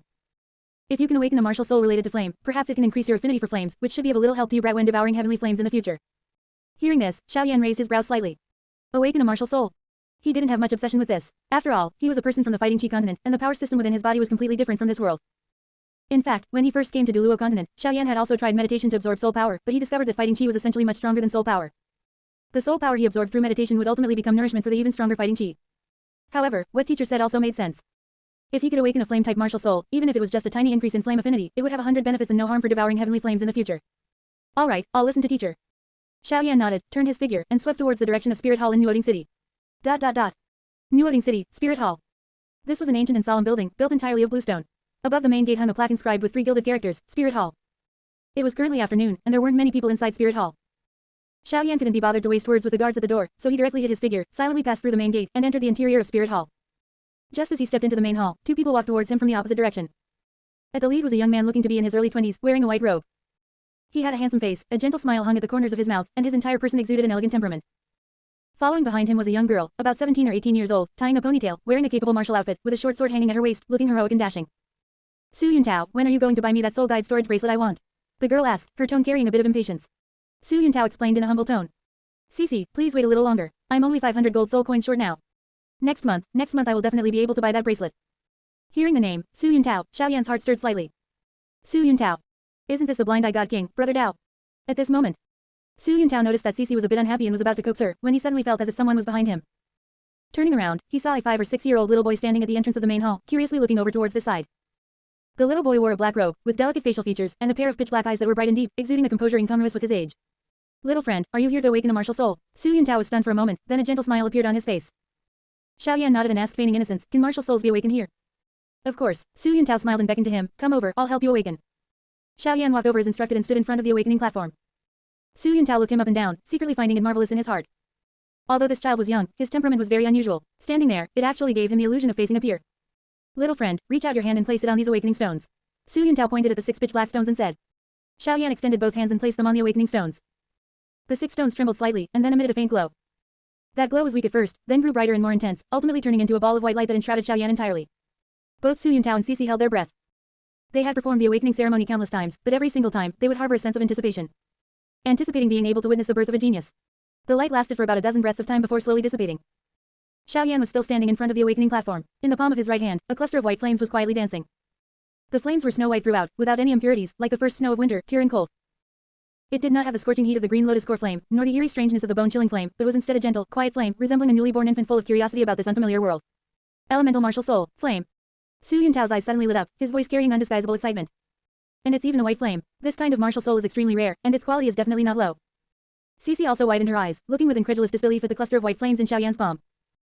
She had worked in the Nuoding City Spirit Hall for 3 years and had seen many children awaken martial souls, but this was the first time she had ever seen an elemental martial soul. And it was even a flame, an elemental martial soul with extremely strong aggressiveness. Chapter 37, Getting What One Wishes For. Little friend, what is your name? Su Yuntao squatted down and asked. Because of the spirit, his attitude towards Xiaoyan suddenly became very affectionate. Xiaoyan replied. Xiaoyan, Su Yuntao recited that name once, and then said. Come, let us see what your innate spirit power is. He took out a fist-sized crystal ball from beneath the awakening platform, completely transparent, emitting a soft glow. Put your hand on it, do not think about anything, just relax. Su Yuntao handed the crystal ball in front of Xiaoyan. Xiaoyan looked at that crystal ball and placed his hand on it. The moment he placed it on, he knew the working principle of this crystal ball testing spirit power. It could perceive the spirit power fluctuations within a human body, thereby judging the innate spirit power rank. And within his body, there was no spirit power, only Do-Chi. However, he could use Do-Chi to simulate the fluctuations of spirit power, making himself look like he had spirit power. As for how many ranks to simulate. With his current 5-star Do Master, even simulating an innate spirit power of rank 30 would not be a problem. But Xiaoyan thought about it and decided not to be too exaggerated. To avoid trouble, he did not want to attract too much attention in a small place like Nuoding City. Innate spirit power rank 8. This rank was neither too high nor too low. In this Nuoding City, he was definitely a genius, but it was still far from the extent of alarming the higher-ups of Spirit Hall. Thinking of this, the Do-Chi within his body circulated slightly, and a gentle energy passed through his palm into the crystal ball. The crystal ball suddenly lit up.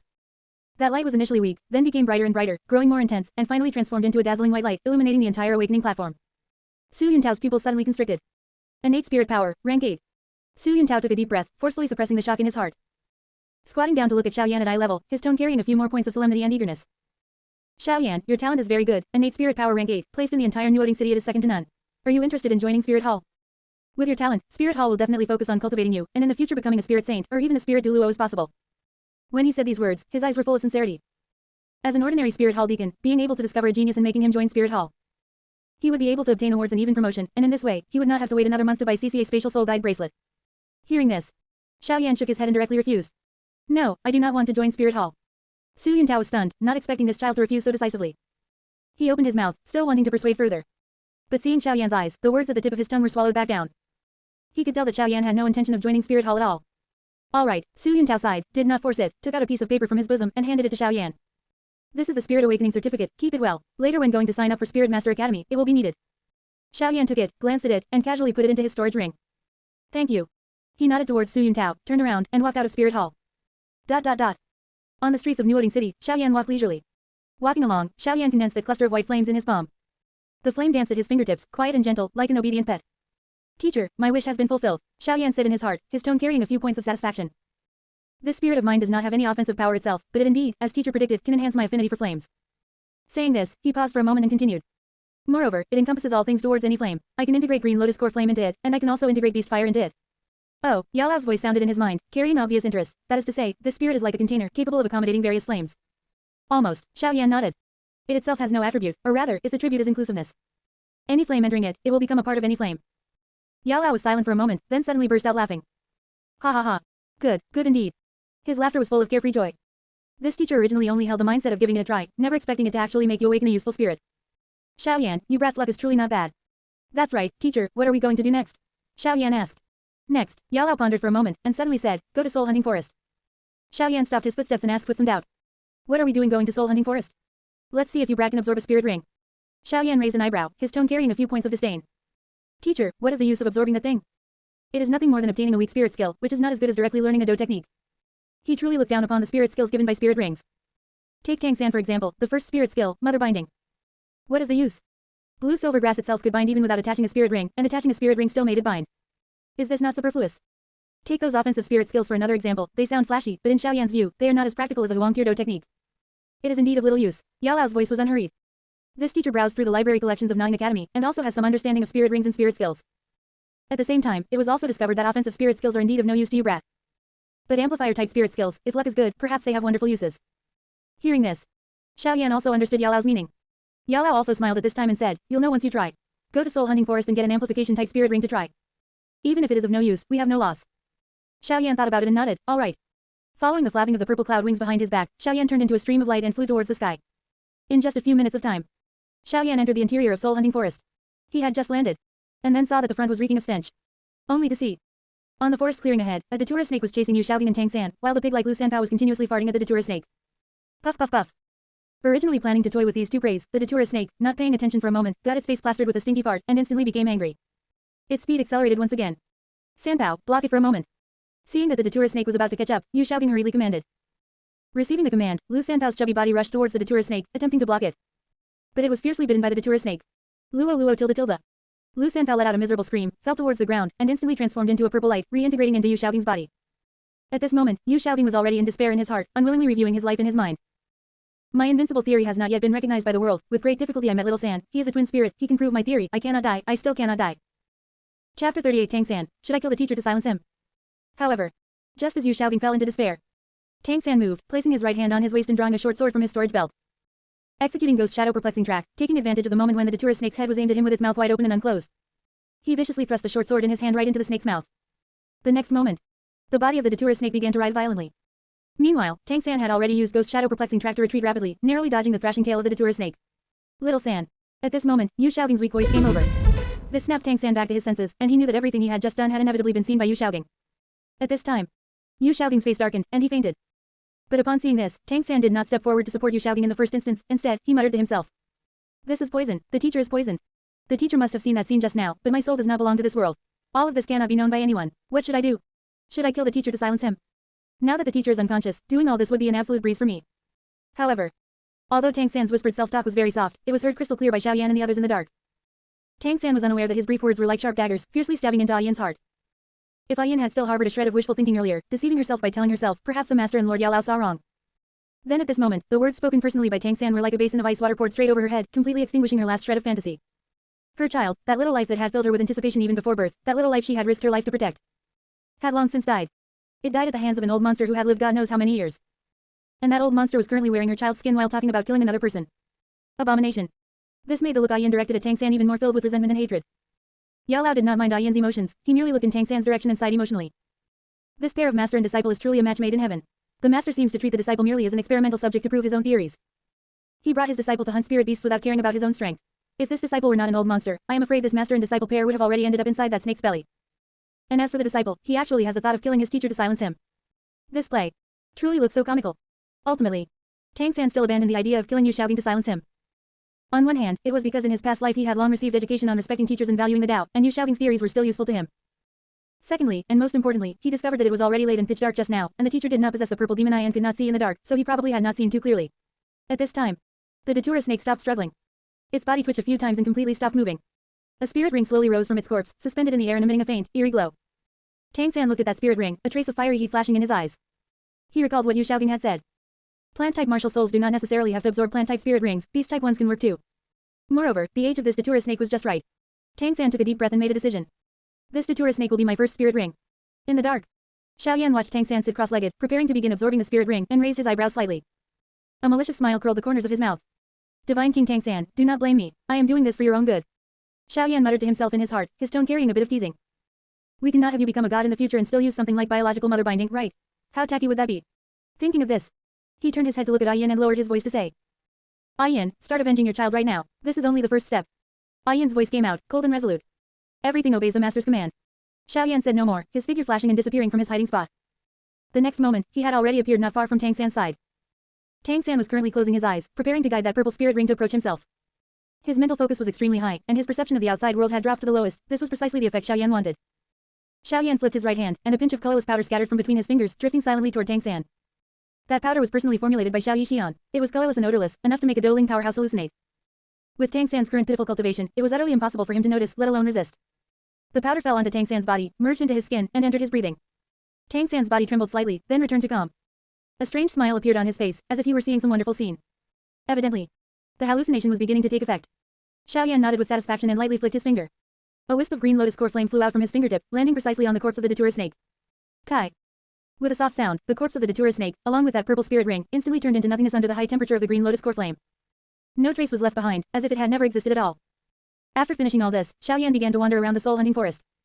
He needed to find a substitute for Tang San. Soon, he stopped beside a foul-smelling mud pool. In the mud pool, a pitch-black spirit beast was rolling around leisurely. Its size was not very large, and its appearance was very similar to a hippopotamus from his past life. Its whole body was wrapped in a thick layer of silt, emitting a nauseating stench. From time to time, it opened its big mouth to reveal a few uneven yellow teeth, yawned, and then sank back into the mud, bubbling away. Xiao Yan looked at this spirit beast, the corners of his mouth slowly spreading open. It is you. Mud Swamp Behemoth, a 10-year spirit beast, fond of silt, lazy by nature, feeding on creatures in the mud. Special ability, can excrete 1/5 of its own body weight in feces a day. Immediately afterwards, Xiaoyan struck out casually, exquisitely beating the Mud Swamp Behemoth down to its last breath. That pitiful spirit beast did not even react to what had happened before it collapsed by the side of the mud pool, panting weakly. Xiaoyan used Doji to lift it up, controlling its body and steadily delivering it in front of Tang San. The hallucinating Tang San was currently immersed in the illusion. He saw that the corpse of the Datura snake was still there. He saw that yellow spirit ring suspended right in front of him, waiting for him to absorb it. He opened his eyes, saw a dark shadow in front of him, and subconsciously thought it was that Datura snake. Tang San did not hesitate. He raised his right hand, and a sleeve arrow accurately shot into the body of the Mud Swamp Behemoth. As the sleeve arrow entered its body, the Mud Swamp Behemoth let out a weak moan and completely gave up the ghost. A circle of white spirit rings slowly rose from its corpse. White, a 10-year spirit ring. Tang San looked at that white spirit ring, with no disappointment in his eyes, only satisfaction. In his view, this was the yellow spirit ring of that 100-year Datura snake. He sat cross-legged and began to guide the spirit ring to approach himself. Chapter 39 First Soul Skill, PFF. As the soul ring landed on the blue silver grass martial soul, Tang San's body suddenly trembled, and a strange power surged into his body. That power was gentle and weak, just like a trickle of water, completely different from the ferocity that a century-old soul ring should have. But Tang San did not notice. Hallucinating, he only felt that everything went very smoothly, so smoothly that it exceeded imagination. Half an hour later, Tang San opened his eyes. That circle of white soul ring had completely integrated into his martial soul, slowly rotating beneath his feet and emitting a soft glow. He stood up, moved his body, and felt that his strength seemed to have improved a bit, although that improvement was almost negligible. Successful.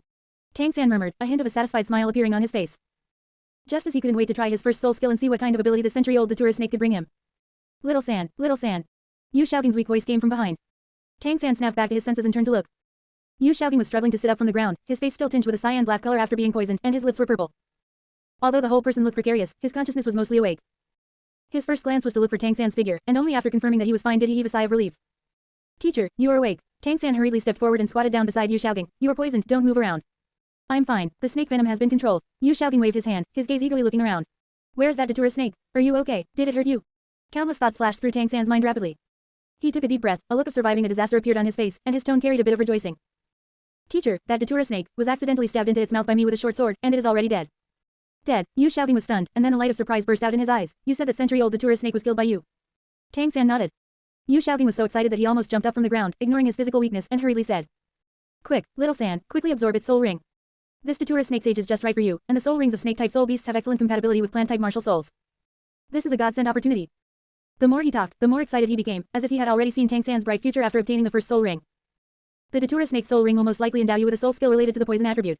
If your blue silver grass is poisonous, your combat power will increase exponentially. Quick, don't delay, the time the soul ring remains is limited. Tang San looked at Yu Xiaoging's eager appearance, wishing he could absorb the soul ring for him, and a complicated emotion surged in his heart. Teacher, the Datura snake's soul ring has already been absorbed by me, Tang San said. Hearing this, Yu Xiaoging was stunned. Absorbed, he blinked, and then the smile on his face became even brighter, even carrying a bit of wild joy. Good, good.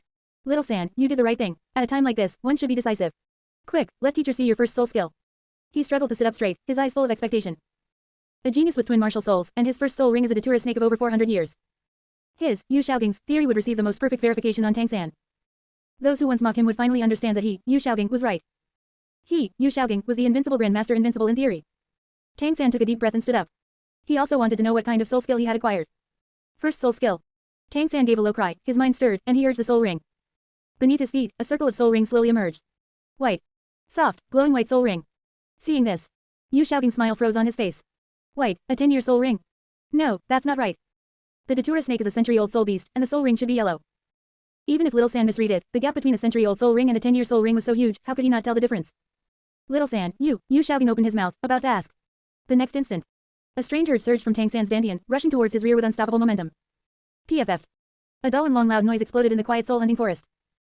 That sound didn't sound like any attacker skill, but rather like some indescribable sound made in an outhouse after someone ate something bad for their stomach. Tang San's face instantly turned pale. He felt it. A warm current jetted out from the back of his body in a bizarre way, uncontrolled and unstoppable. That feeling was as if someone had installed a perpetual motion machine inside his body, constantly excreting something from the back.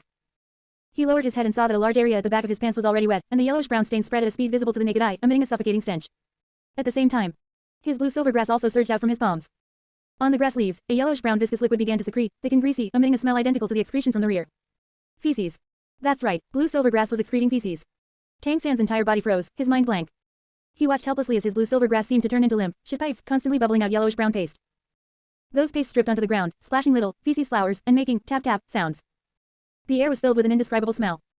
That wasn't just a simple stench, but a super stench mixed with multiple elements like rot, fermentation, etc. That smell was like someone sealing 100 outhouses and fermenting them for 3 years and then releasing all the odors in this single instant. Tang San's stomach churned, and he bent down, starting to dry retch violently. Bletch, bletch. He vomited until the heavens and earth turned dark, tears and snot streaming together, but his soul skill showed no sign of stopping at all. The sounds of PFFT PFFT PFFT rose and fell one after another behind him, like someone letting out a string of never-ending loud farts. The yellowish-brown secretions on the blue-silver grass continued to secrete, pooling into a small puddle at his feet. Within a radius of 1 kilometer, the chirping of insects instantly disappeared. Then came the panic escape sounds of animals. Leaves rustled, branches broke, and I don't know how many soul beasts chose to escape at this moment, fleeing to a place without stench. Yu Xiaoging's face was as dark could be. Not because of poisoning, but from being fumigated. He had Luo Sanpao, and for many years he had long been used to all kinds of fart smells, and his tolerance for stench far exceeded ordinary people's. But even so, he was fumigated by the smell until his tears streamed and his stomach churned in waves. He covered his nose. Looking at the circle of white 10-year soul ring at Tang San's feet, as well as the horrifying battlefield behind Tang San and those blue-silver grass excreting feces. Chapter 40, Tang San's resentment towards Yu Xiaoging. Suddenly, Yu Xiaoging suddenly turned his head, his gaze searching around. Soon, he found the stiff carcass of a soul beast lying on a clearing not far away. That soul beast was round, its entire body wrapped in dried silt, its mouth wide open, revealing a few jagged yellow teeth. A piece of information instantly popped up in his mind. Mud swamp behemoth. 10-year soul beast, fond of silt, lazy by nature, feeding on microorganisms in the mud. Special ability, can excrete feces equal to 1/5 of its body weight in a day. Soul skill, almost all soul masters who absorb it will obtain strange abilities related to excretion. Yu Xiaoging's heart felt as if it was tightly clenched by someone fiercely. Little San. His voice was trembling. You absorbed the wrong one. The soul ring you absorbed is not a datura snake at all, but this mud swamp behemoth's. Tang San suddenly raised his head, looking along Yu Xiaoging's gaze. He saw the carcass of that mud swamp behemoth. Tang San's pupils shrank violently. Impossible. I clearly absorbed a datura snake. How could this be? It's all teacher's fault.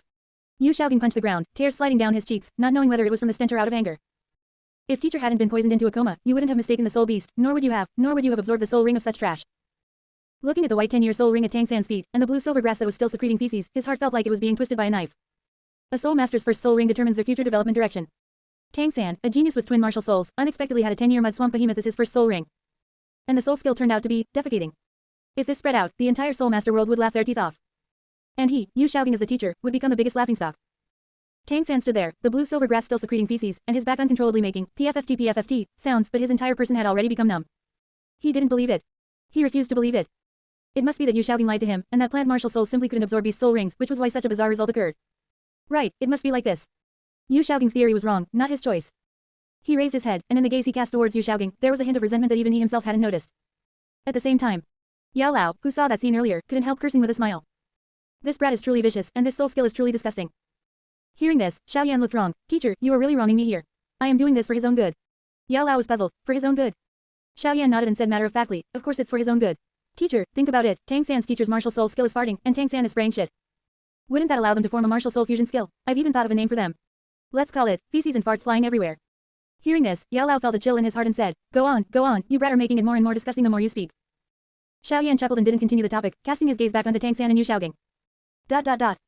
In the soul hunting forest, the foul stench still lingered and did not dissipate. At this time, Tang San's soul skill finally stopped. His back no longer went, PFFT, and the blue-silver grass also stopped secreting feces, returning into his body. Although a suffocating odor still lingered in the air, at least it wasn't worsening anymore. Tang San stood in place, motionless. There was no expression on his face, or rather, his heart was already numb. Little San. At this moment, Yu Xiaoging's voice came from behind, weak yet carrying a hint of forced firmness. Little San, teacher knows you are very sad right now.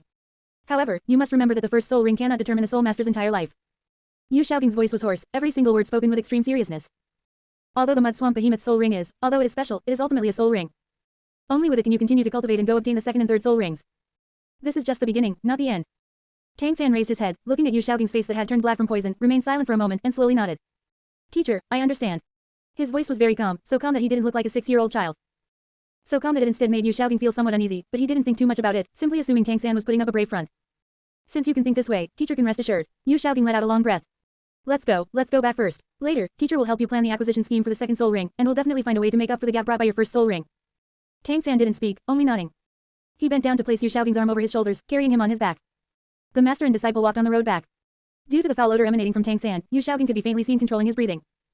Although Tang San didn't look back, from Yu Xiaoging's breathing frequency, he could guess that this was because he found the stench on his body repulsive. Discovering this, Tang San's resentment towards Yu Xiaoging deepened even further. This time, Xiaoyan did not secretly follow Tang San and Yu Xiaoging. Right at this moment, Ayan's voice suddenly rang out. Master, with your current strength and physical body strength, you are fully capable of absorbing a 10,000-year soul ring.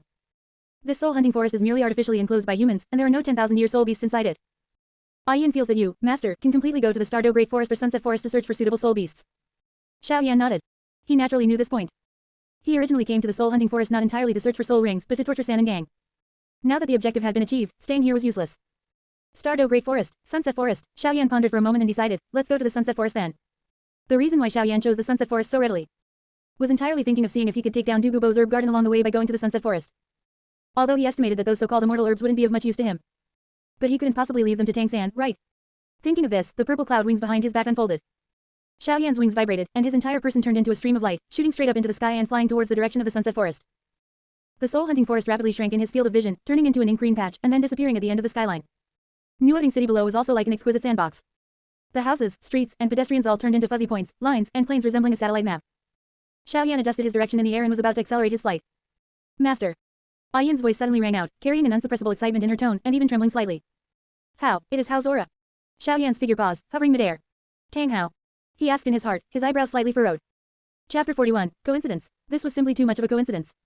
Ayin's voice was practically screaming. If not for the fact that she was currently in the form of blue silver grass, she probably would have been streaming with tears by now.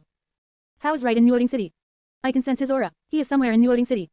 Master, I beg you, can you let me see him just once? Just once will do. Ayin had actually sensed Tang Hao's aura.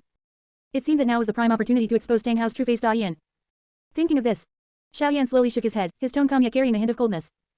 Ayin, I think it is better if you do not see Tang Hao. Perhaps he does not love you as much as you imagine. Hearing this, Ayin's voice trembled abruptly, her tone filled with disbelief. Master, what do you mean by that? Xiaoyan did not answer immediately, instead asking Ayin in return. Ayin, you previously told me about the things between you and Tang Hao. You said you were a 100,000-year soul beast blue silver emperor. After taking human form, you met and fell in love with Tang Hao. Later, you were discovered by Spirit Hall, and after giving birth to Tang San, you sacrificed yourself to him, allowing him to become a titled Duluo. Ayin nodded. Xiaoyan continued speaking. Before, I did not understand this world. Just listening to your account made me feel that certain parts didn't make sense. Now that I understand this world, soul masters, soul rings, soul beasts, and so forth, I can almost be certain that your sacrifice was designed by Tang Hao. No, impossible. Ayin's voice carried obvious panic and resistance. How? He loves me so much, how could he? Ayin, calm down and listen to me finish. Xiaoyan interrupted her, his tone unhurried yet every word clear. He hovered midair, the purple cloud wings behind him gently flapping, casting his gaze towards the distant direction of New City, as if he could peer through layers of buildings and see Tang Hao drinking sullenly over there. First, how was your identity exposed? Xiaoyan raised a finger and began to analyze item by item. You are a 100,000-year soul beast in human form. According to the rules of this world, after a transformed soul beast passes the level 60 maturity period. As long as you don't actively expose yourself, even if a titled Duluo stands right in front of you, they cannot see through your true form. As the young master of the Clear Sky sect, Tang Hao couldn't possibly not know this. Yet what did he do? Instead of bringing you back to the Clear Sky sect to live in seclusion, he took you traveling everywhere, making a public spectacle. It was as if he was afraid others wouldn't know there was a woman of unknown origin by his side. Ayin opened her mouth, wanting to say something, but found herself unable to refute. Second, the timing of your pregnancy. Xiaoyan raised a second finger. You are a 100,000-year soul beast in human form. Pregnancy would cause your aura to be unstable, making it even easier to expose your identity. Tang Hao likewise knew this. Yet what did he do? Instead of making you stay obediently in the Clear Sky sect during the early stages of your pregnancy, he took you roaming around outside. And right at that time, Spirit Hall Pope Qian Zunji personally led people to block your path. The time, place, and persons were as precise as if they had been arranged in advance. Ayin's voice was already somewhat trembling. Could it just be a coincidence? Coincidence. The corners of Xiaoyan's mouth lifted slightly, carrying a trace of mockery. Ayin, do you believe that yourself? Ayin fell silent.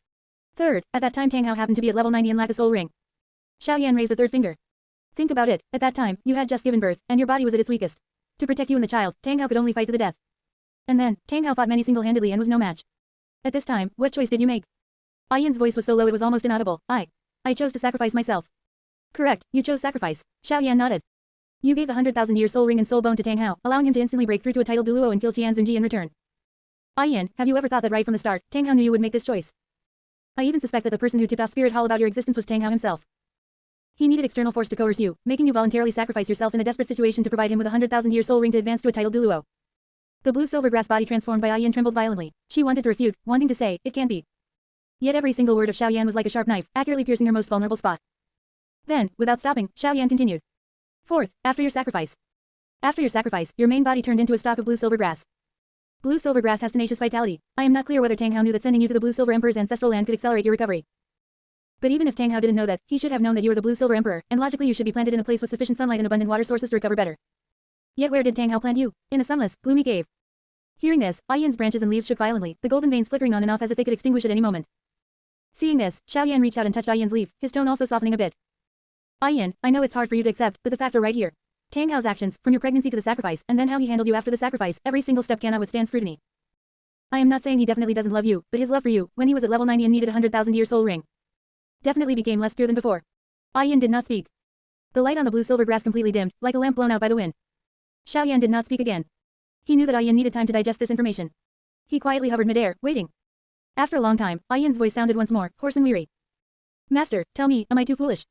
Actually, back in that sunless cave, I had also thought about the words Master said. But every time I saw Tang Hao, coming to see me with a decadent expression, in my heart I felt it was wrong to think of him that way. Master, my heart is very conflicted right now.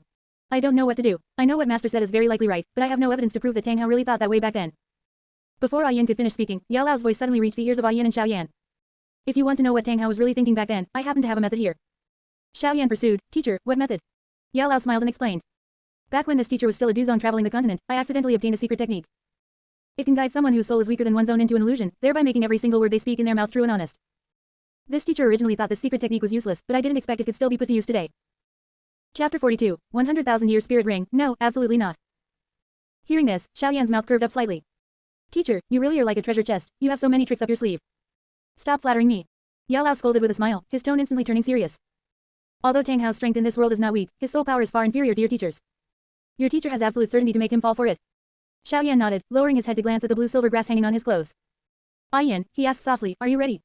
The light within the blue-silver grass flickered a few times, and Yin's voice came out. Master, thank you, I want to know the truth. Xiaoyan did not say anything more. With a shake of his purple cloud wings, his figure turned into a streak of light, flying toward the direction of Nuoding City. Nuoding City, South District. A dilapidated tavern. The tavern was not big, with a mottled facade, and the handwriting on the sign was already too blurry to see clearly. The air was filled with a mixed scent of cheap ale and mildew, and a few drunkards slumped over the tables, snoring like thunder.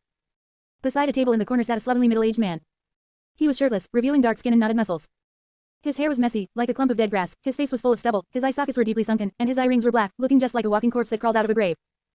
Several empty wine bottles were placed in front of him, and he was still clutching one in his hand, tilting his head back to pour it into his mouth. The cheap ale flowed down from the corners of his mouth, trickling across his stubbled chin and dripping onto his bare chest. He didn't care in the least, just kept drinking continuously, as if only alcohol could numb his long dead heart. Clearly, this person was none other than Tang Hao. Xiaoyan stood outside the tavern door, looking at Tang Hao through the dilapidated window, and said to Yao Lao in his heart. Teacher, it's time for you to make a move. Yao Lao did not answer, but Xiaoyan could feel an invisible soul power surging out from the ring. Like a wisp of black smoke, it silently drifted toward Tang Hao inside the tavern. That wisp of black smoke burrowed into Tang Hao's nostrils, merged into his blood, and finally quietly sneaked into his soul. Tang Hao's body trembled slightly.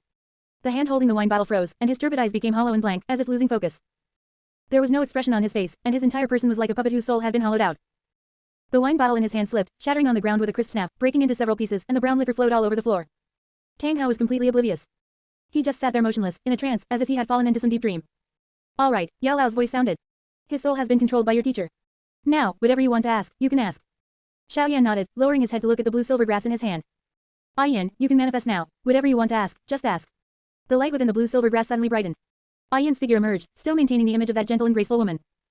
But at this moment, there was no gentleness on her face, only iciness. Her eye sockets turned slightly red, but her tears had been forcibly forced back by her. She did not want to shed tears in front of Tang Hao and reveal her vulnerability. Soon, Yin walked into the tavern and stood in front of Tang Hao. Tang Hao's gaze remained hollow, but the moment he saw Yin, a trace of a bizarre smile suddenly appeared on his numb face. Yin. His voice was hoarse and low, as if squeezed out from the depths of his throat. Is that you? You've appeared in my dream again. Yin did not speak, only looking at him coldly. Don't blame me. Tang Hao seemed to have fallen into some kind of memory, muttering to himself. Your death cannot be blamed on me. It was all those damn soul beasts. I have already avenged you. I have avenged you. Hearing this, Yin's fingers trembled slightly, her nails digging deeply into her palms. She took a deep breath, suppressing the surging emotions in her heart, and asked, her voice as icy as not having a shred of warmth. Tang Hao, was my sacrifice schemed by you? A trace of struggle surfaced on Tang Hao's face, seeming to resist something. But Yao Lao's secret technique was too powerful, his soul simply could not resist. In the end, his expression returned to calmness, and he began to speak, every single word sounding as if squeezed from the depths of his soul. Yes, I admit it, it was me who schemed against you. Yin's body trembled violently. Even though she had anticipated it long ago, even though Xiaoyan had already laid out all the suspicious points one by one before her, when Tang Hao personally uttered this word, yes. She still felt the world spinning, as if the entire universe had collapsed at this very moment. A 100,000-year spirit ring. Tang Hao's voice continued, as if talking to himself and also as if explaining to Yin. Which spirit master could resist such temptation? Although our clear sky sect is the #1 sect in the world, who could not be tempted by 100,000-year spirit ring? Speaking of this, a trace of pain suddenly appeared on his numb face. But Yin, do you know, actually, after you sacrificed yourself, I regretted it. I truly regretted it, I regretted scheming against you. Now, as long as you can be resurrected, as long as you can return to my side, I am willing to pay any price. Hearing the word, regret, Yin felt not a shred of emotion in her heart, only endless desolation. Following Tang Hao's words, she continued to ask. You are willing to pay any price? My origin is severely damaged right now, and I want you to return my 100,000-year spirit ring and 100,000-year spirit bone to me. Hearing this, Tang Hao unhesitatingly took out a bone from his embrace. That was a crystal clear bone, emitting a faint blue light, looking warm and jade-like, so beautiful that it did not seem like an item of the mortal world. A 100,000-year spirit bone. Yin spirit bone. Tang Hao handed the spirit bone toward Yin, his voice calm. Here you go, Yin. Yin reached out and took the spirit bone. When her fingers touched the warm bone texture, she could not help trembling slightly. Yin took a deep breath, put away the spirit bone, and continued to ask. What about the spirit ring? Tang Hao fell silent. An obvious struggle surfaced on his face, and his numb expression began to twist, as if two forces were fiercely clashing within his body. After a long time, he finally spoke, his voice carrying a bit of hesitation. Yin, I can give you the spirit bone, but the spirit ring won't do. His tone became hurried. Now the sect doesn't want me anymore, and Spirit Hall is also hunting me down. I have nothing left. If even the spirit ring is returned to you, I will drop from the titled Duluo realm, and I will no longer be that awe-inspiring clear sky Duluo. I will truly have nothing left. Speaking of this, he raised his head, his hollow eyes looking at Yin, his face full of determination. No, absolutely not. Chapter 43, Yin and Tang Hao make a clean break. Yin looked at Tang Hao's appearance and suddenly smiled. Her smile was very cold as ice. Tang Hao, didn't you say just now that as long as I could be resurrected, you would be willing to pay any price? Her voice was very soft, yet it pierced fiercely into Tang Hao's heart like a knife. What, can't you even bear to part with a soul ring now? Tang Hao's face was full of pain, his lips were trembling, but he couldn't say a single word. Actually, even if Tang Hao said something now, Yin didn't want to listen anymore. She looked at the man in front of her, the person who had once made her willingly give up everything, even her life. At this moment, he was sitting there with a face full of pain. Although he said he regretted it on his lips, perhaps he truly regretted it in his heart. But clearly, compared to herself and her 100,000-year soul ring. In his heart, the 100,000-year soul ring was still more important, and becoming the clear sky Duluo was even more important. Regret. Hey. A cold arc appeared at the corner of Yin's mouth. She suddenly felt that she must have been blind back then. Tang Hao. Yin spoke, her voice not loud, but every word was clear. Today, considering our past bond as husband and wife, I will not lay a hand on you. But starting today, you and I make a clean break.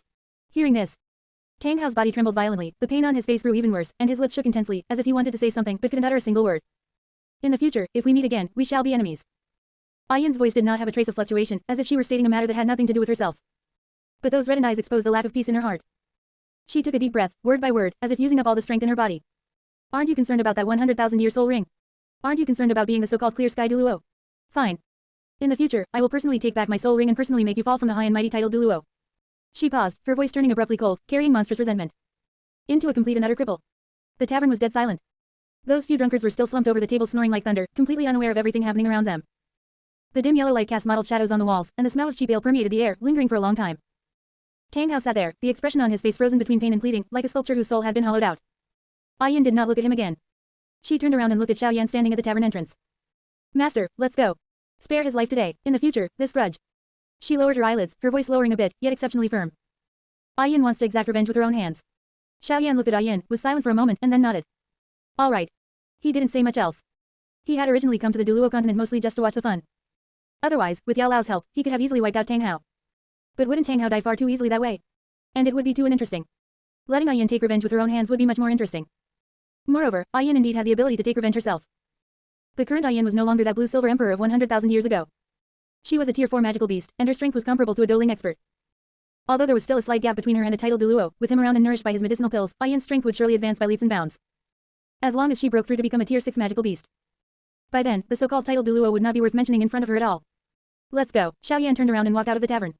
Yin took one last look at Tang Hao, then turned into a blue light. And landed on Xiaoyan's clothing. After Xiaoyan left. Inside the tavern, Tang Hao's body suddenly trembled. He abruptly raised his head, his cloudy eyes looking around blankly, his face filled with confusion. What happened to me? He lowered his head to look at the empty wine bottle on the table, then looked at the shattered bottle on the ground, frowned, and reached out to rub his temples. I drank too much again. He muttered to himself, snatched an unopened bottle of ale from the table, bit open the cork, and poured a large mouthful down his throat. The cheap liquor slid down his throat into his stomach, burning his stomach and numbing his nerves. He had no idea that in that short quarter of an hour just now, his soul had been controlled, his secrets dug out, and his wife. That woman who had given her life for him had made a clean break with him. He only thought that he had had another dream. In the dream, Yin had returned.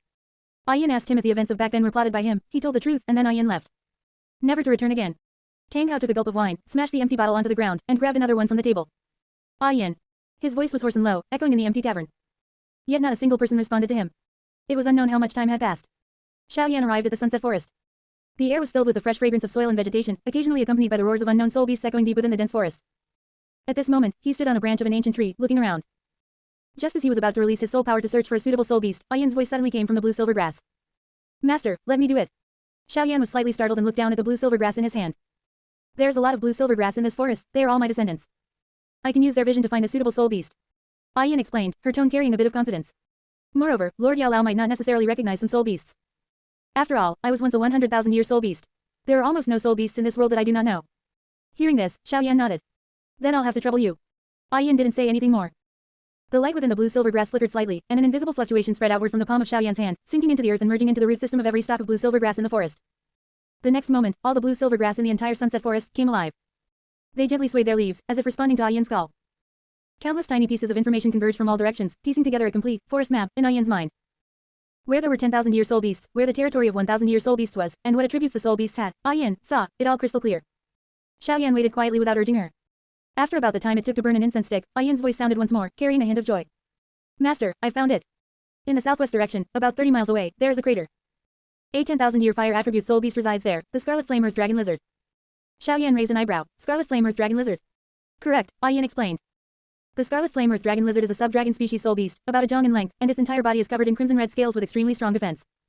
The fire attribute soul power within its body is extremely pure. If Master absorbs its soul ring, there is a high probability of obtaining a fire attribute amplification type soul skill.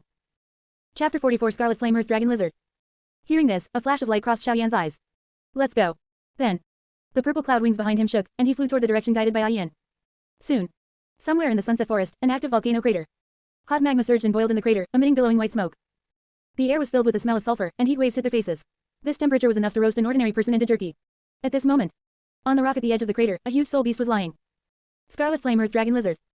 Its body length was more than a jong, and its entire body was covered with scarlet red scales the size of a palm, gleaming with a dark red light under the reflection of the magma. Its limbs were thick and powerful, its claws deeply embedded in the rocks, and its tail was as long as a whip, with a bone spur at the tip, emitting a faint cold light. The most eye-catching thing was its eyes. That was a pair of cold vertical pupils, amber in color, as if two clusters of flames were burning in the pupils. Right now, it was closing its eyes, lying on the edge of the crater, enjoying the heat emitted by the magma. Completely unaware that the god of death had quietly descended. Xiaoyan suspended above the crater, looking down condescendingly at the scarlet flame earth dragon lizard. Is it this one? Master, it's this one, Yin affirmed. A 10,000-year soul beast, with an age of around 30,000 years, it is just right for Master. Hearing this, Xiaoyan nodded, and just as he was about to make a move, Yin suddenly said again. Master, let Yin do it. Xiaoyan was slightly startled, lowering his head to look at the blue-silver grass on his clothes. This soul beast doesn't need Master to make a move. Yin also wants to do something for Master. Xiaoyan was silent for a moment, smiled, put away his palm, and stepped back a few steps. Alright, you do it. Yin didn't stand on ceremony. The golden patterns on the trunk lit up. The next moment, the ground began to vibrate. Countless vines broke through the earth. Thousands of blue-silver grass surged from all directions, growing wildly and spreading frantically. Driven by some invisible force, they formed a blue ocean in a very short time. The scarlet flame earth dragon lizard abruptly opened its eyes. A trace of panic flashed in those cold vertical pupils, and it felt unprecedented danger. It opened its mouth and let out a deafening roar, its huge body bouncing up suddenly, escaping toward the outside of the crater. But it was already too late. Countless vines struck from all directions, like countless spiritual snakes, precisely wrapping around the limbs and trunk of the scarlet flame earth dragon lizard. In an instant, it was tied up tightly. The scarlet flame earth dragon lizard struggled desperately, spitting raging flames from its mouth, scorching the vines wrapped around its body. But those vines seemed endless, for every one burned off, dozens more replaced it. No matter how it struggled, it couldn't break free from these layers of bindings. Roar. The scarlet flame earth dragon lizard let out a desperate roar.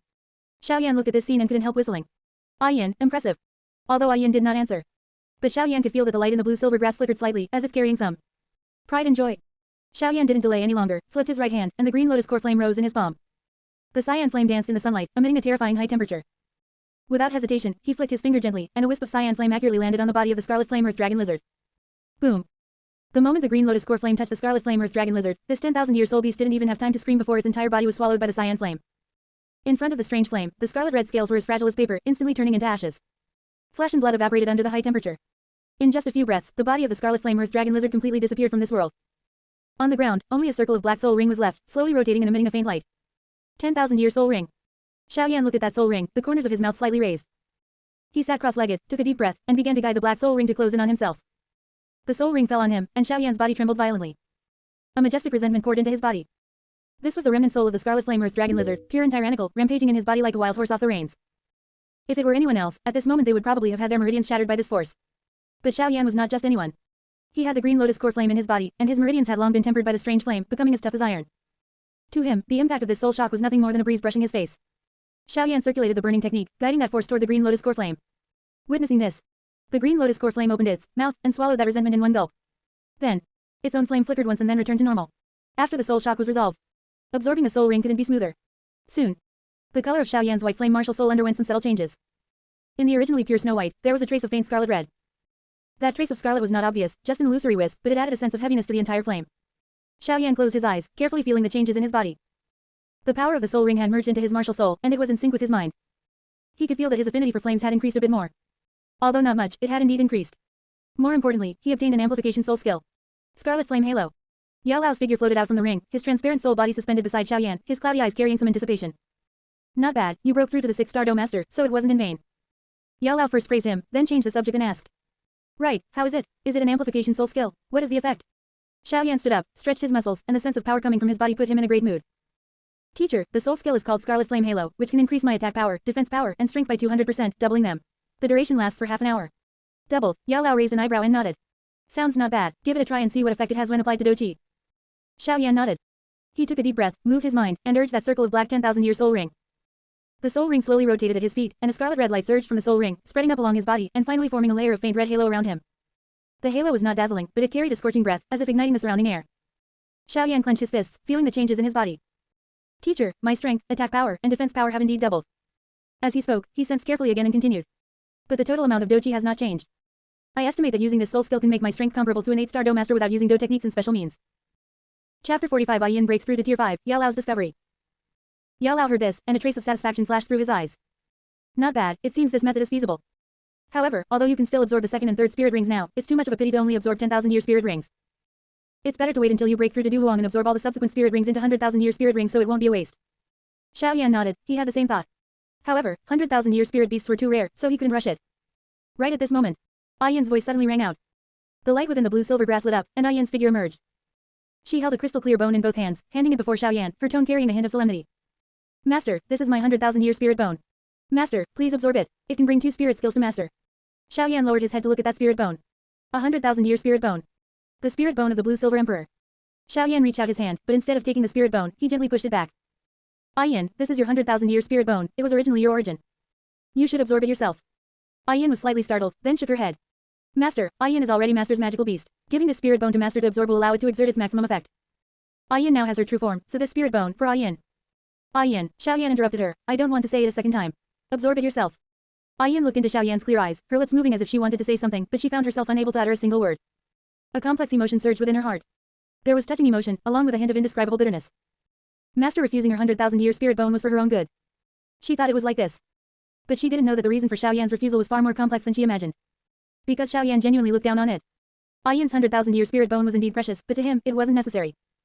The 2 spirit skills attached to that spirit bone. One was flight, he already had the purple cloud wings, so getting another flight spirit skill was purely redundant. The other was as the spring breeze blows. Bluntly speaking, it could heal, but it could only heal some ordinary injuries. It was indeed somewhat useful to him at present. But it hadn't reached the point where he had to take it. More importantly, he was unwilling to replace his own bones with a spirit bone. What of a 100,000-year spirit bone? It wasn't the bone of some divine dragon, phoenix, or ancient vicious beast, it wasn't worth him swapping. Throughout the entire Duluo continent, the only thing that could catch his eye was the bones of those 2 dragon kings beneath the ice and fire Yin Yang well. Those were truly good things. However, he naturally wouldn't say these words to Ai Yin. Seeing Xiaoyan refuse so decisively, Ai Yin thought he was sincerely looking out for her. Her heart was moved beyond measure, her eye sockets turned slightly red, and her voice trembled slightly. Master. Xiaoyan waved his hand, not letting her continue. Ai Yin, you are now a magical beast. Although the owner of this spirit bone was originally yourself, it will still be very difficult for you to absorb it now. He reached out, took that 100,000-year spirit bone, and weighed it in his palm. Let me help you out. Ai Yin was slightly startled. Before she could react to what Xiaoyan was going to do, a cluster of cyan flames had already risen from Xiaoyan's palm, enveloping that 100,000-year spirit bone. Green lotus core flame. The hardness of a 100,000-year spirit bone far exceeded an ordinary person's imagination. Even a powerhouse at the titled Duluo level would find it almost impossible to destroy a 100,000-year spirit bone. But in front of the heavenly flame, none of that was a problem. The cyan flames licked against the spirit bone, emitting a chi-chi sound. The blue light on the surface of the spirit bone began to flicker violently, as if making a final struggle. But that struggle only lasted for a few breaths before completely dissipating. The 100,000-year spirit bone began to melt. Just like ice meeting fire, it slowly changed from a solid state to a liquid state. The crystal clear bone transformed into wisps of light blue energy, becoming even purer under the scorching of the green lotus core flame, and then drifted toward Ai Yin's direction. Ai Yin instinctively opened her mouth, and those light blue energies followed her breathing, drilling into her body. The moment the energy entered her body, Ai Yin's body trembled violently. That was her origin. It was originally her thing, and now returning to her body, there was not the slightest rejection or the slightest obstruction. Just like a river flowing into the sea, everything was so natural and smooth. Ai Yin closed her eyes, feeling the surging power within her body. Her aura began to climb. Tier 4 peak. Tier 5. Boom. A majestic aura erupted from within Ai Yin's body, transforming into a blue pillar of light that soared straight into the sky. Within that pillar of light, the phantom of a huge blue silver emperor could be faintly seen, gold patterns flowing across its leaves, noble and majestic. A Tier 5 magical beast. Comparable to a duong. Ai Yin opened her eyes, lowered her head to look at her hands, and felt the surging power within her body. Her lips trembled slightly, and her eye sockets filled with tears. Master. Her voice was hoarse, as if something was blocked in her throat. Thank you, Master. Xiaoyan waved his hand and said casually. All right, stop acting so sentimental. This is only Tier 5. It won't be too late to thank me when you break through to Tier 6 and Tier 7. Yin nodded hard, forcing the tears back into her eyes. She knew that what Master said was true. Following Master, she wouldn't stop at Tier 5. Tier 6 and Tier 7 were not entirely impossible. By then, she would personally take back what belonged to her from Tang Hao. Personally. Yin clenched her fists tightly, a trace of cold light flashing in her eyes. Xiaoyan looked at her appearance, the corners of his mouth curving up slightly without saying anything. He withdrew the green lotus core flame back into his body, patted the dust off his hands, looked around, and cast his gaze deeper into the sunset forest. Let's go. Xiaoyan patted the dust off his robes, his purple cloud wings vibrated, and he flew toward the direction of the outer perimeter of the sunset forest. Yin transformed back into the blue-silver grass, landing on his clothes and disguising herself as an ornament. However, Xiaoyan didn't genuinely plan to leave. He flew leisurely. In fact, he was searching for the ice and fire yin-yang well. Logically speaking, he could let Yao Lao help. With Yao Lao's soul power, it could easily cover the entire sunset forest. Finding the ice and fire yin-yang well wouldn't be too easy. But the problem was he couldn't directly tell Yao Lao, I know there's a treasure land there. In that case, Yao Lao would definitely grow suspicious and ask how he knew. Therefore, he could only rely on himself. Xiaoyan circled the sky above the forest 2 more times, his brows slightly furrowing. Right at this moment, Yao Lao's voice suddenly rang out in his mind. Xiaoyan, wait. Xiaoyan felt a surge of joy in his heart, but on the surface, he remained calm. He hovered midair and asked doubtfully, Teacher, what is it? This teacher had nothing to do and used soul power to scan the surroundings. Yao Lao's voice carried a hint of pleasant surprise. In the center of this sunset forest, I discovered what seems to be a naturally formed treasure land. The heaven and earth energy there is exceptionally dense, and many precious medicinal herbs grow inside, all of which have high ages. We can go take a look. Chapter 46. This poison, compared to your little wife who plays with poison, is far inferior. Hearing these words, Xiaoyan knew that Yao Lao had discovered the ice and fire yin-yang well, and he was overjoyed in his heart, but on the surface, he feigned a look of surprise. Really, teacher, where is it? Follow your teacher's guidance, Yao Lao said. Xiaoyan nodded, his purple cloud wings vibrated, and he flew towards the direction guided by Yao Lao. Center of the sunset forest. Xiaoyan landed on a cliff, in front of him was a dense poison mist barrier. That poison mist was grayish-green, so thick it was almost impenetrable, as if someone had crushed countless toxins and melted them into the air, forming a natural barrier. The outlines of some plants were faintly visible in the poison mist. Those were emerald green flowers, their petals flickering with an eerie luster. Jade phosphorus 7 absolute flower. Xiaoyan recognized these poisonous plants. This was a large amount of poisonous grass planted by Dugubo on the periphery. It was precisely the poison mist emitted by these poisonous grasses that isolated the ice and fire yin-yang well from the outside world. Ordinary people, let alone going in, even if they approached this poison mist, would be poisoned to death within a few breaths. It seems this place is privately owned, Yao Lao's voice sounded, with a hint of disdain in his tone. However, this poison mist, hey, compared to that little wife of yours who plays with poison, it's far too inferior. Hearing this, the corners of Xiaoyan's mouth twitched slightly. The little wife who plays with poison, teacher was talking about Xiao Yixian. Although these words sounded a bit improper, I have to say, Yao Lao was right. Xiao Yixian's calamity poison body was the true ceiling of playing with poison. Du Gubo's bit of poison mist wasn't even fit to carry shoes in front of Xiao Yixian. Although Xiaoyan wasn't afraid of these poisons either, he wouldn't use his body to hard resist this poison mist. The green lotus core flame rose in his palm, Xiaoyan's body was wrapped in a circle of cyan flames, and he raised his foot to step into the poison mist barrier. The moment the poison mist met the green lotus core flame, it was like meeting a natural enemy, rapidly retreating to both sides. No, to be precise, it wasn't retreating, but evaporating directly. The high temperature within a 10-meter radius of the heavenly flame was enough to burn these toxins to ashes. Within a 10-meter range around Xiaoyan, a vacuum zone completely devoid of poisonous gas was formed. Those grayish-green poison mists made a chi-chi sound the moment they approached the flame, turning into wisps of white smoke and dissipating into the air. Xiaoyan stepped on the pockmarked ground corroded by the poison mist, walking forward step by step. Passing through the poison mist barrier, the view suddenly opened up. This was a valley. There was a huge spring in the valley, and the spring water gushed out from the ground, forming a pool of water in the valley. And the most magical thing was that the spring water gushing from the spring was half as hot as boiling water, and half as bone-chillingly cold. Two completely different streams of water converged in the pool, yet they did not mix with each other, forming a bizarre scene. Ice and fire yin-yang well. Xiaoyan's gaze moved away from that pool of water and looked around. Lovesick red, silk tulip, octagonal mysterious ice grass, fiery apricot delicate, narcissus jade bone. Xiaoyan recognized these immortal herbs. But Yao Lao did not recognize these immortal herbs. After all, these were treasures of heaven and earth from another world, completely different from the medicinal material system he was familiar with. However, Xiaoyan did not intend to introduce them to Yao Lao. Because he felt that with Yao Lao's ability as an 8th-tier peak alchemist, even if he didn't recognize them, he would probably soon figure out the uses of these immortal herbs. Sure enough. Yao Lao's figure floated out from the ring, his transparent soul body floating above those immortal herbs, his cloudy eyes full of curiosity and inquiry. He first floated to a medicinal herb shaped like autumn water with dewdrops rolling on its leaves, carefully sensed it for a moment, and his voice carried a hint of surprise. This medicinal herb can enhance spiritual power. And its medicinal power is extremely gentle. Even if an ordinary person takes it, there will be no side effects. Looking through autumn water dew. Xiaoyan nodded inwardly, as expected of teacher. Yao Lao floated to another medicinal herb. That was an immortal herb as white as snow, shaped like a peony, with a faint halo flickering on its petals, so beautiful that it didn't look like something of the mortal world. In the center of the petals, there were faint red veins, like tear stains of lovesickness. Yao Lao stared at it for a long time, his brows slightly furrowed. This medicinal herb is the most bizarre, and its medicinal power is also the strongest. But it seems to require a special emotion to be plucked. Thinking of the beloved, and without a trace of distracting thoughts, can it be made to recognize its master? However, Yao Lao paused, his tone adding a bit of confidence. It can also be plucked by other methods, it's just a bit more troublesome. Yao Lao studied those immortal herbs for a while longer, seeming still somewhat unsatisfied. But right at this moment, his figure suddenly paused, his gaze abruptly cast towards the direction outside the valley. Xiaoyan, Yao Lao's voice sounded, with a hint of solemnity. The owner of this place should have returned. The strength is not strong, much weaker than that Tang Hao, probably around the high tier of Do Wang. Hearing this, Xiaoyan calculated inwardly. Only high tier Do Wang. Du Gubo's title of the weakest title Duluo was indeed well deserved. However, there was not the slightest tension on Xiaoyan's face, instead he was quite relaxed. He stood with his hands behind his back, beside the ice and fire Yin Yang well, quietly waiting for the arrival of that old poisonous fellow. The poison mist churned. A figure walked out from the mist. It was an old man with grayish-white hair, an aged face, sunken eye sockets, and a faint green light glowing in his eye orbits, like a venomous snake hidden in the dark. He was wearing a dark green robe embroidered with snake-like patterns, and his whole body exuded a gloomy and cold aura. Obviously, this person was the poisoned Duluo, Du Gubo. The moment Du Gubo stepped into the valley, he caught sight of Xiaoyan standing beside the ice and fire Yin Yang well at a glance. His footsteps paused abruptly, and a trace of surprise and astonishment appeared on his face. A child. A child around 6 or 7 years old. How did he pass through the poison mist barrier? Even if a strong person at the soul Duluo level came, they would have to be 3 parts wary of the poison mist from those jade phosphorus 7 absolute flowers. But this child not only stood here safe and sound, but also looked relaxed, as if he were strolling in his own backyard. Kid. At this moment, Du Gubo spoke, his voice hoarse and sharp, like sandpaper rubbing against metal. How did you pass through the poison mist and come here? Xiaoyan looked at Du Gubo without the slightest tension on his face, but rather relaxed, cupped his hands, and spoke in a neither humble nor arrogant tone. Junior inadvertently discovered that this place is a natural treasure land, and seeing it sparked my interest, so I came in to take a look. Du Gubo looked Xiaoyan up and down, his brows knitted into a knot. This child is so young, yet seeing him, a titled Duluo, he isn't scared at all. Does he not know his own identity, or does he really have some trump card? Kid, do you know who I am? Du Gubo narrowed his eyes, his tone carrying a hint of threat. Trespassing on my territory, you've got quite some guts. Xiaoyan deliberately retorted, I wonder who Senior is. Chapter 47 Du Gubo's incredulity. Hearing this, Du Gubo let out a cold snort in his heart. As expected, he doesn't know this old man. Later on, just make sure you, little brat, don't piss your pants in fear. Thinking of this, he took a step forward, and 9 spirit rings slowly rose from beneath his feet. 2 yellows, 2 purples, 5 blacks, the optimal spirit ring configuration. They slowly rotated around him, exuding a suffocating sense of oppression. Behind him, the phantom of the Jade Phosphor Serpent Emperor emerged. Its serpent pupils were ice cold, its forked tongue flicked in and out, emitting a chilly, tyrannical aura. Du Gubo did not press all of his aura down onto Xiaoyan. He was afraid that if he wasn't careful, he would directly crush this child to death.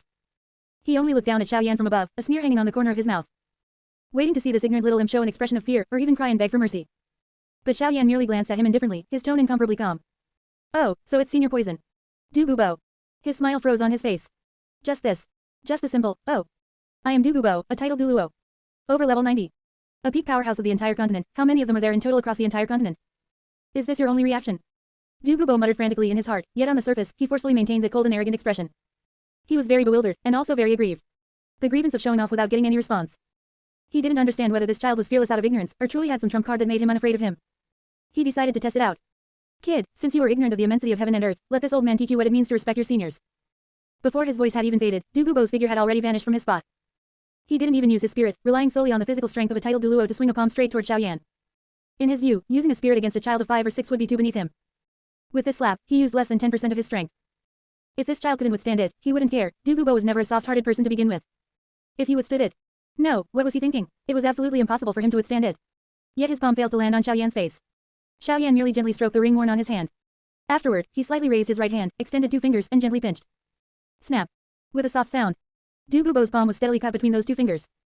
That hand was not large, and was even somewhat slender. In short, it didn't look like it could block a titled Duluo's strike at all. Yet it blocked it all the same. The palm swung out by Du Gubo slammed into an invisible wall in front of those 2 fingers, not moving an inch. Du Gubo's pupils suddenly constricted.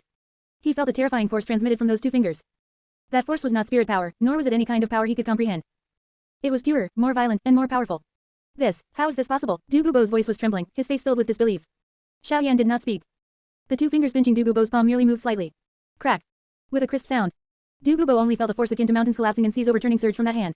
His body felt as if it had been struck by an ancient fierce beast, and his entire body flew backward out of control. Bang. His back heavily crashed into the rock wall behind him, producing a dull, thunderous roar. The hard rock was as fragile as tofu at this moment, smashed by his body into a deep human-shaped crater. Fragmented rocks flew everywhere, and dust filled the air. Embedded in the rock wall, Du Gubo was completely dumbfounded. Who was he? Where was he? What had just happened? Why was this world so unfamiliar that he couldn't even understand it anymore? He lowered his head to look at his palm that had been pinched by those 2 fingers. It was red, swollen, and faintly aching, but there was no fracture nor internal injury. The opponent seemed to have shown mercy. Yet he refused to believe it. He refused to believe that he, a dignified titled Duluo, would be casually slapped into a wall by a child. It must have been because he was careless. He had only used 10% of his strength just now and hadn't used his full power. Right, it must be like this. Kid, just now this old man only used 10% of his strength. Du Gubo struggled out from the rock wall, patted the debris off his body, his expression so gloomy water could drip from it. Now, this old man will let you witness the true strength of a titled Duluo. He took a deep breath, and all 9 spirit rings lit up simultaneously, erupting with dazzling light. 9th spirit ability, green phosphor divine light. As his voice fell, the phantom of the Jade Phosphor Serpent Emperor behind him abruptly surged, transforming into a giant emerald green serpent. Opening its bloody maw, it lunged toward Xiaoyan. The giant serpent spat out thick poisonous mist from its mouth. Wherever it passed, rocks were corroded, vegetation withered, and even the air was dyed an eerie green. This strike was one of his strongest offensive means. Back then, relying on this move, he had once heavily injured a level 95 titled Duluo. He refused to believe that this move still couldn't take down a child. Xiaoyan looked at the poisonous dragon lunging over without even lifting his eyelids. He simply extended his hand and waved it casually, as if shooing away an annoying fly. Whoosh! An invisible gale surged from Xiaoyan's palm, colliding with that poisonous dragon. There was no earth-shattering explosion, only a soft sound. Puff! At that moment, the emerald green venomous serpent seemed to crash into an invisible wall, instantly disintegrating and turning into green points of light all over the sky, dissipating into the air. Du Gubo's pupils suddenly constricted. This is impossible. He couldn't believe it. This was the ninth spirit ability, his strongest offensive method, yet it was neutralized by a child with a casual wave of his hand. What kind of monster was this child? This old man doesn't believe it. Du Gubo clenched his teeth, a trace of madness flashing in his eyes. This old man still has the spirit avatar. Jade Phosphor Serpent Emperor true. Enough. Xiaoyan calmly spat out 2 words. The next instant, the aura around his body suddenly erupted. That aura was like a huge mountain descending from the sky, pressing down onto Du Gubo. Du Gubo only felt a heaviness on his shoulders, as if a force of tens of thousands of Jun had pressed down. His knees weakened, and with a thud, his entire body collapsed onto the ground. He had only managed to say half of the 4 words, spirit avatar, before he was pressed down by that aura so hard he couldn't even open his mouth. Lying flat on the ground with his face pressed against the cold rock, his limbs were pinned by that aura and unable to move. He struggled desperately, wanting to mobilize the spirit power within his body, but that aura was like an invisible cage, firmly imprisoning him in place. He could only open his mouth, making hee-hee sounds, yet unable to say a single word. Du Gubo's mind went completely blank. He couldn't figure it out. He was a titled Duluo, a powerhouse standing at the peak of the continent. Even in front of those old monsters in Spirit Hall, he had the qualification to stand. Yet the child before him, a child of 5 or 6 years old, had actually suppressed him onto the ground with just his aura, rendering him unable to move. Exactly what realm had this child's strength reached? Why does it feel even more terrifying than a 99th rank titled Duluo?